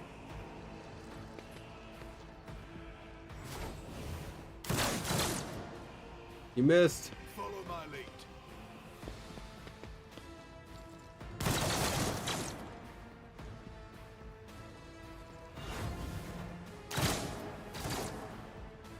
Nice.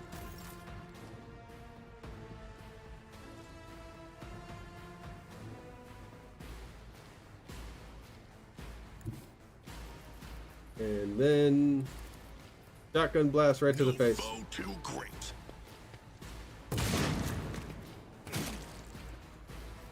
Oh, I forgot to sentence you to death. My bad.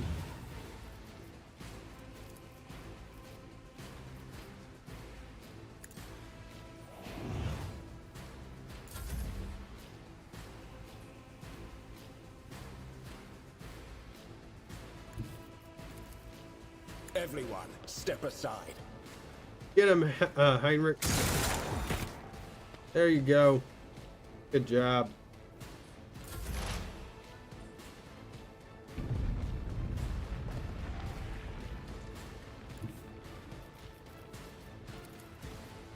Explorers know one. Let's go. He's lying down. Finish him off. Thank you. Moving out. I must not falter. Break them around.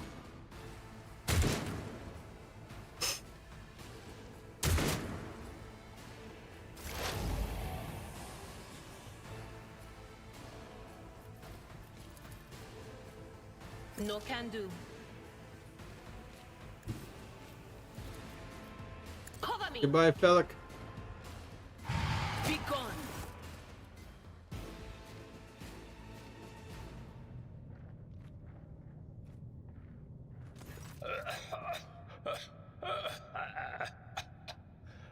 coughs up bluish Now, blood. The armor this plate is on your burden, child. Survive. Return to the fold of your house as your destiny demands. Destiny has different plans for her. No!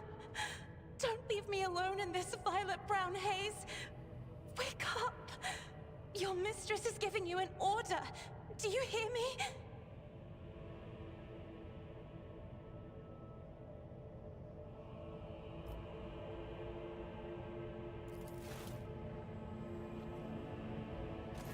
He was a fine seer of the war. He fought for his mistress until the end. Yes, yes, yes. Yeah, no. Enough's enough. I've had my fill of waterworks, thank you.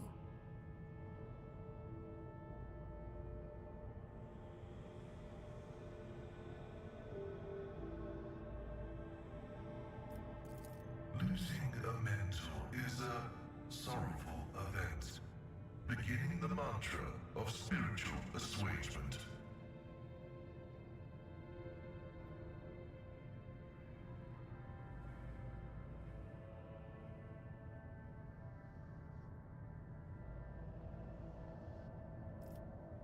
Forgive the urgency, but we should leave the station immediately. The systems are unstable and may fail at any moment. But this is my home.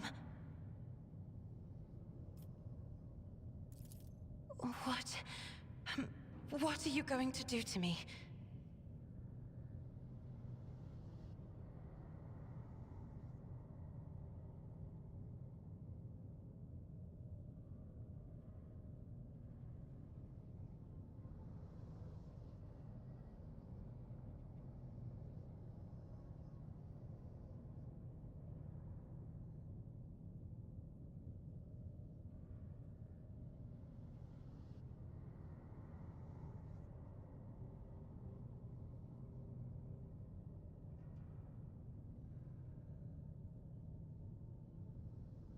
Oh, hold on.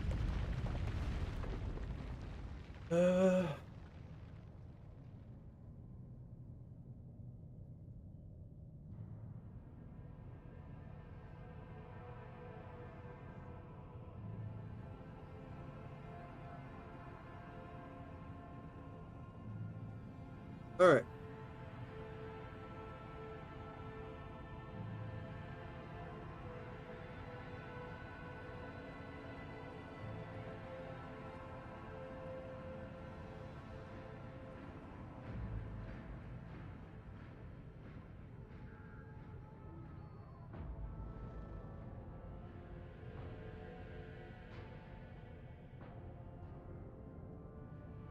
Screw it. I'm gonna go a little bit power hungry.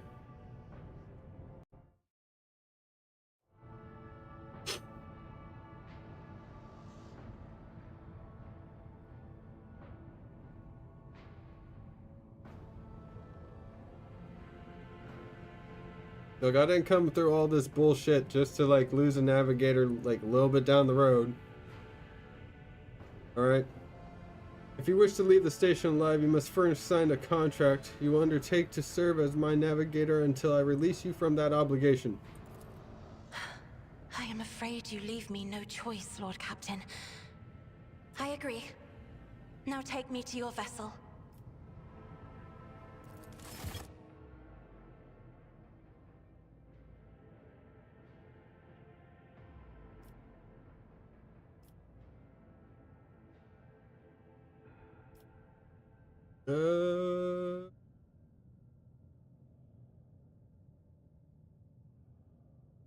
Let's get rid of Heinrich.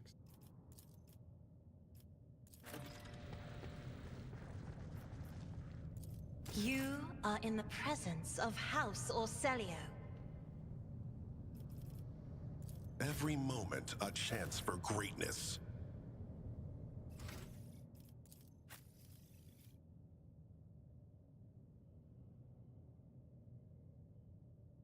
Oh, she's dogmatic.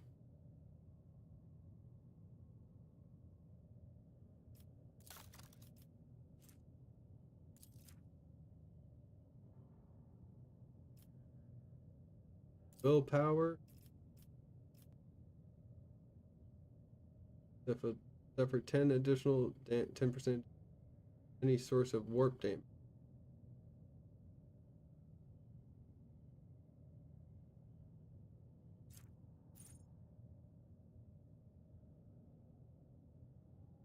Every even turn, no action point. Every odd turn gains 20%. Oh, I like that. Let's do that one.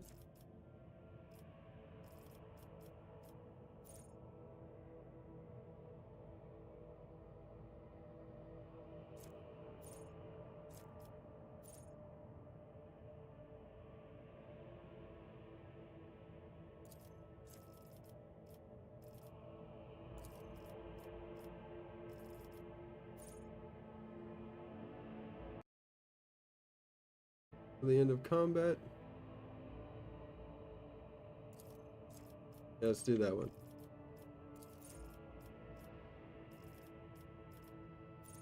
Fire courage. Whenever officer targets an ally with an equation.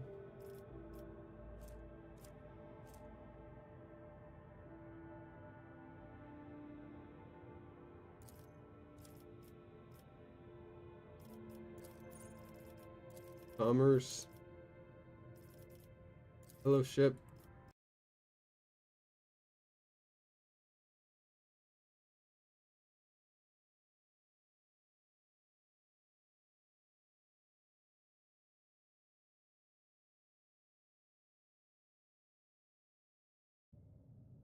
Deadshot stub revolver.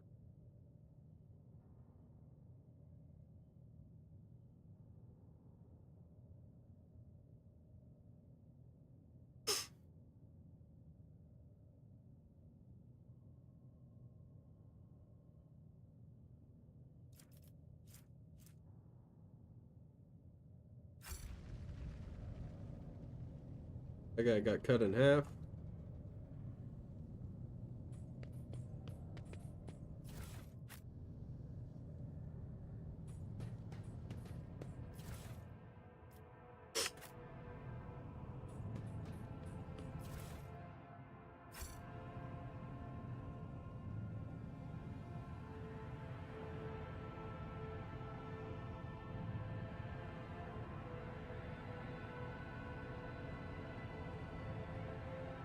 Give me all the goodies.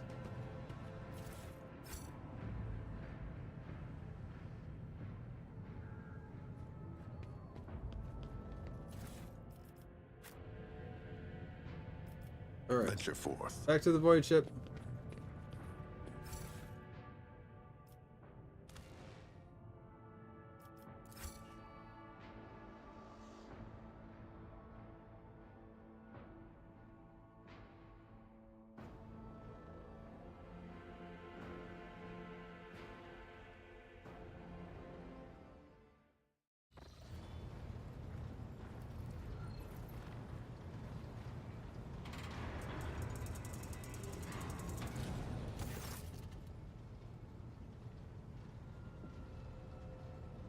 Foxmaster Vigdis. Lord Captain, Lady Navigator, welcome aboard. The Sanctum Navis has been prepared for communion ritual, but if Lady Navigator wishes to rest her in her quarters first.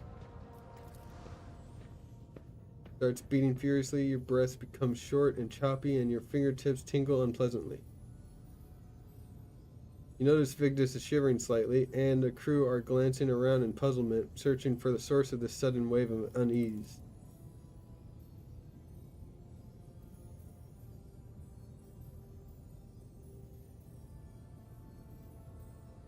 First, I wish to speak to the rogue trader. Leave us.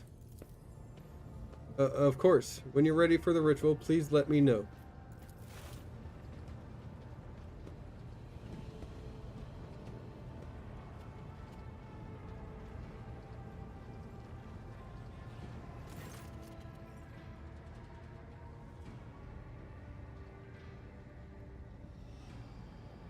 Okay. Cassia sweeps her pensive gaze over Vigdis, then, lowering her lashes slightly, turns to you.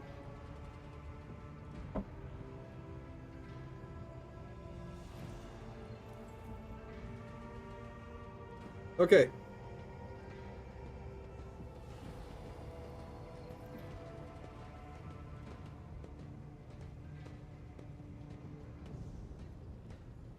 Okay, first off, I gotta lay down the law. By what right do you issue commands on my vessel? Do not forget that you are alive solely thanks to my magnanimity. Cassia rubbed ruby red eyes seemed to glitter with some intense emotion, whether anger or fear. It is hard to say. Casting her eyes down, she then continues quietly, choosing each word with care. Forgive my insolence, rogue trader. It was not my intention to weave coppery threads around you, or to appear ungrateful. Okay. What do you wish to speak about? Nothing of consequence. I see now. For you have already made it quite clear that on board this vessel my hands and lips are bound by your will. Therefore, I do not wish to fritter away time on pointless conversation. I'm ready to go to Sanctum Navis and perform the secret rite. I require brushes, canvases, and the best paints you have on board. No red.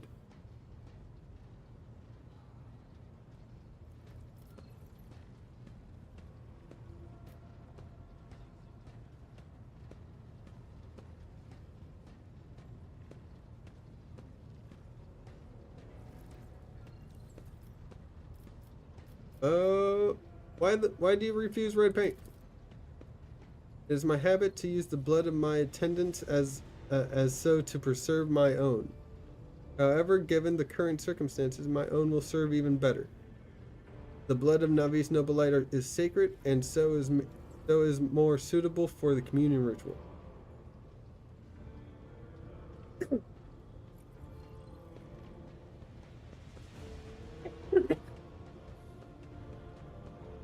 Excuse me.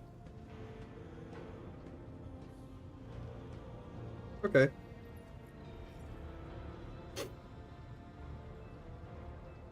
Okay. I shall ensure all the necessary supplies are delivered to the Sanctum Navis.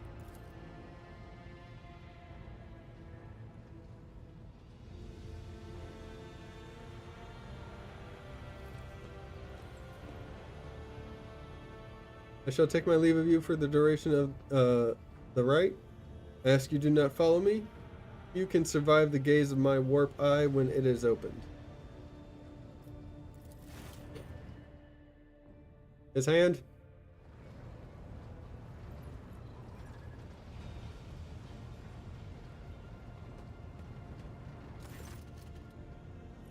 Lord Captain, I will oversee the open channel between Lady Navigator and the bridge. May the Emperor's light help us all.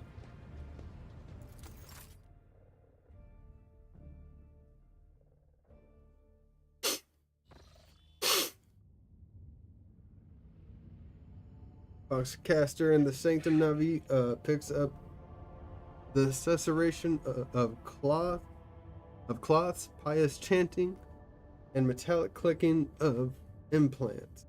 Okay. The serene voice of the Lady Navigator breaks into silence, initiating communion ritual. You hear the exultant ring of metal freed from its scabbard. Then the stifled gasp of the Lady Navigator, the rhythmic drip of liquid on canvas, and a faint whisper of a brush. I see. Violet vortexes lashing an ocean with a million flails. An umbra shadow spinning over the surface in a fiery dance. A storm rising above foaming waters. Armadas drowning in fog. The path from one end to another cannot be seen. And here, beyond the walls of glass, a daughter forsaken by her father yearns for her brother. And the sun's pale disk goes in tireless pursuit of her. No, of me.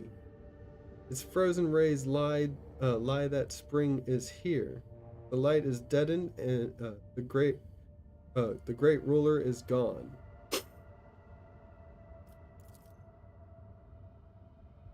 My abject apologies for cutting off the broadcast, Lord Captain. I have never heard the warp speaking through the navigator before. The connection is restored now. It will not happen again.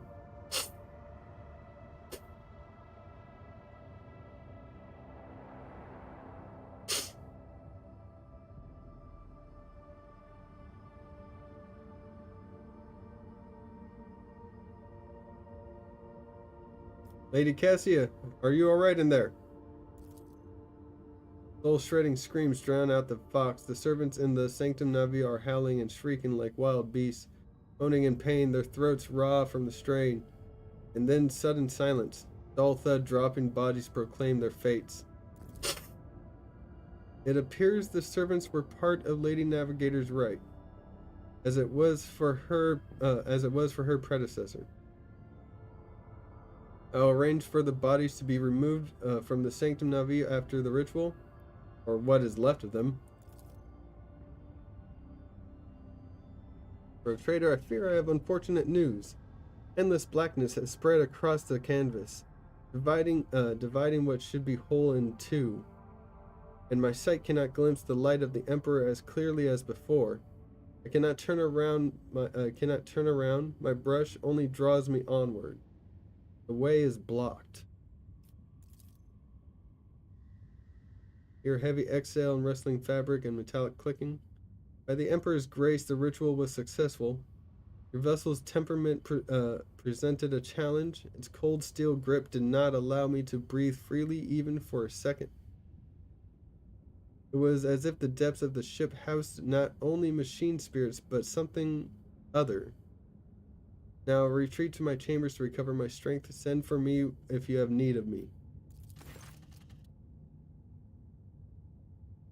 Lord Captain, congratulations on acquiring a navigator. Please spare me a few moments of your time, as there are several matters that require your attention. First of all, I wish to report the condition of the station Uruk 5. Regrettably, we arrived too late to evacuate the residents of the station. The warp disruptions affecting Uruk 5 twisted the bodies and the minds of its attendants. Corruption failed to affect Lady Cassia, thank the Emperor. The navigators are trained to resist the Immaterium's pull. I would also like to remind you that Governor Medina is still waiting to talk to you in his command center.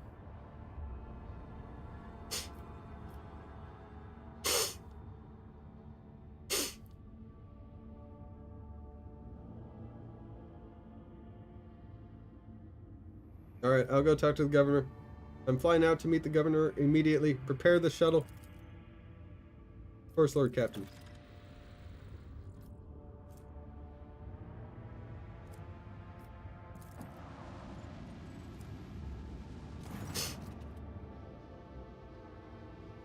There's a commotion on the officer's deck. Lady Navigator has left her quarters and is currently in the wardroom, where uninitiated crew members are shunning her in terror. Perhaps you should find out what has brought Cassia to the deck.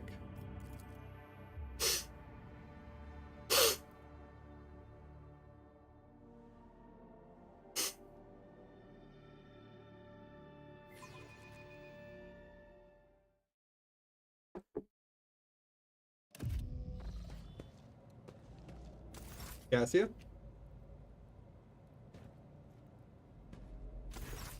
Lord Captain, my apologies. I did not notice your entrance.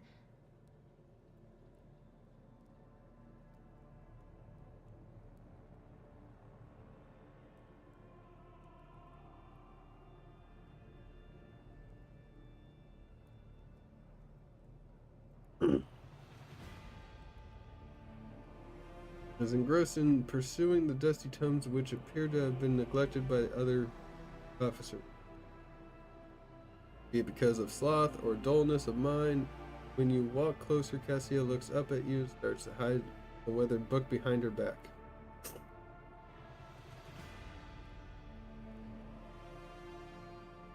I see you are fond of reading. Oh, this. I found this fascinating read on one of the shelves, and I must say, it has caught my eye. Its every chapter is written in verse. I find it so beautiful and enrapturing. Yeah? Urak 5 had a vast archive of its own, of course. Although most of the works within had to do with scholarly disciplines of some sort or another. Only in my sparse moments of respite was I allowed to escape into the pages of more embellished works. Whoops.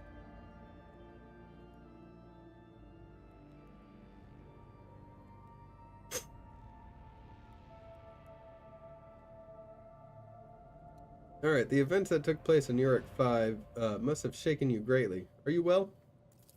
One should not underestimate the navigators of House Orselio, Lord Captain. Like a shawl of pale smoke, a faint malaise hangs upon my shoulders, but it will not be the slightest hindrance to my duty to humanity, and my duty to you. Alright, are you satisfied with your new attendance? Your servants are somewhat sluggish when it comes to attending a noblewoman of the Navis nobility, but they are quite tolerable. Thank you for your concern. Navis nobilite. Gotcha. Perception. Cassia cringes ever so slightly, adjusts the adornment on her forehead, then awkwardly hides her clawed fingers in the folds of her cloth. The unnatural appearance of navigators often becomes the topic of gossip among lowly servants and officers alike. It is clear that she does not feel comfortable aboard the ship teeming with new people. Alright, well, I hope that you have had ample time to calm yourself and your powers. There are people on this ship who are far more impulsive and dangerous to others, and far less devoted to the God Emperor than a herald of the Navis nobility. But I did not need your words to see the shades of umber unease that whirl around your subjects whenever I am near. Were I not acquainted with such a reaction, I could have found their behavior in your question just now insulting. Lord Captain, would you kindly explain to me why you are pestering me with these questions? Inquiring about my mood and my needs, showing an interest in the books I am enjoying? You are behaving as if you possessed a shred of fellow feeling for one such as I. I care for everyone on my ship. I'm the captain.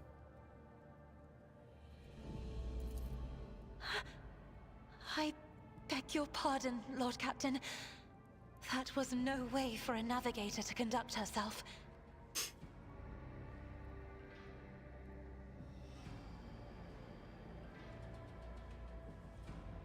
Oh, I could seek romance.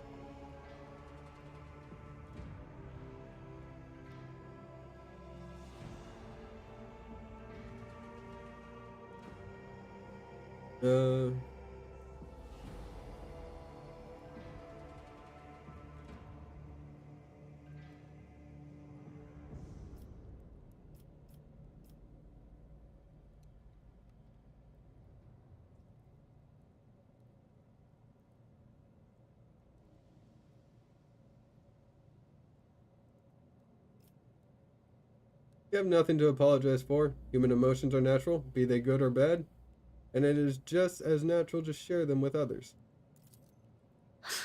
Please forgive me. I cannot even understand myself right now. Your words and attention have reminded me of life on the station, of Theobald and Felek. I do not understand. They were merely the keepers of Urak 5. So why do memories of those two make me feel a strange heaviness here? At the same time, I find myself overwhelmed with new excitement and anticipation. At last, I have set foot outside my familiar walls, and into a world that I have only seen before in the pages of books. Your ship alone is a treasure trove of remarkable artifacts and curiosities. And just imagine the things that await beyond, but...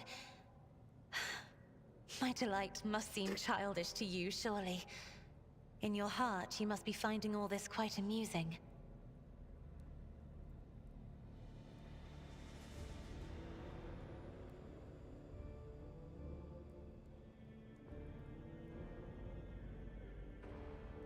Oh shit, I could...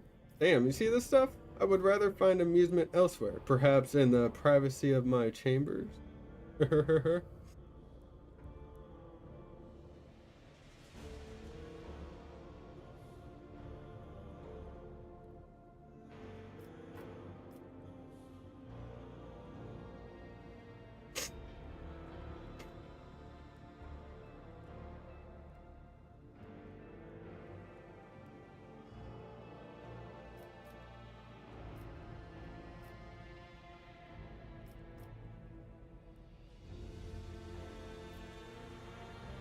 Um...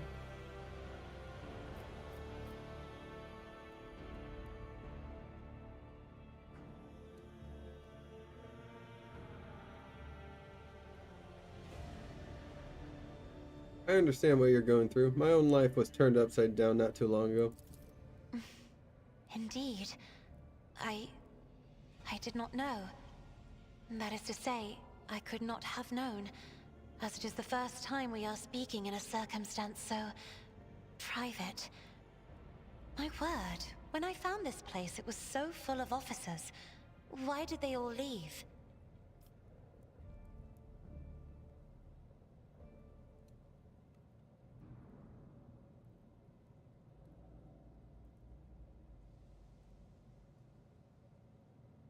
Holy shit.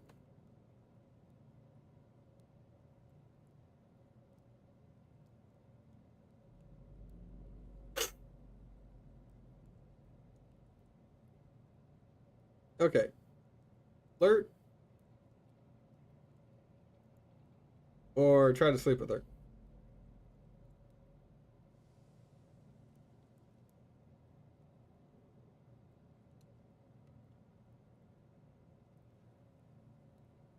Um...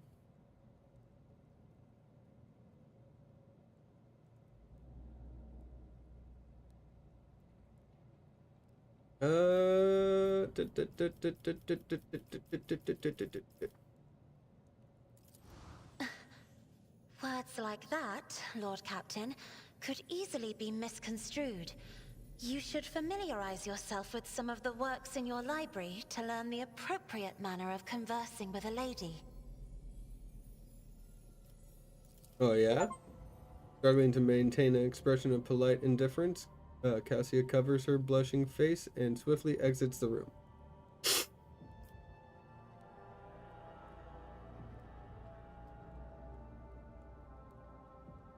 Alright, end dialogue.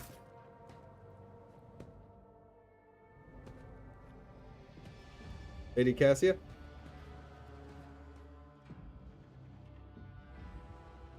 Okay, chat, I'm gonna take a quick 10-minute break. Behave yourself, your mother is watching. Hey, look. Do what I want. What your eyes do, that's up to you. You can look away. You can watch. I don't care.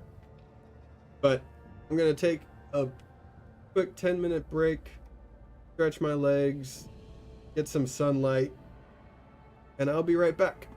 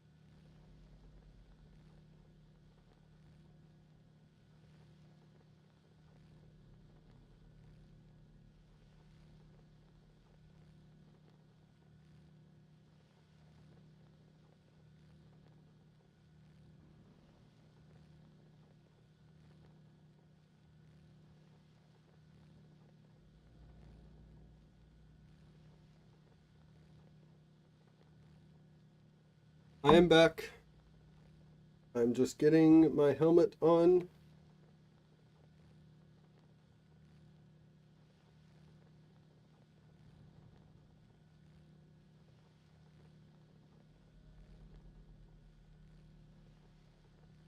I am back. Yeah, yeah, yeah.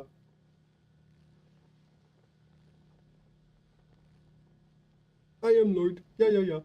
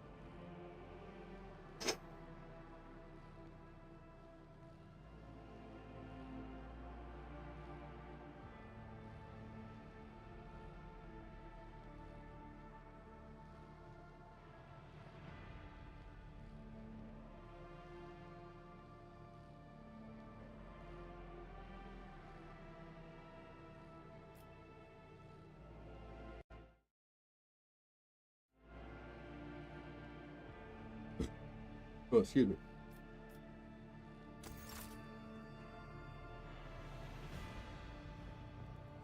Oh, good.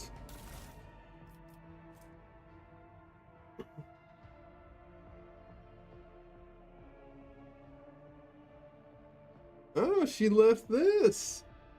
Well, well, well. An admirer who seeks the favor of a refined lady is well advised to maintain pointed courtesy and finesse in his every deed. An honorable admirer will never, never defile a noble lady's ears with crude, indecent words, and neither will he allow himself conduct that could besmirch her honor and dignity.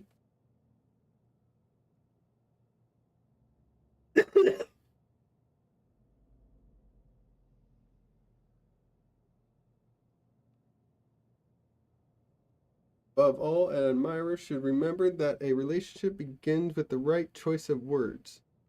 Shower your lady with compliments that will accentuate her finest qualities without putting her in a position of discomfort. A word chosen elegantly and spoken with genuine warmth may bring about a change in the lady's eyes as she looks upon you. Okay. Once your interaction has grown more intimate, always be sure to remember the simple rules of etiquette. For example, should a lady drop her handkerchief, the deepest expression of sympathy for her would be to perform the following gesture. Pick up the handkerchief, the handkercher, wait a brief moment, then bring the handkercher to your lips and touch it. Touch it lightly before returning it to the lady. This noble gesture will assure the lady of the seriousness of your intentions. Remember that the flower bud of true feelings takes time to blossom. Patience, loyalty, and impeccability, and adhering to the decorums of nobility is key to earning the lady's favorable disposition.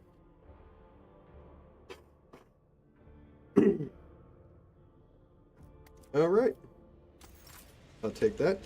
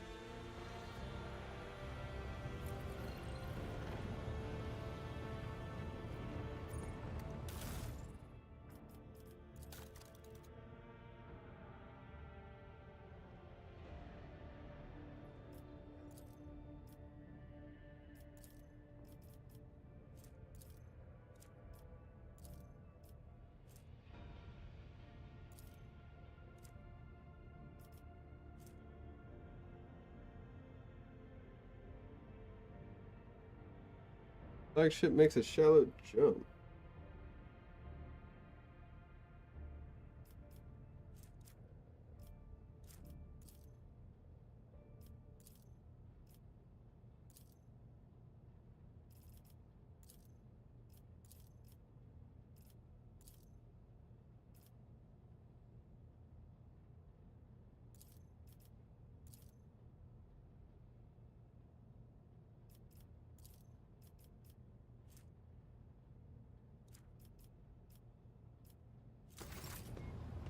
Okay.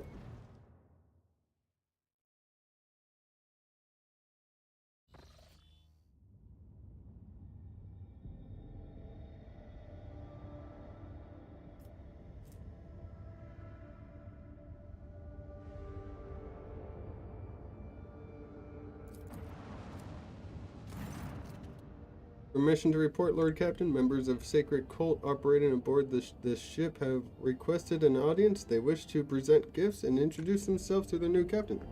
Ah, nice. What Sacred Cult? They call themselves the Blood-Spun Web. The cult defends the flagship from both internal and external threats. Lady Theodora held them in high regard and looked favorably upon their activities. Okay, I'm ready to receive them. Commence preparations at once.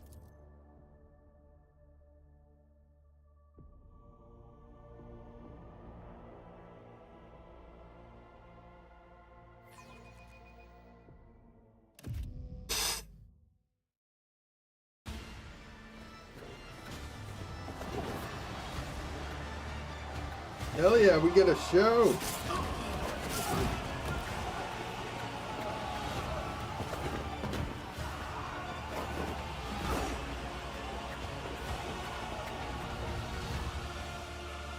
Nice, nice.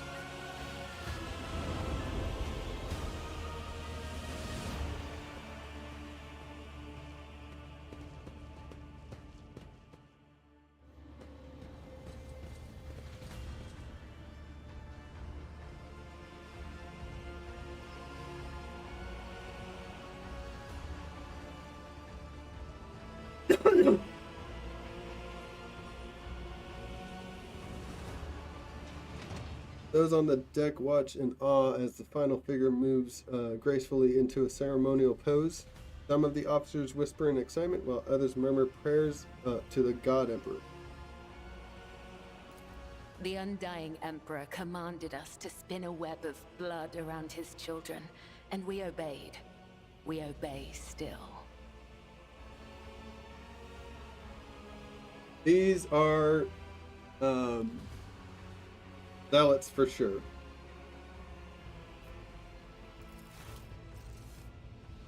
Domin von Valancius, death has whispered your name. We disown Domin Theodora. We renounce our oath to her. Really? Okay. You are free to do as you want. His human. Just as I am free to execute you all for treason.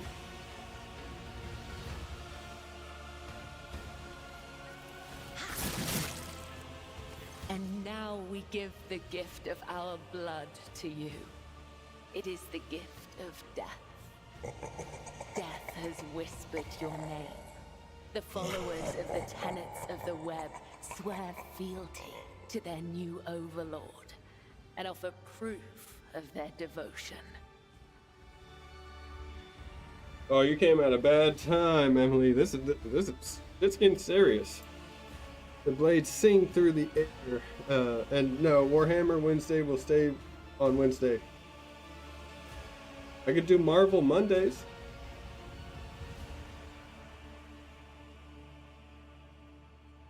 Or Rival Thursdays.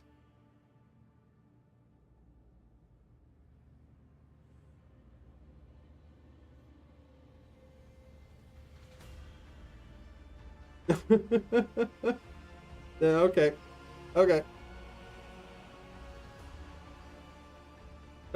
Glad we had this conversation.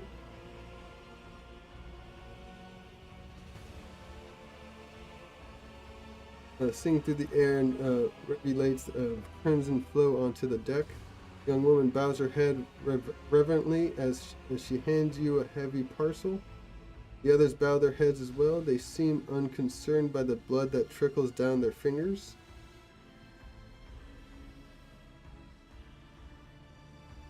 Tomorrow.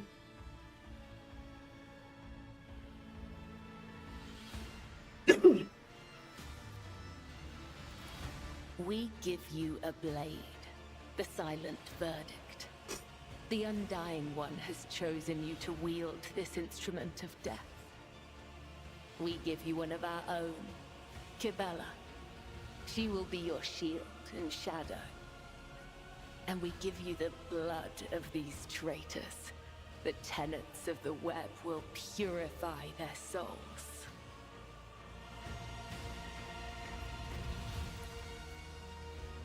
Lord, oh, you have heard many stories about death cults such as this one. These devoted holy assassins of the Imperium have turned death into a form of worship of the Emperor. They're exemplary slayers, invisible executioners, and the scourge of traitors, heretics, and fallen souls. Many righteous people honor them as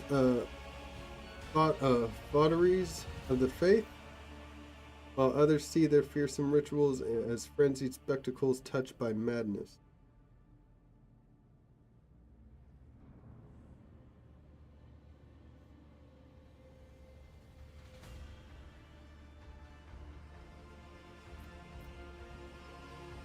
Alright, let's examine the captives. The prisoners cower beneath the weight of your gaze. Blood drips down the tear-stained faces of captured officers, technomats, and workers. A word has been carved into each of their foreheads with meticulous precision. Traitor, heretic, apostate, renegade. These cuts have been diligently and regularly reopened to prevent healing. These renegades committed treachery against their domin. Their lips once praised the name of Kunrad Voigtveer, but it is your name they will whisper as they cross over to the other side. All the cultists are voidborn. Their lithe, sinewy bodies are clad in light armor. Pay attention to your wifey.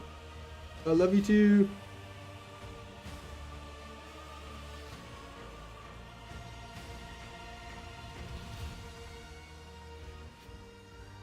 I'm reading all of this.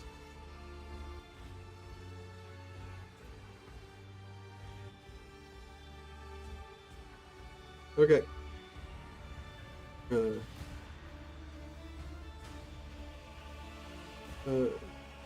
Light-clad armor which allows them to move with acrobats, nimble grace, and strike with an assassin's swift surety.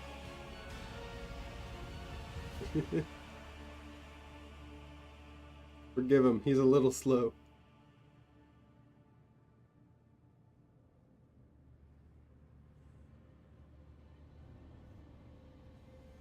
Their red and black vestments are adorned with sharp spikes and ritual jewelry.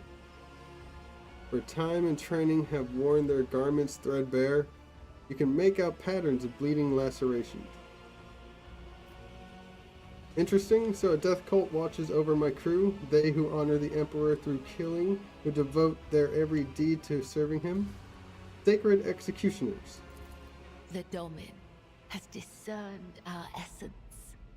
This is a great honor for the blood-spun web. We have woven the bays of this ship together with the threads of our faith for many years. We keep the greatest relic, his tarot, through which he sends us his blessed revelations.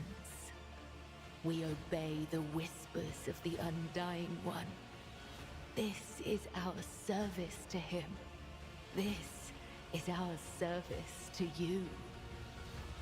Okay, a deck of psychoactive cards bearing sacred and meaningful images. Tarot cards are used for divination and predicting the future.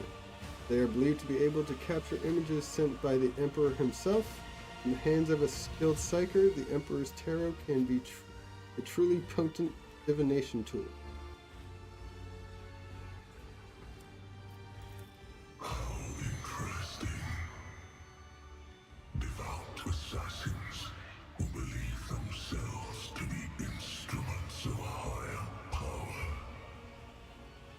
They revel in violence and cannot tell the difference between bloodthirst and piety.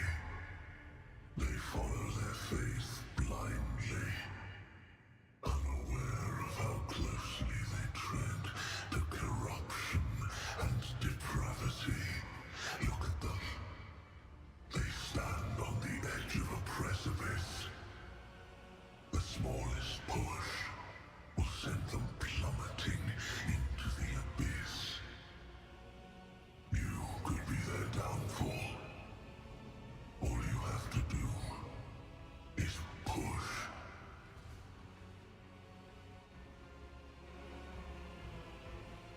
One second.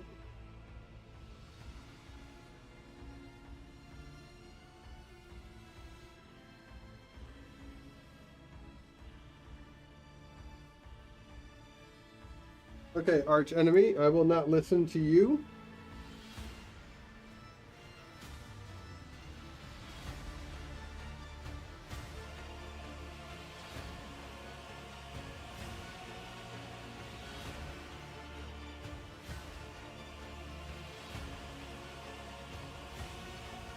What exactly does the Cult of the Bloodspun Web do?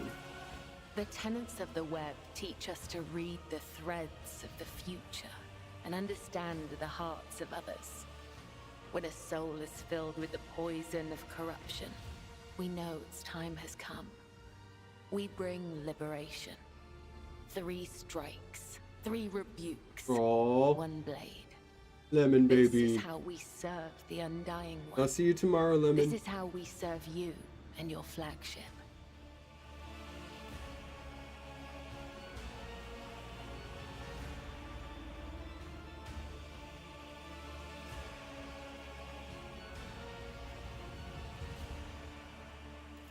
But there are others.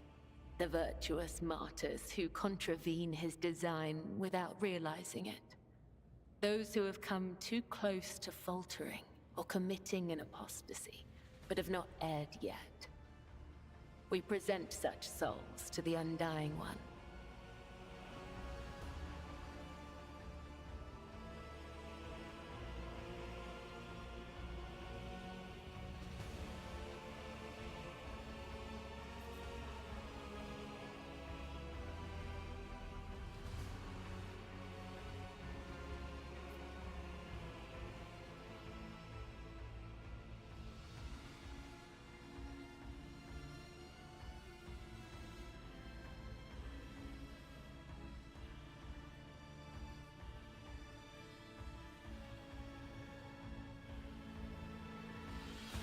This is a death cult.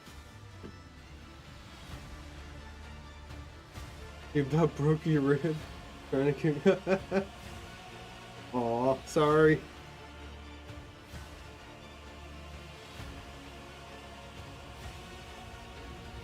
Well, we're not doing heretical.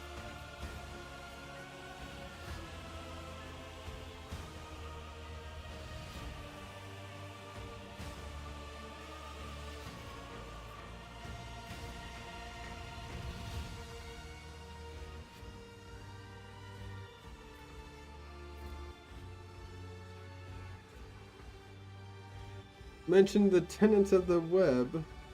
Actually, no. Instead of helping those who may soon stumble, you offer them death? We follow his design. We claim those marked by his omens. We submit to his will. How could it be otherwise?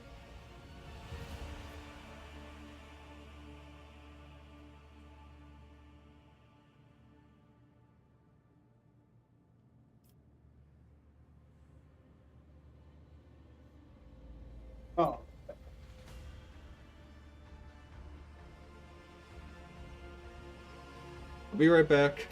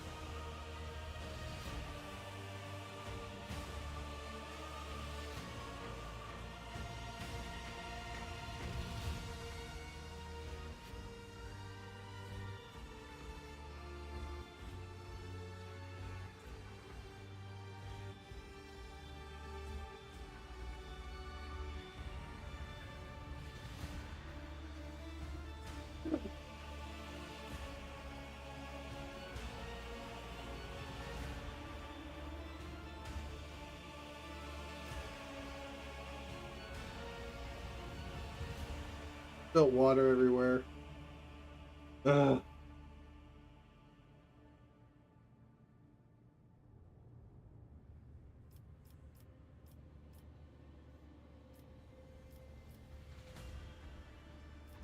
Mention the tenets of the web. What are they? Our laws and teachings, our philosophy and way of life, our art of combat and spiritual dogma. The tenets are the blood-spun web itself.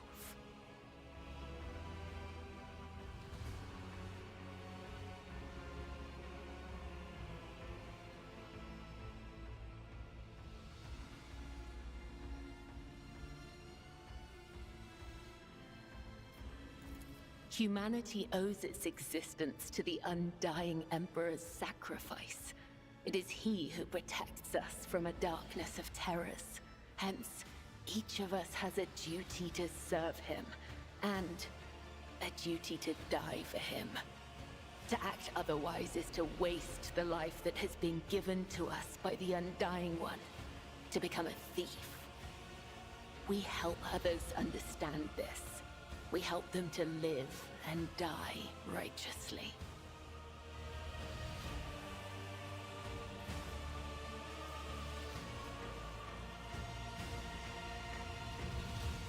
All right. I'm not really against them. Like, they do the Emperor's will. But nobody makes decisions on my ship without my say-so. I mean, you can make a decision to go to the bathroom. I don't care. But killing? That decision lies solely on me.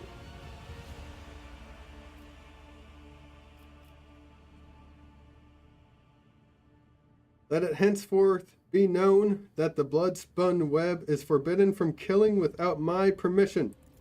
Would you cast down your sword at the enemy's feet in the heat of battle? How can we be an instrument of the Undying One's will if you forbid us from serving you through the tenets?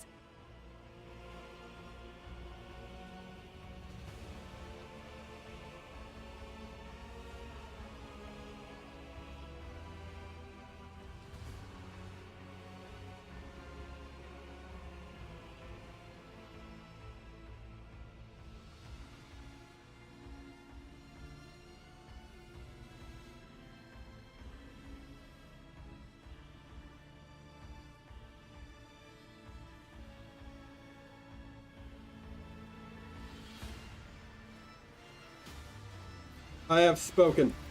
Have we transgressed? Have we caused offense? What will we do now? What service can we offer him? We are the threads that bind the darkness. We are here to serve you. If you command us to set aside the rites of sacred slaughter, then it is our duty to obey.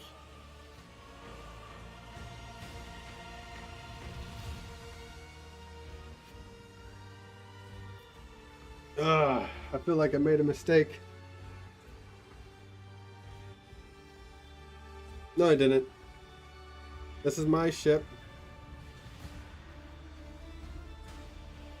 Like, if you find the rabble, bring him to me. If I deem them worthy of death, I'll sentence them to execution.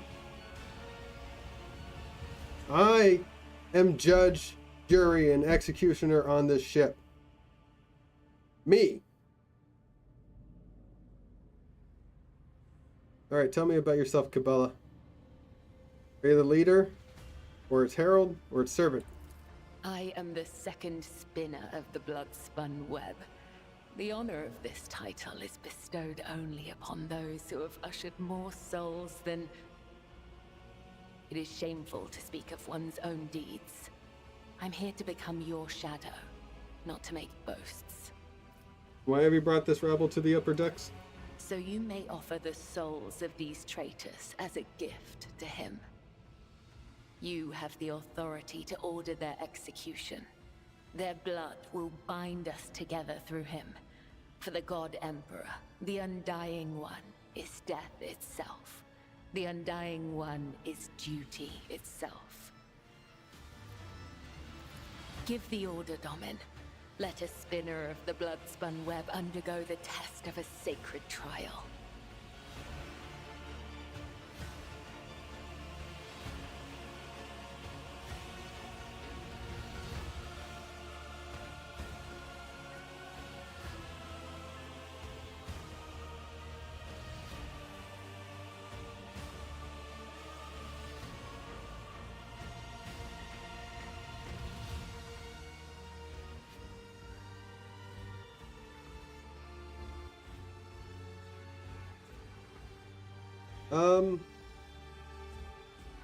Why do both of these options seem like bad ones? The others echo her words from beneath their bone masks. Undergo the test.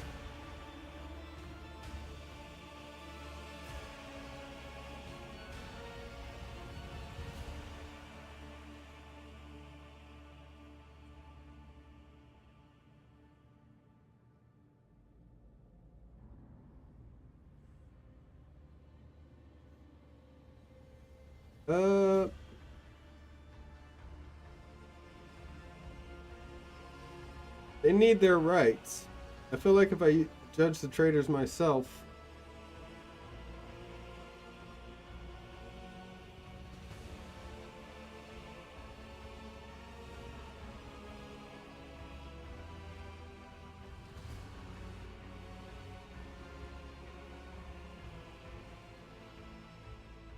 Alright, give weapons to the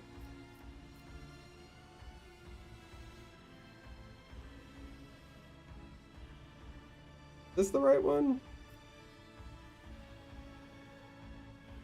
Wish I could save. Nope.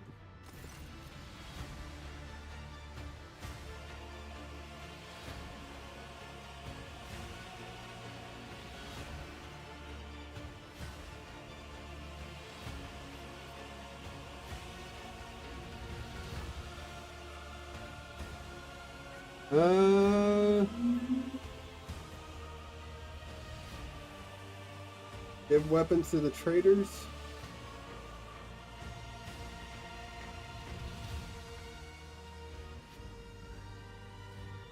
Alright, give weapons to the traitors. It's time for Cabela to prove herself. A dagger that has not sliced through sinew is nothing more than a toy. Let the final dance begin.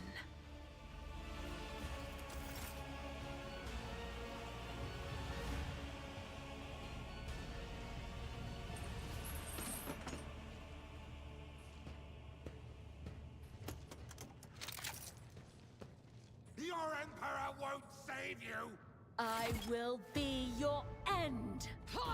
Cabela has a remarkable background. As a death cult assassin, she can use a special ability called Raining Blood. When used, it causes the target of Cabela's next melee attack to explode in a burst of blood covering the floor and any enemies behind the target. The affected enemies suffer additional damage. Cabela can also use a special throwable consumable item called Blood Vial to fill even more blood on. Oh. Cabela is a blade dancer. Blade dancers are incredibly skilled sword fighters who can devastate enemies using two special attacks, Blade Dance and Death from Above. Blade Dancer's ability allows the Blade Dancer to make several light strikes against random adjacent targets. There is only one adjacent target. All strikes are directed against that target. If two swords are equipped, the Blade Dancer deals significantly more strikes. Death from Above, Blade Dancer swiftly leap to a selected cell and upon landing deal damage to adjacent targets. This ability can be used multiple times per turn, but each use requires a charge to Blade Dancers gain charges by killing their enemies. Main characteristic are weapon skill, agility, and strength. Weapon skill enhances their melee attack and defense in close combat. Agility increases their dodge chance and makes them more efficient. For example, increasing the number of strikes made with Blade Dance. Strength increases damage dealt with swords. Most Blade Dancer's abilities can only be used with a sword equipped. Some abilities available through progression cost wounds instead of AP.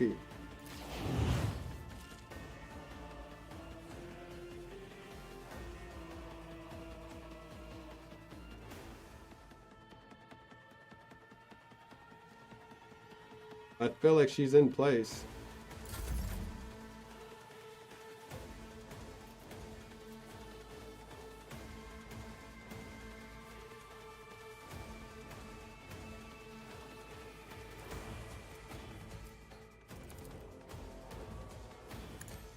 Oh yeah. The other side awaits.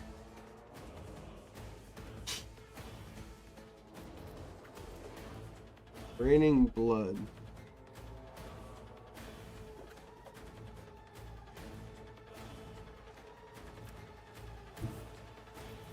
I am your blade and shield.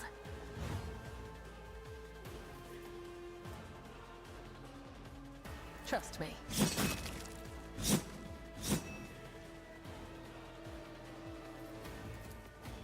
As honor ordained.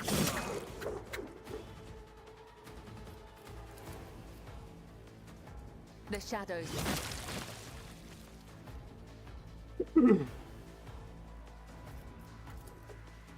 As the tenant's killing brings me no pleasure.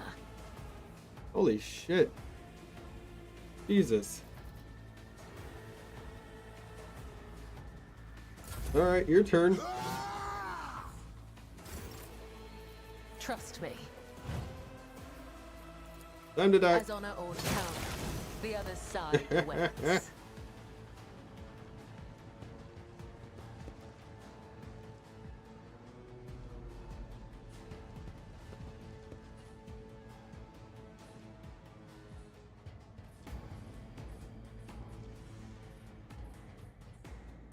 Welcome his embrace. Come to chaos.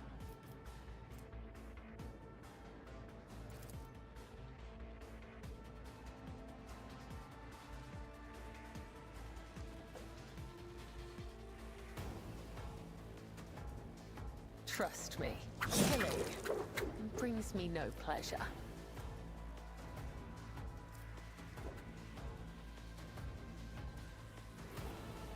As the tenants demand.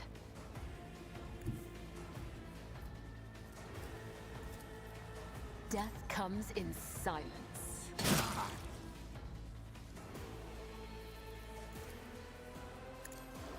Death is a blessing.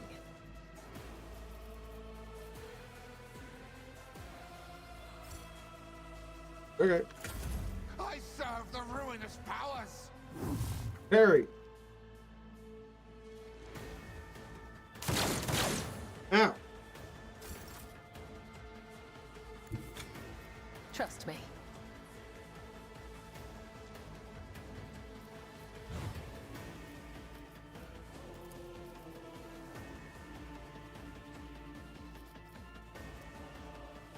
The shadows will see it done. My blade come. The other side awaits.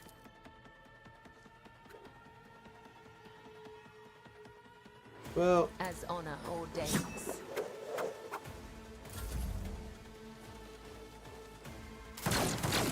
You missed. You suck, you jackass.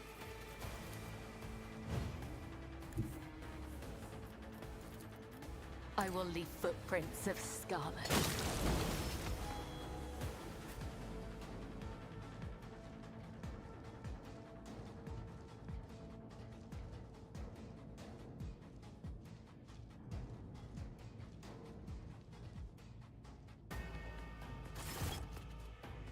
A cut to the heart, a cut to the throat, a cut to the stomach.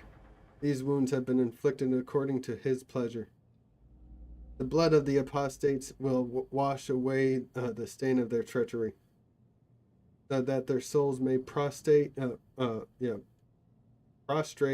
themselves before the Undying One's throne and beg his forgiveness. I have acted with reverence and shown proof of my loyalty.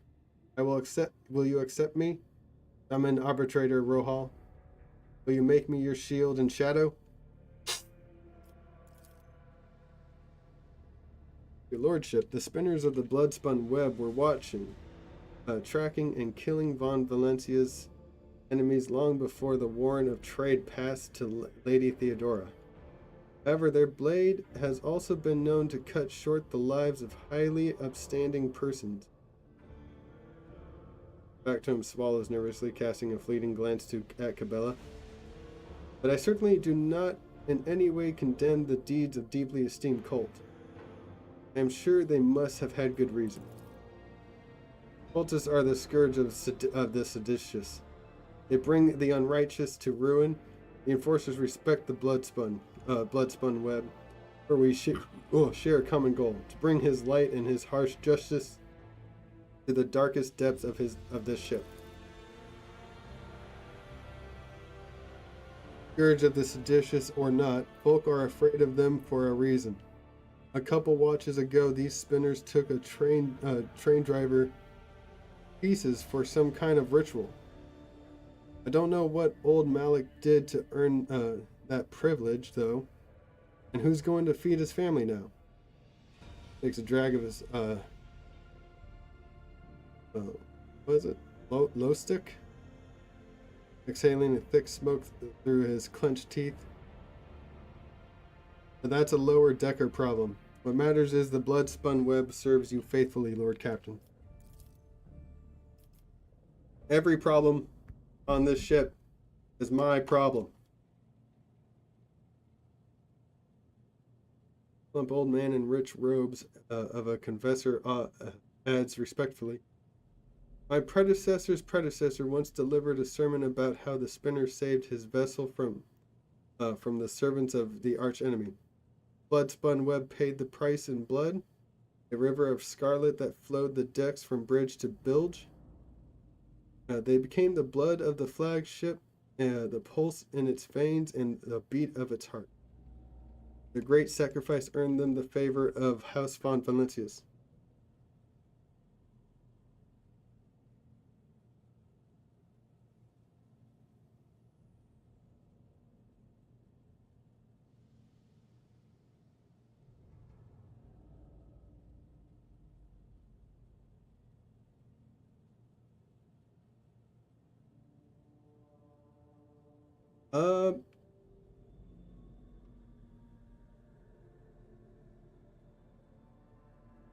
You will be my shadow, Cabela.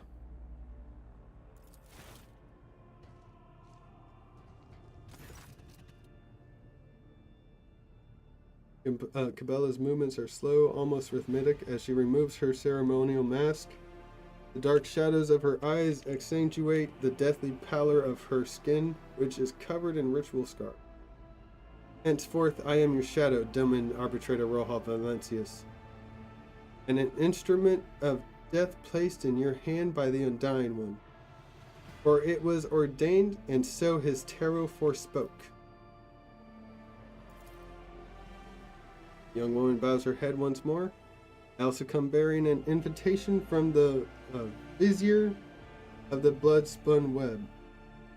He wishes you to know that the doors of the Undying One's temple are open to you.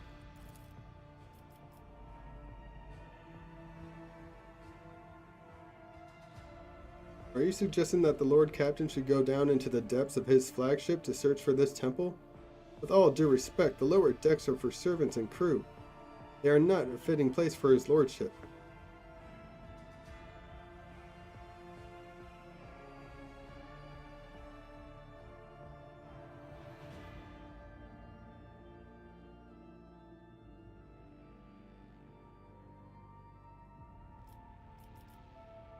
Who is this Vizier? He is the first among us. The Vizier has spun the web of faith for fivefold longer than I have lived.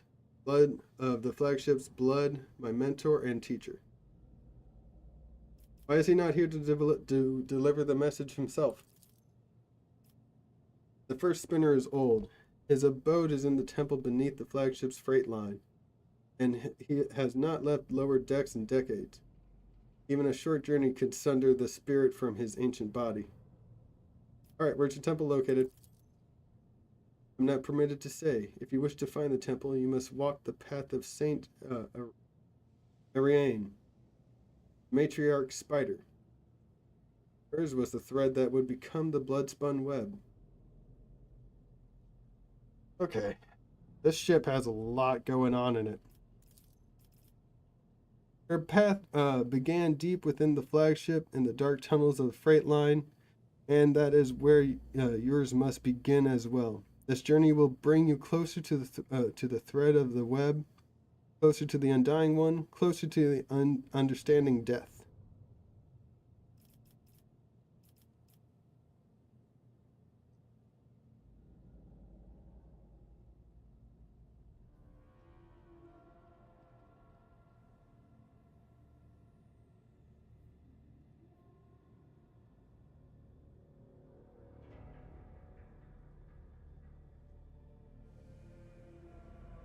Her path began within the flagship, in the dark tunnels of the freight line.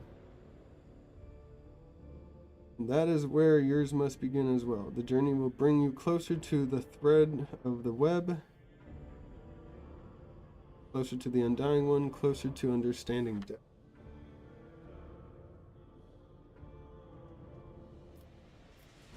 I will walk in the footsteps of the matriarch spider. Your journey will begin in the darkness of the deepest tunnels. The Vizier waits you. I'll just retreat into shadows as Kibala sheaths her ceremonial dagger. Your blade awaits direction, Domin Arbitrator Rohal. We will speak again when the time is right.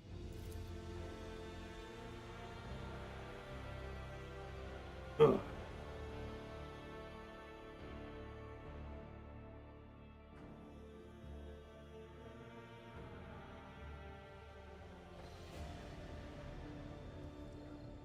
Rogue Trader's ship is a veritable city sailing through the void. The ship has numerous compartments that you can visit. Navigate these compartments using the map of the ship you can access from the main... Oh, okay.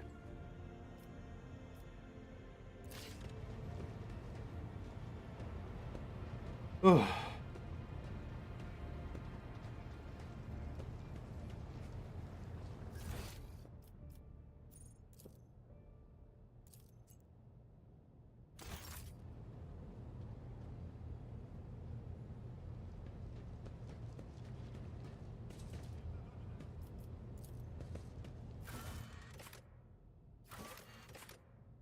Straight line.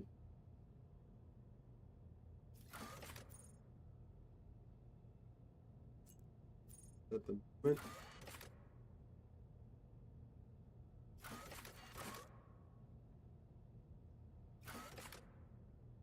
Okay, freight line.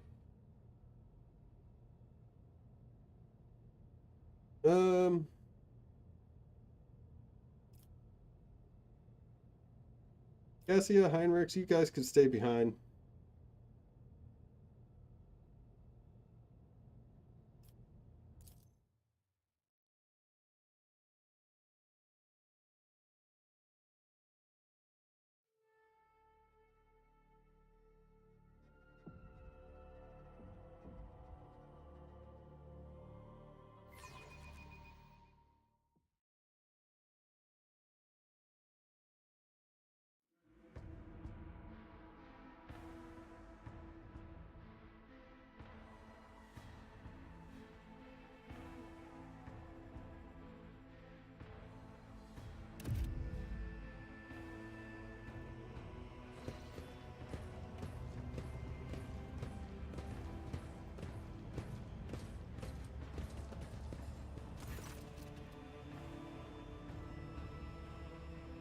Absurdly built man with augmented jaw stands at attention. The dark circles under his eyes speak to many sleepless nights, but his voice is loud and spirited.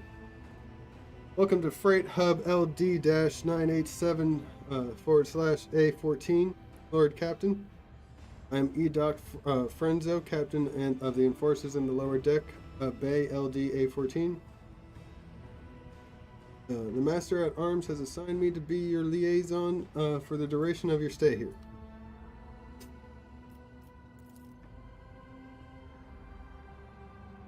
Lord Captain, would you like to inspect the control room or to begin your search for the Temple of the Bloodspun Web?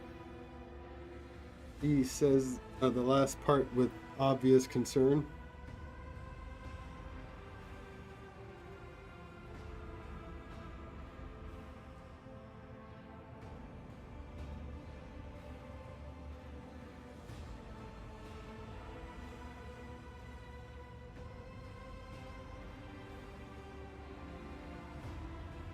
All right.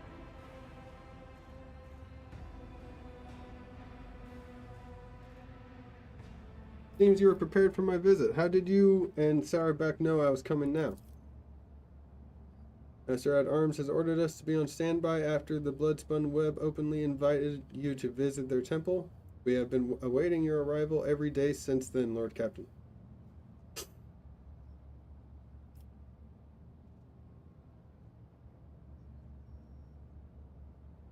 Do you know how to reach the Temple of the Bloodspun Web? Sorry, Lord Captain, I do not. No one knows.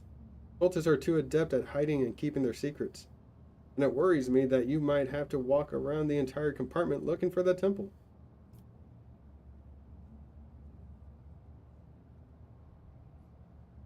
Why are you worried? Is there a problem with this compartment? Lower decks are not suitable for someone of your status, and it's not just the grime or the crowds of brutish laborers. I suspect that the entrance to the Temple of Death is hidden in some dark corner where you might encounter criminals or contagious outcasts. With the kind of riffraff that dwells here, you might even be attacked. Put it bluntly, although the Bay performs its functions well, even its more civilized sections are sorely lacking in discipline. I was only assigned recently, so I haven't had time to straighten everything up, since doing so will require making some serious changes. I am not inventing excuses, Lord Captain. As the officer in charge, I accept full responsibility for what takes place in this compartment.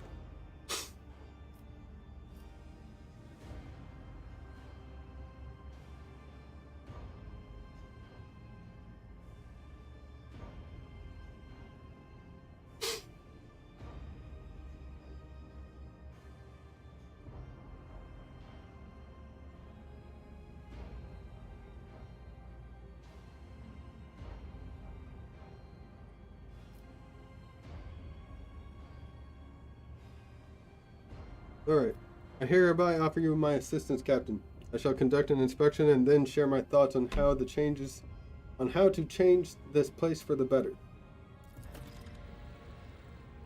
But Franzo stops himself mid-protest and assumes a more compliant tone. In that case, I urge you to remain vigilant. The freight trains move at great speeds, and the inhabitants of the residential units are despicable rabble. One must never drop one's guard around them. The Emperor preserve you for stumbling into the pestilence pit. That's where the madmen and the lepers live.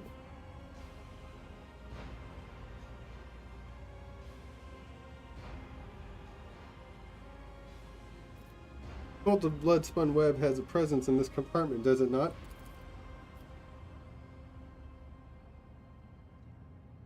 That is correct. The enforcers do not bar them from carrying out their sacred duties. Scowls. As irregular as it is to have armed crew members set up a secret hideout forbidden to the enforcers, and that they can go around dispensing bloody justice.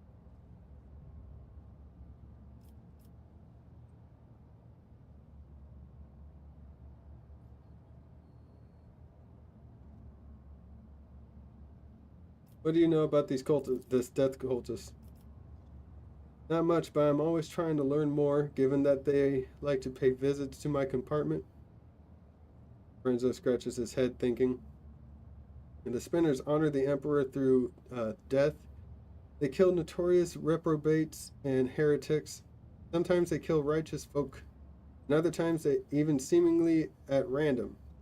Their rituals are morbid and their prayers are strange. Anyone not initiated in their rites would struggle to make sense of them. Do you not take issue with the death cultists killing people on your territory? Well, they stopped doing that recently, and what a relief it was for me. Can't exactly breathe easy with trained killers walking around.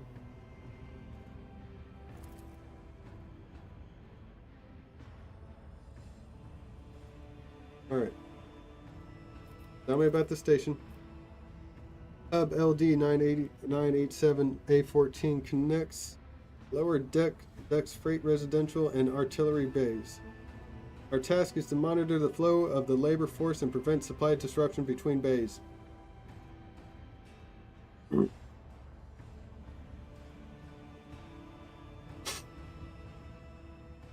Alright, who maintains this hub? Traffic controllers. They are technomensch trained by priests of the machine cult. Keep the sacred cogitators in working order and prevent train collisions. The consequences of an accident like that would be easy to imagine, especially if one of the trains were carrying macro cannon ordnance. Yeah.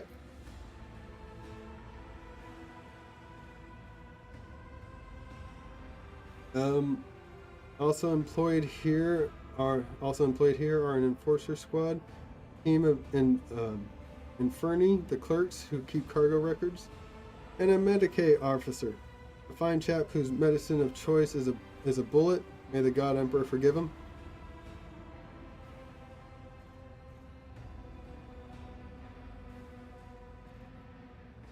Not every void ship can boast of its railways. That is true. Usually higher class ships are the ones that get trains, but it's far from the greatest thing a rogue trader's warrant can see done. Credit here goes to Lady Theodora, predecessor, on whose orders the Adeptus Mechanicus assisted in birthing this miracle, sacred engineering from the womb of the dynasty's flagship.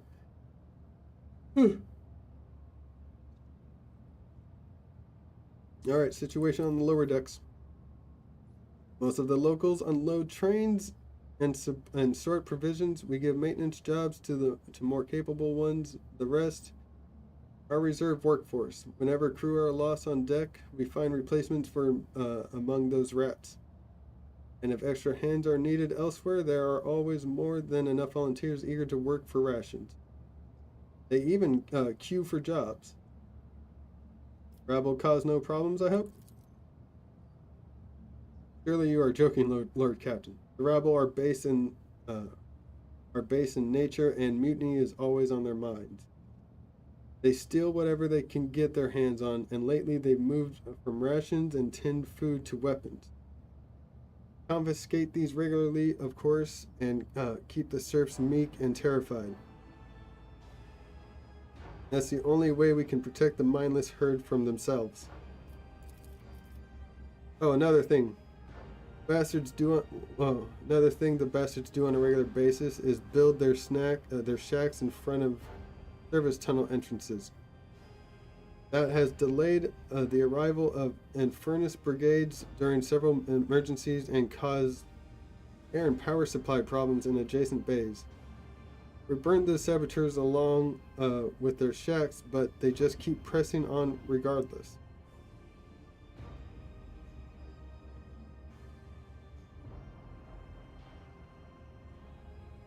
I've learned enough.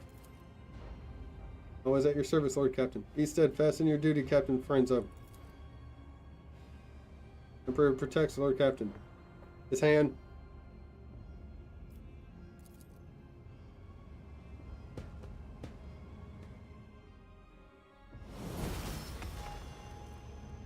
Alright, that's going to be it for today. Oh. Thank you all for watching. If you're watching on YouTube, like and subscribe to see more. Comment down below what you thought about Rogue Trader. And if you're on Twitch, follow to see more and subscribe to support the channel. I'll be back on tomorrow, be playing maybe Marvels, and I'll also be on a little late because Thursdays is Trash TV Day. Oh wait, I think that was moved to Friday.